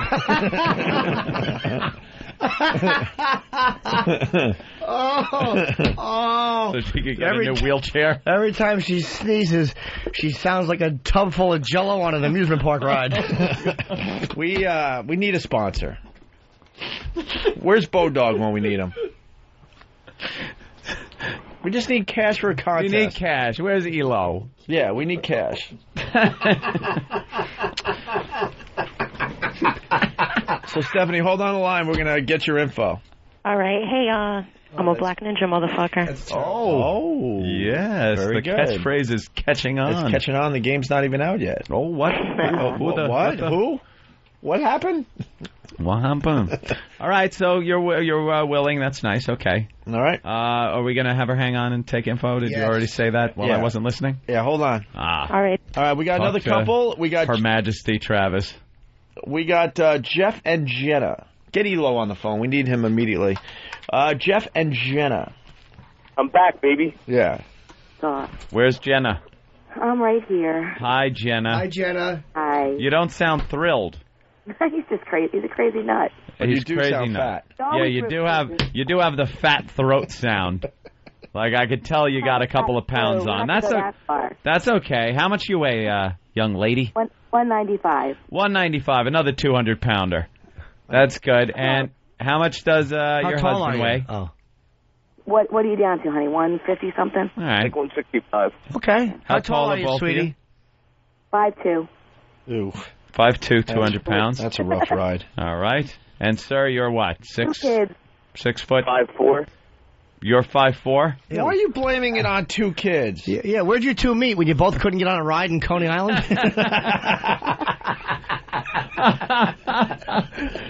They met at a little people convention. Oh, my God. Are you really 5'4"? Couple of shrimps. Oh, my God. 5'4", and that's with the lift. They don't... Poor kids are midgets, too. Oh, my God. You're little people. We are little people. 5 foot, 5'4", and 5'2". And you're both fat. Because I thought, the guy, when he said his weight, I pictured, 6 foot, he's probably strapping. But, no. And I just lost like 60 pounds, too. I was 5'4", 225. Wow. All muscle? Oh, now it is. Hey, Jenna, how much did he used to weigh? When I met him or before? At your thinnest and at what you considered your hottest. Birth weight. I was 130 when we got married. 130? Mhm. You have 4 children, though, right? You're 5'4". Yeah, too. You're 5'2", right? Yeah, she's 5'2", I'm 195. 5'2". All right. Jeff, did you explain what's going on to Jenna? Yeah, briefly. She knows. You know the consequences if you don't lose the weight. Yes. Your husband gets to have sex with a hot stripper, and you watch. Yep. You ever seen your husband fuck another broad? No. How big a penis does he have? Average. Okay. Oh, God, she just smacked you in your short little face. No, that's a compliment, Aunt. Yeah, it is. Big is not a compliment. Average is. You're right. Average. You have a body like a cartoon bomb. There it is. There's Opie's line. I gotta submit that one. A cartoon bomb. You guys are making me try hard He today. shows up, he has a shirt that just says Acme on it. That's good. God damn, that's funny. Ziggy will pay $50 per pound lost to all 3 couples. That's crap. That's crap. No, we'll get the money ahead of time, Yeah, and we'll put it in escrow. We're looking for big money. Ideally, $1,000 a pound would be great for a couple. Yeah, now you're talking. But that would be she loses ideally, fucking and by 30 ideally, pounds? I mean impossible. $30,000? What are you, nuts? 1,000 pounds too much. Yeah. Did you? I Pound said foolish, ideally. penny shy. Did you get a raise I didn't hear about? I got $1 million bill right Oh, I see that. There's no such thing. I'm going to be literal guy from now on. Just wreck everything. They don't exist. $1 million bills are phony. All right. You're exaggerating. All right, you guys want in on this? Yes. Sure. Why am I saying yes? Yeah. You have a month to lose. We're not really sure of the exact. We don't know the weight yet. We're thinking anywhere from 25 to 35 pounds.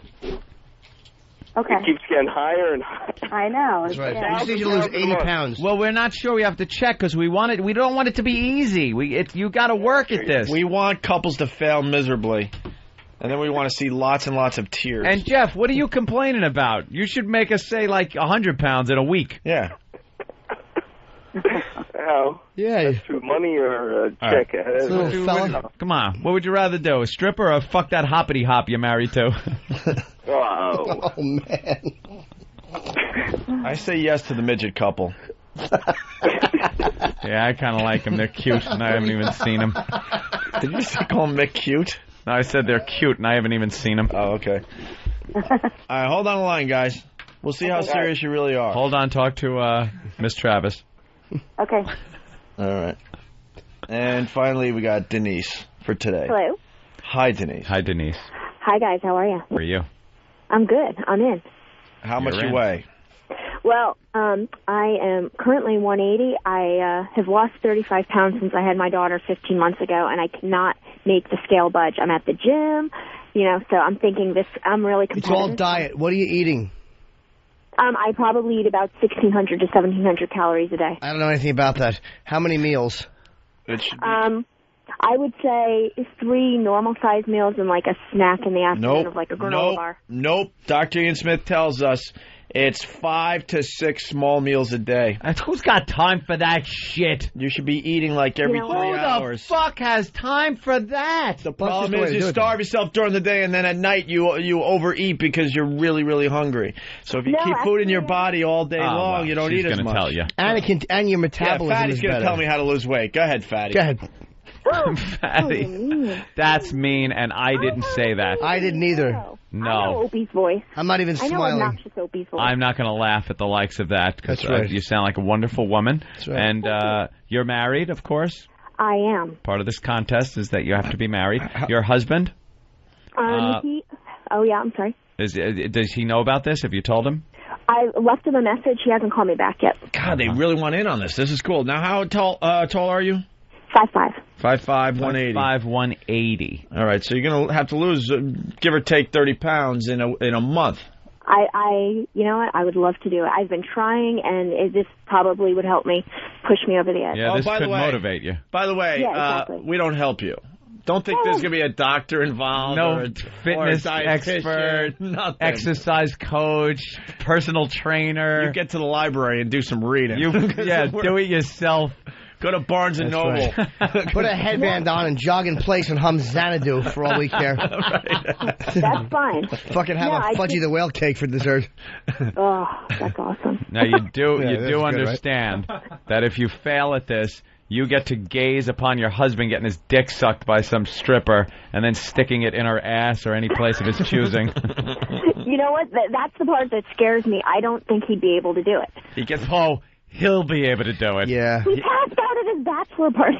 He gets Getting a lap dance. He gets it. He gets to stick Really? it in your in He her. really did. It's because all the blood rushed out of his head. You know what? He passed out. Yeah, Can't hold shit. his liquor. Yeah, no. Nah, you taught me something about comedy. You can't force the line. Sometimes you can re-say it afterwards, even though you know it's not going to get a laugh. You could say it like, almost like with a disclaimer, like, look, I was going to say this, the moment's gone, but you should still give out the line anyway. My pal Jimmy's teaching me about comedy. That's right. Timing is everything. That's right. Rule number 1, Down syndrome, a hoot. Unless, of course, you're All right, listen, Denise. have one. Yes. You're all right, we're burdened with one. We're gonna get some info from you. Hold on, please. Awesome. Oh, no, I laughed inside, believe me. I loved it. All right, you know what? Oh, my dick is hard again. Oh. Man, mine was too last night. Ooh, what time? It's like a time life moment. Jesus, Jimmy. Jesus, it wasn't. Why do you have to stand up, assume the Superman hands on hip pose, and actually lay your cock on the console through your jeans? You're gonna bruise the helmet. It looks all You idiot. bent. It is bent. Why are you bending it? What, Steve? No. I'm trying to talk to you. Steve. Why not? Steve, Jimmy wants to say something. Jimmy, show our friends outside. No. Good. I don't want anybody to see. The kid from Australia is laughing his ass off. Why is it all bent? Because it's too big for my jeans to go straight out, sweetie. It's hysterical. It's called a mouthful, kiddo. Listen. Fucking Jimmy, Let's man. go to Dugout Doug. What's wrong with you? Doug. I don't know. Got a hard on. Doug. What's going on? Your number 2 message board would like to contribute $9.09 per pound loss. Wait, For any of the 909. girls that contribute. Ooh. And as a special bonus, we're going to come up with a nice cash prize for the guy that has the balls to fuck the hot stripper and then come on the wife. We have to do this contest. I know. I really didn't think couples would go Come for this. on, they're I going threw it for out it. there this morning as like kind of a goof. All right, Doug, thank you. Fullblownaids.com. Absolutely. Thank you, sir. All right, we should take a break. We were going to break like 40 minutes ago. That's pretty. So what do we need for this contest? It looks like we got couples. We need a stripper, we need money, and we need couples who want to do it. Will blowjobs work? Yeah. I know we need strippers. We may need to get a porn girl. Yeah, might need a good porn chick. Because here's the problem you're going to run into. Will a porn girl blow guys? Here's the problem you're going to run into. The legal aspect of prostitution and stuff, the station's going to go crazy over. You can't do it.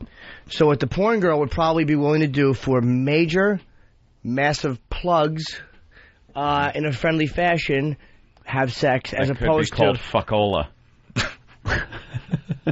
Oh, yeah. But no, because she's coming on and she's doing something for the show. Yeah. No, we're not asking. It's like, Oh, the legal Just her department's appearance. just going to ruin another one. no, they won't. Add this to the list of things we can't do on our show. We'll get us a porn star. Yeah, the porn star is the easy part. It's getting this through a legal department. No, that's simple. It's a married couple. Mm-hmm. It's no money is being exchanged. I thought no money's being exchanged. No, if the woman wins, she gets she gets money. Right. She gets if she loses, no money's exchanged. The guy gets to fuck the stripper, whore, porn star, whatever you want to call her, and no money's exchanged. It's a consenting couple in a room with another woman having some sex. Okay. But the wife can't jump Someone's in. suggesting we call it sex for ham. Thank you, Turtle from Whackbag. All right, why don't we take a Because break? they're fat. Can we really look into this, Steve? I'm not even kidding. No, I know you're It's absolutely going to be looked Legally, into. You got the porn connections. It looks like we got money. We got the couples. We'll set some Gotta find a boundaries. sponsor. Okay. All right. It's Whipple Out Wednesday. It's Whipple Out Wednesday. It's Whipple Out Wednesday. How about that woman that took her shirt off? It's Whipple Out Wednesday. It's Whipple Out Wednesday. It's Whipple Out Wednesday. Show us your findings. It's Whipple Out Wednesday. It's Whipple Out Wednesday. It's Whipple Out Wednesday. Oh, this is fantastic. This is effing beautiful. It's Whipple Out Wednesday. It's Whipple Out Wednesday. It's Whipple Out Wednesday. Cancel your appointment. It's Whipple Out Wednesday. It's Whipple Out Wednesday. It's Whipple Out Wednesday. Stay out the bushes. It's Whipple Out Wednesday. It's Whipple Out Wednesday. It's Whipple Out Wednesday. Oh, yeah.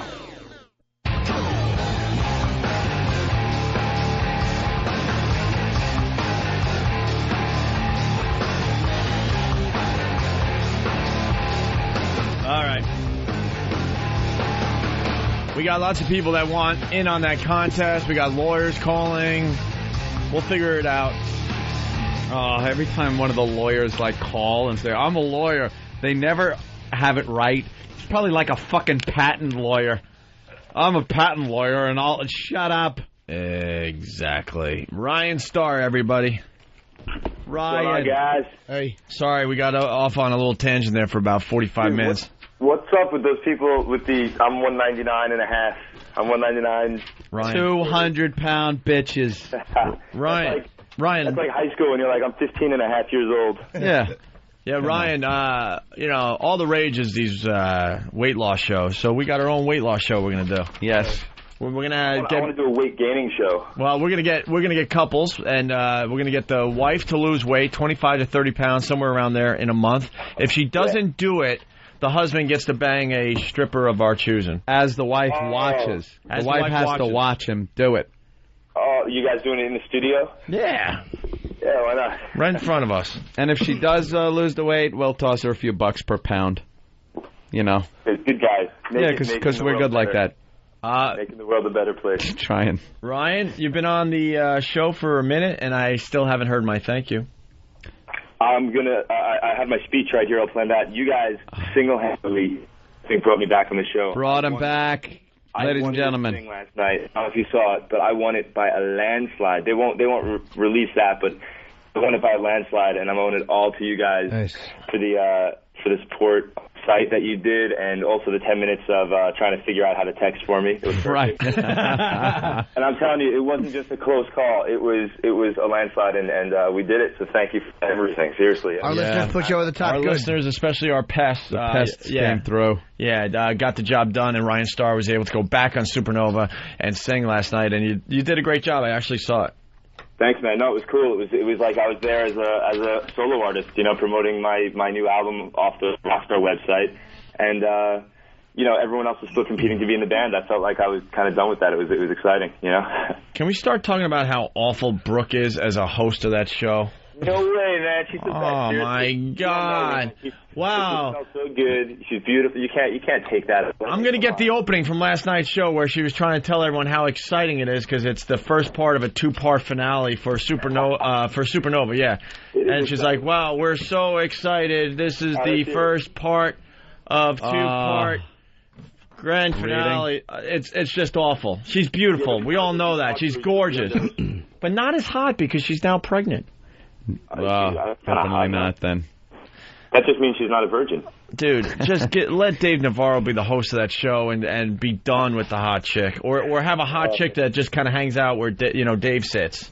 Like sucks his dick while he's doing the show. This Brooke, they got her because she's eye candy, but she stinks. Dave Navarro's carrying that whole show. Him and Tommy Lee. Dave Navarro is my hero because he was a big fan of mine on the show. I can't take that away. But I got to say, Brooke Burke, I love her, man. He's not good. He's not going to. Ryan, he's not going to roll over. Ryan, relax. We'll make it perfectly clear that we're trashing her, not you. I love the show. We like Mark Burnett. The whole deal. But whatever. So what's next for Ryan Starr? So, well, speaking of Mark Burnett, he's really been awesome. He took me under his wing to as an artist, and we're starting to work already. He made me a live album last week that we made at the CBS studios in front of the live crowd, and he's putting it up on our website like today. So that's been awesome. And the next step is to start going out, come back to New York. First off, I'm definitely gonna hit you guys up if you'd have me, play some songs for you. And maybe while the couples are having sex, we can work that out. Yeah, you could make the soundtrack. But I'm going to go on tour and then make a proper album when I get some time and get in the studio and do it the right way. I mean, it's a really exciting time. I mean, I feel like there's a huge opportunity, but now I got to bridge the guy from the TV show to the guy that's going to have a solo career. Yeah, right on, man. You're off to a great start, that's for sure. No, and thank you once again for everything. I mean, that was huge. When they told me and they said it was a landslide, the first thing I thought was like, those guys did it, man. That's awesome. Yeah, we have a bit of power with this show. And I won a car, so anytime you need a ride, just call me. Hey, nice. I saw that last night. I'm like, not only did we get him back on the show, we got him a car? Yeah, how am I going to commission that? How am I going to... Wow, what'd they give you? It was an awesome... Honda? It's actually a Honda... Yeah. I thought it was an Element, but it's actually a CR-V, so it's this cool SUV car they gave me. And it's got navigation and leather seats, and I just don't know where to park it in Manhattan, but I'll figure it out. Yeah, good luck. Try the meatpacking district around 14th Street on the west side. You find a lot of really tall women. But then the car's going to smell like meat, you know what I mean? Well, yeah, you can say that again. Sure will. Meat and shame. Why are there tear stains all over your leather seats? Don't ask. All right, Ryan, we got to wrap up the show, so. Yeah. All right, man. Yo, thanks for having me. You guys, seriously, this was my third time on through the whole thing, and it made a big difference. And I love the support. I mean, you guys, it's my hometown, so it means a lot. And I'll see you when I get back to New York. Hopefully I can play some songs with you. Yeah, cool, man. Does Lucas win? I'm going to the taping now. Huh? It didn't happen yet. It's going to happen soon, and then it airs. Going to the taping. Oh, no, I'm not trying to get you to blow. He means, do you think that? Yeah, Lucas do you wins? think? I think I've said since day one, if you ask me the first day, I think he's going to win. I mean, he's like mini Tommy. He's mini Tommy Lee. And, he hacked up that he hacked up that Coldplay song last night, though. You think so? Yeah, I'm a fan of his. I get what he does. I respect him more than anybody. I know it sounds like I'm trashing everybody. I'm sorry, but I think he's great. But the beginning of the Coldplay song, I wasn't feeling it last night. That's all. This guy Lucas, that was he's the front runner. Man. He's like, if he's feeling it, he does it. And hopefully he can be a good singer for this band, because I think they're going to need someone to make the band great. If they want to have a career, they're going to have to get the best singer they could. Wait, can't you get on? Can't you still win? No. Which is good, actually. I'm already Ryan Starr, the solo artist, so we're all good. Yeah, I mean, Supernova's going to have a run for a year or two, and then that's it. So we'll see. I mean, I'll go to the concert. I'll check it out. I'll be there. No, Ryan Starr, you're in a much better position being a solo artist, and then you can control your own future, and you got all the exposure from the TV show. You're in a perfect spot. It's not a bad second prize, It's not a bad consolation prize, and I got the car, so what the hell? All right, man. Thanks, Ryan. Talk to you soon, bro. Yeah, thanks, guys. All right, Ryan Starr from Supernova. Very nice. We won him a car and a spot back on the show to perform one last time. Nice. We cannot forget what we have to play. The new WoW Sweeper? Steve's acting? Steve's acting. Yes. I didn't know it was a wow sweeper. Gotta hear. I have to hear his accent. All right. Acting from Steve. Yeah. Well, we got new wow sweepers. We got the One crew explaining wow. The first one here was written by Sam. Want to get wowed? Yeah! Well, then put a wow sticker on your car and drive. It may not happen today, but eventually some lovely young lady will pull up next to you and flash you. But how do I get a wow sticker? Just go to opieandanthony.com, silly. Click the link, get a free wow sticker, and wait for the beautiful Buxotics. Hooray! A free sticker and fun bags! You betcha. Now go to it. Compelling. That's just the straightforward one. That I love was. people.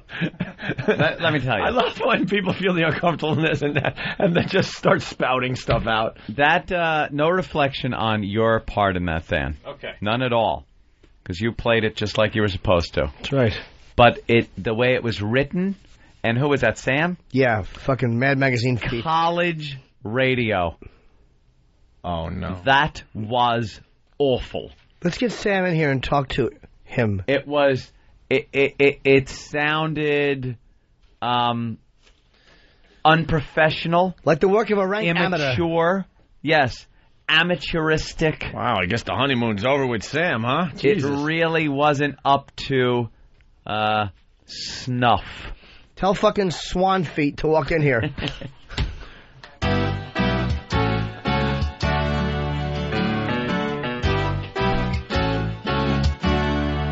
Sam's not black. His ancestors, Thomas Jefferson. He's not black. He doesn't have big lips, just a real big thumb. Well, his skin's kinda weird. It's not black or white. If he's white, then he's dark.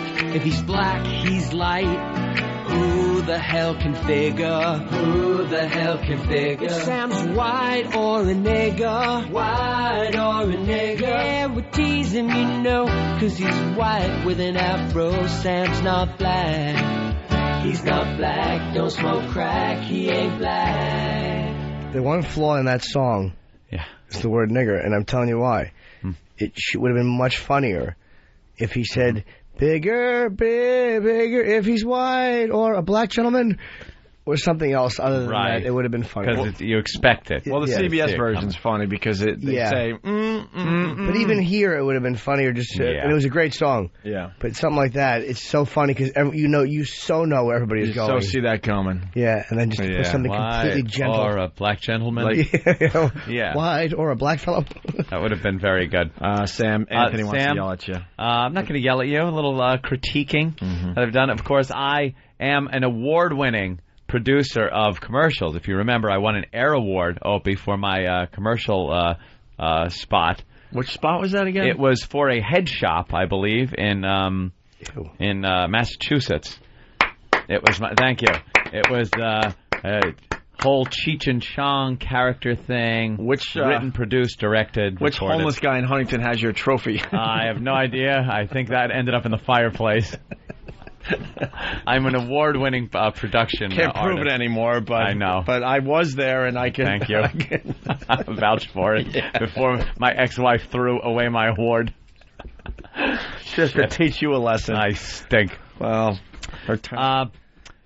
whatever. It seemed to me like that was some type of broadcasting school project and the results thereof. Here's what you need to do. Here's the criteria that must now be fit into this promo. Do it. And that's what you did. Well, my mission was to just make something informative. Yeah. Yeah. And still be informative and in lieu of anything entertaining. See, here at XM, we like to think outside the box. Right. Lee Abrams would tell you that. You shut yourself in it. Wait, can we hear some of that again? Maybe with Sam here? No. But I mean, maybe he could explain what he was thinking during a certain... Because I would like to... Well, he wrote another one, so why don't we just play the one we haven't heard? Maybe it was a fluke. Yeah, maybe. Hey, voiceover guy. My commute isn't bad thanks to Opie and Anthony on my radio, but I need something more. How about female protuberances? Sure, but how? Just go to opieandanthony.com and get a WOW sticker for free. Then, smack it on your car and wait for the lovely ladies to display their fun bag. Wow, great. Thanks for all your help, Mr. Voiceover. It's my pleasure. Here at the O&A show, female protuberances are our business. All right, I have even more problems with that one. You're fired. First of all, the music is so loud. Yeah. It stinks. In the mix. Second of all, who's voiceover guy? It's me. So shouldn't you have a voice? Well, I didn't cast or produce any of these. Oh, wow, look at it. Okay, now I'm giving you points for passing the buck. Good job. But I didn't, it was other people. But it's all in the editing. Dan's part of the sweeper is saying voiceover guy, so at that point you're expecting voiceover guy. Hey, voiceover guy. Yeah. You know, one of those voices. I thought would be voiced over by Steve, who does a very good voiceover voice. And why didn't Steve do it? I don't know. Those aren't my decisions. I refuse to be part of this crap. Well, no, he just said he wanted to do this certain... Where's fucking Steve with his official explanation? Steve always has the official explanation. Steve, why didn't you play the part of voiceover guy in Sam Debacle number 2? Sam's horrid college radio spot. Because it was labeled Sam Debacle number 2. Really? Is that why? You didn't want to be part of it? No, the reality, I'm trying to get these guys more involved with production, and I was so busy with other phone calls, especially with Cleveland stuff coming up, I handed it off to Sam and said, it's all yours. The official explanation. There you go. I am crossing these two out. We don't want them in the system. For some it's in the room, actually. Throw them out. It just doesn't really have a polished... not that anything we do is polished here, but it doesn't sound professional. More importantly, how does it feel knowing that the honeymoon is over, Sam? You were just skipping around this joint for the last 2 months getting paid. That's right, once you get a paycheck, it's over, Johnny. The honeymoon is over. Now we pay attention to what he actually does for us. The first one, though, I think wasn't that bad. I think... The first one wasn't bad? It might have had some... yeah. Maybe put it on your iPod. Listen to it for a week. Say we give it one more listen. It might not be bad. I'm just saying. You know what? We'll never know. I see where he's going with this. So do I, but we have to get to this Steve. But by the way, congratulations. I've never critiqued anybody else on the program. Anthony's just surly. He hasn't slept. I'm very sleepy too. WOW stickers from Zurich. Yes. What? And this is featuring Steve with an accent? Yeah. Oh, no. What accent is it? Oh, no. You ever see the Saint? That's, by the way, how you know an accent's going to suck. When you get an accent, they go, well, do you ever... It's an I know the one he's talking film. About. Do you? From the Saint. Oh, yep. There you go. So early. Yeah, that's it. That guy. I borrowed Val Kilmer's voice from the Saint. He borrowed Val Kilmer's voice. Probably poorly. Hey, we don't have to talk to the couples that went in on the contest anymore. And it has to be married couples. Just get their info. We want a lot to lose. Tell them they're in. So you got to be married. We want it to end in divorce, possibly, our contest. Are you ready for this? This is WOW stickers from Zurich, written by Steve and Danny. All right, Danny. Okay. Holy crap. Jeremy. Good morning, shit dicks. Hey. It's after 11. Is this live? Yes, it is. Are you talking to us? Oh, fabulous. I don't know. You tell me. All right, hold on.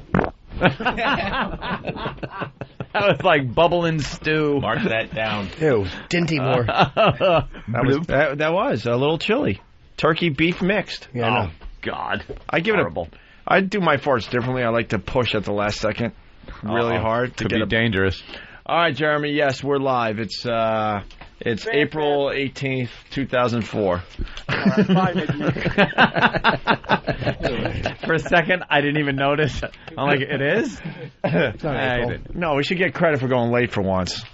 It is late. 2 minutes. It's September. I want to get credit today. September 13th, 2006. We're late. This is bonus time. We don't get paid for this. Yeah, don't gripe. All right, here we go.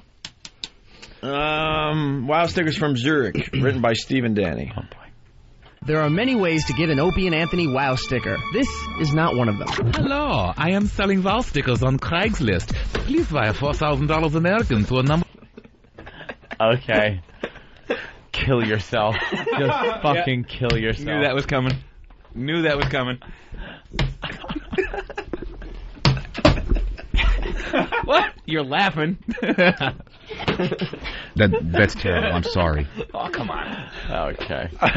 I want the plot to thicken here, though. Steve's using his range. He's got a nice range. He's a German bear. Grr. Hey, just bite Jews.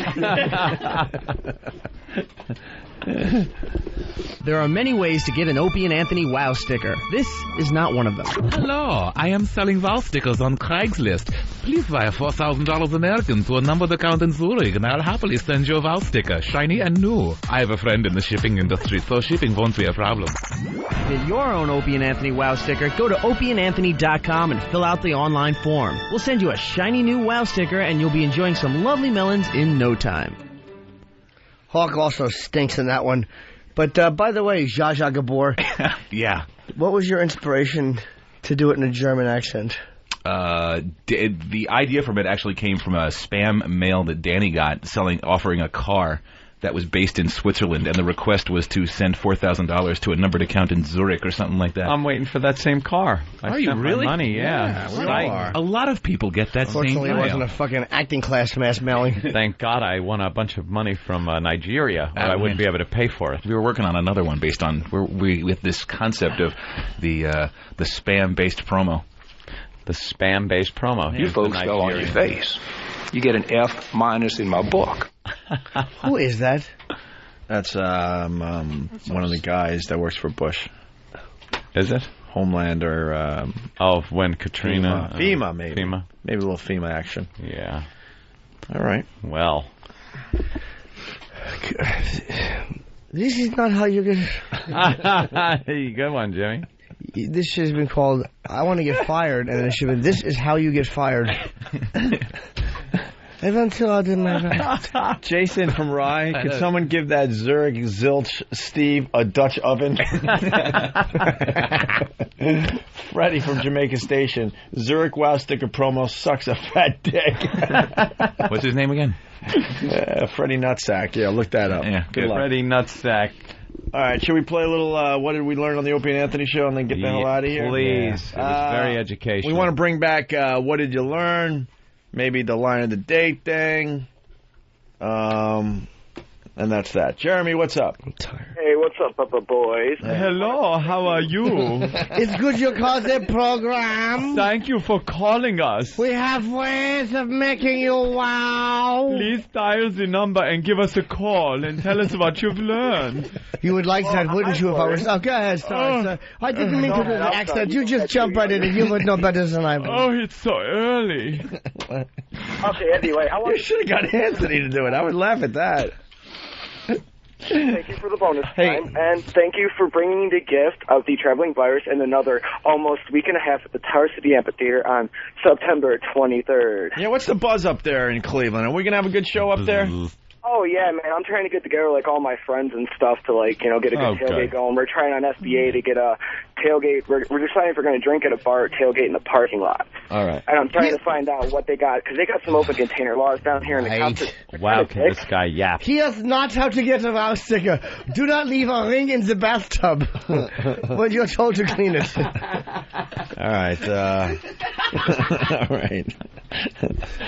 Hey, I pardon you. When's our interview? In 5 minutes? Yeah. That's the only reason we're doing bonus time. Oh, it's like 5 minutes. Fuck a duck. It was either this or just like... I got that. I was hoping to do that for my car. Oh, really? Yeah. It was either that or just kind of stand around and look at each other. I got rugs to look at today. I got carpeting. Don't get a toupee. Don't get yourself a hair covering. Get a hairpiece. Put your furniture upon it. Dude, you got me hooked. I walk around my place now when I'm doing the tap. Dude, this morning I was driving in, and out of nowhere, I'm just listening to the news. Out of nowhere, out loud, I'm the only one in my vehicle. I go, Well, the difference when I'm doing the tablets, I can't stop doing it. I can't either. I just walk around the house going, when I'm doing the tablets, I'm trying to turn other people onto it. Different than the exotic. When I'm doing the tablets. The tablets. Yeah, I can't do it like you. You say O and A at the same time. Tablets. When you're doing the tablets. I love that bit. You start the O, but then end with the A. When you're doing the tablets. The tablets. It's just wonderful and freeing, the tablets. All right, we got to bring What Did We Learn back to the show. We do that today. Tim in New York, what did you learn on the Opie learned that show? boxcars get very hot in the summer. What's up, boys? Hey, Tim. Hey, Twinkle Toes. Hey, I learned that Ginny Stack isn't the only one that huddles in her basement over a pile of candy bars. What? Work is freedom. All right, Jim in New I'm Jersey. essential to the what did I learn effort. Jim in New Jersey. Jim. Go ahead, you one-armed shoveler. Hey, boys. Today I learned Norton will let hookers piss on him. He won't fuck a 16-year-old. Yeah, so I'm not a criminal. Yeah, he's not a creep. I'm a pervert. I'm not a fucking pedophile. Come here, Blondie. Come here, boy. Allison in Jersey. I learned today that retards like football because they wear the same helmet. There you go. I like that one a lot today. David in Michigan. David. Hey, boys. Get it, Dave. I learned today that not every retard parent is an oversensitive moron. What's that? Oh, yeah. That guy was actually pretty cool, considering he was smite by God. Well, we thought so, but apparently, Smite by God. I don't know why you would let it live because you're just poisoning the gene pool. Obviously, it is inferior. It's inferior. Why would you shake Black Earl's hand when he wins the Olympics? Let's go to Jackson in Florida. Get it? Hey, guys. His name's Jackson. He's from Florida. Right. It's crazy. What's up, Jackson? I learned that The Rock's new movie is called The Grr. Oh, yeah. Oh, we did learn that earlier today. Well, we got Roland in studio. So The Rock is going to call Friday? Friday, yes. And he's going to discuss his new movie? Yes. And the movie is? Was it? We don't know. Go ahead. The Gridiron. Was it? I forgot the last part. I just blanked out. I had it in my head. No, you didn't. No, don't look at it. Don't look at it. Don't look at it. Nice one. Get the He rat actually is trap. hoping it's actually in that corner. All right, so The Rock is calling Friday. Yes. All right, calm down. There's not a lot of people listening. Maybe a mere million at this point. And more than that, actually. Good old Canada. Oh, yeah, Canada. More than that, gentlemen. Got to add in Canada. So, all right. The Rock's new movie. The Gridiron. Gosh. Kate? Is it? Kate? The grit.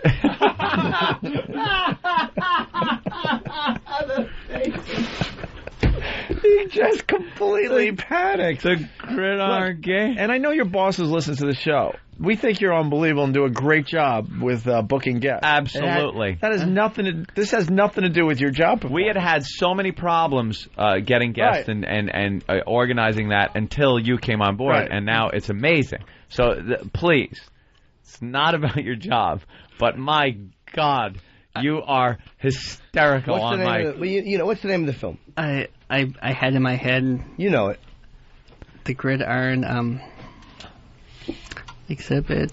The Rock. The Gridiron Exhibit. No, I was just thinking. What are you doing? I don't know. The Gridiron. No, don't look it up. Don't look it up. Don't look it up. It's That's cheating. not fair. It's the See, the bit's not fun if we let you off the hook. Gridiron. Go ahead. Gridiron. I know you could do it. Let's go. Gridiron. The Gridiron. No, it's not the jail. Fuck. The Gridiron Jail. Gridiron Jail. See my new movie. The Rock says the Gridiron Jail. What did he just call it with an E? You just said the Gridiron what with an E? No. Exhibit. No, he's in the movie also. Exhibit. Oh, good. Oh, all right. Keep chewing that gum nervously, by the way. Yeah. Chomp, chomp, chomp. Chomp, chomp. Chomp, chomp, chomp. What is it? I had it in my head, but I totally blanked out. Come on. Think on your feet. Here you go. What I'm is surprised you remember even to... forget it. Damn it. I had it, too. I had it. Oh, damn it. Oh, that hurts. Oh, God. Damn it. Go ahead, sweetie. You can do it. Oh, man. No, don't look. No, don't let him cheat. Come on, Roland. Roland, that's not fun of you to cheat. It's not fun. You can't. Don't touch my BlackBerry. I'll smack. Cover his BlackBerry. Just cover it. All right, you got it? No, I haven't looked it up because Sam's freakishly hand covered my screen.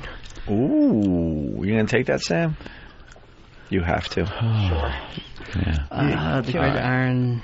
Gridiron. Come on. Starts with. Come on. What? Just spit it out. What's it about? Maybe that'll help. Him and Exhibit rehabilitate some prisoners. They start a football program. And they play against some other team. And they win. And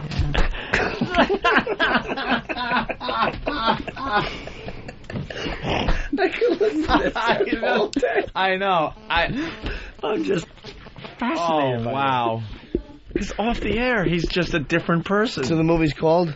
Gridiron. So there's a lot of them. So wow. You group all these people into what? Just you said the word. Yeah. Gridiron. I am blanking. You can do it. Yeah. Come on. I had it a minute ago. Just talk it out like you have it. Yeah. One more try. The Gridiron Game? No. Huh? What? The Gridiron Game? No, what's that? Yeah.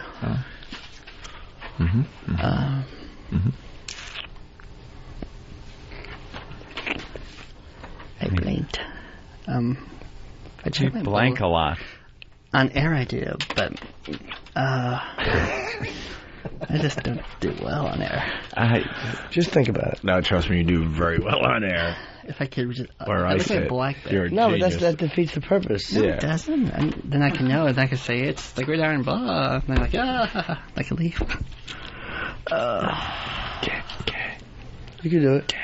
Gridiron. Gang. Huh? Gang. What word are you saying? Gang. All right, so what? Gang? Gang. All right, so what's The Rock's movie? The Gridiron Gang. All right. Thank you. Pinchy. That's it. Pinchy, what did you learn on the show today? We got to get out of here.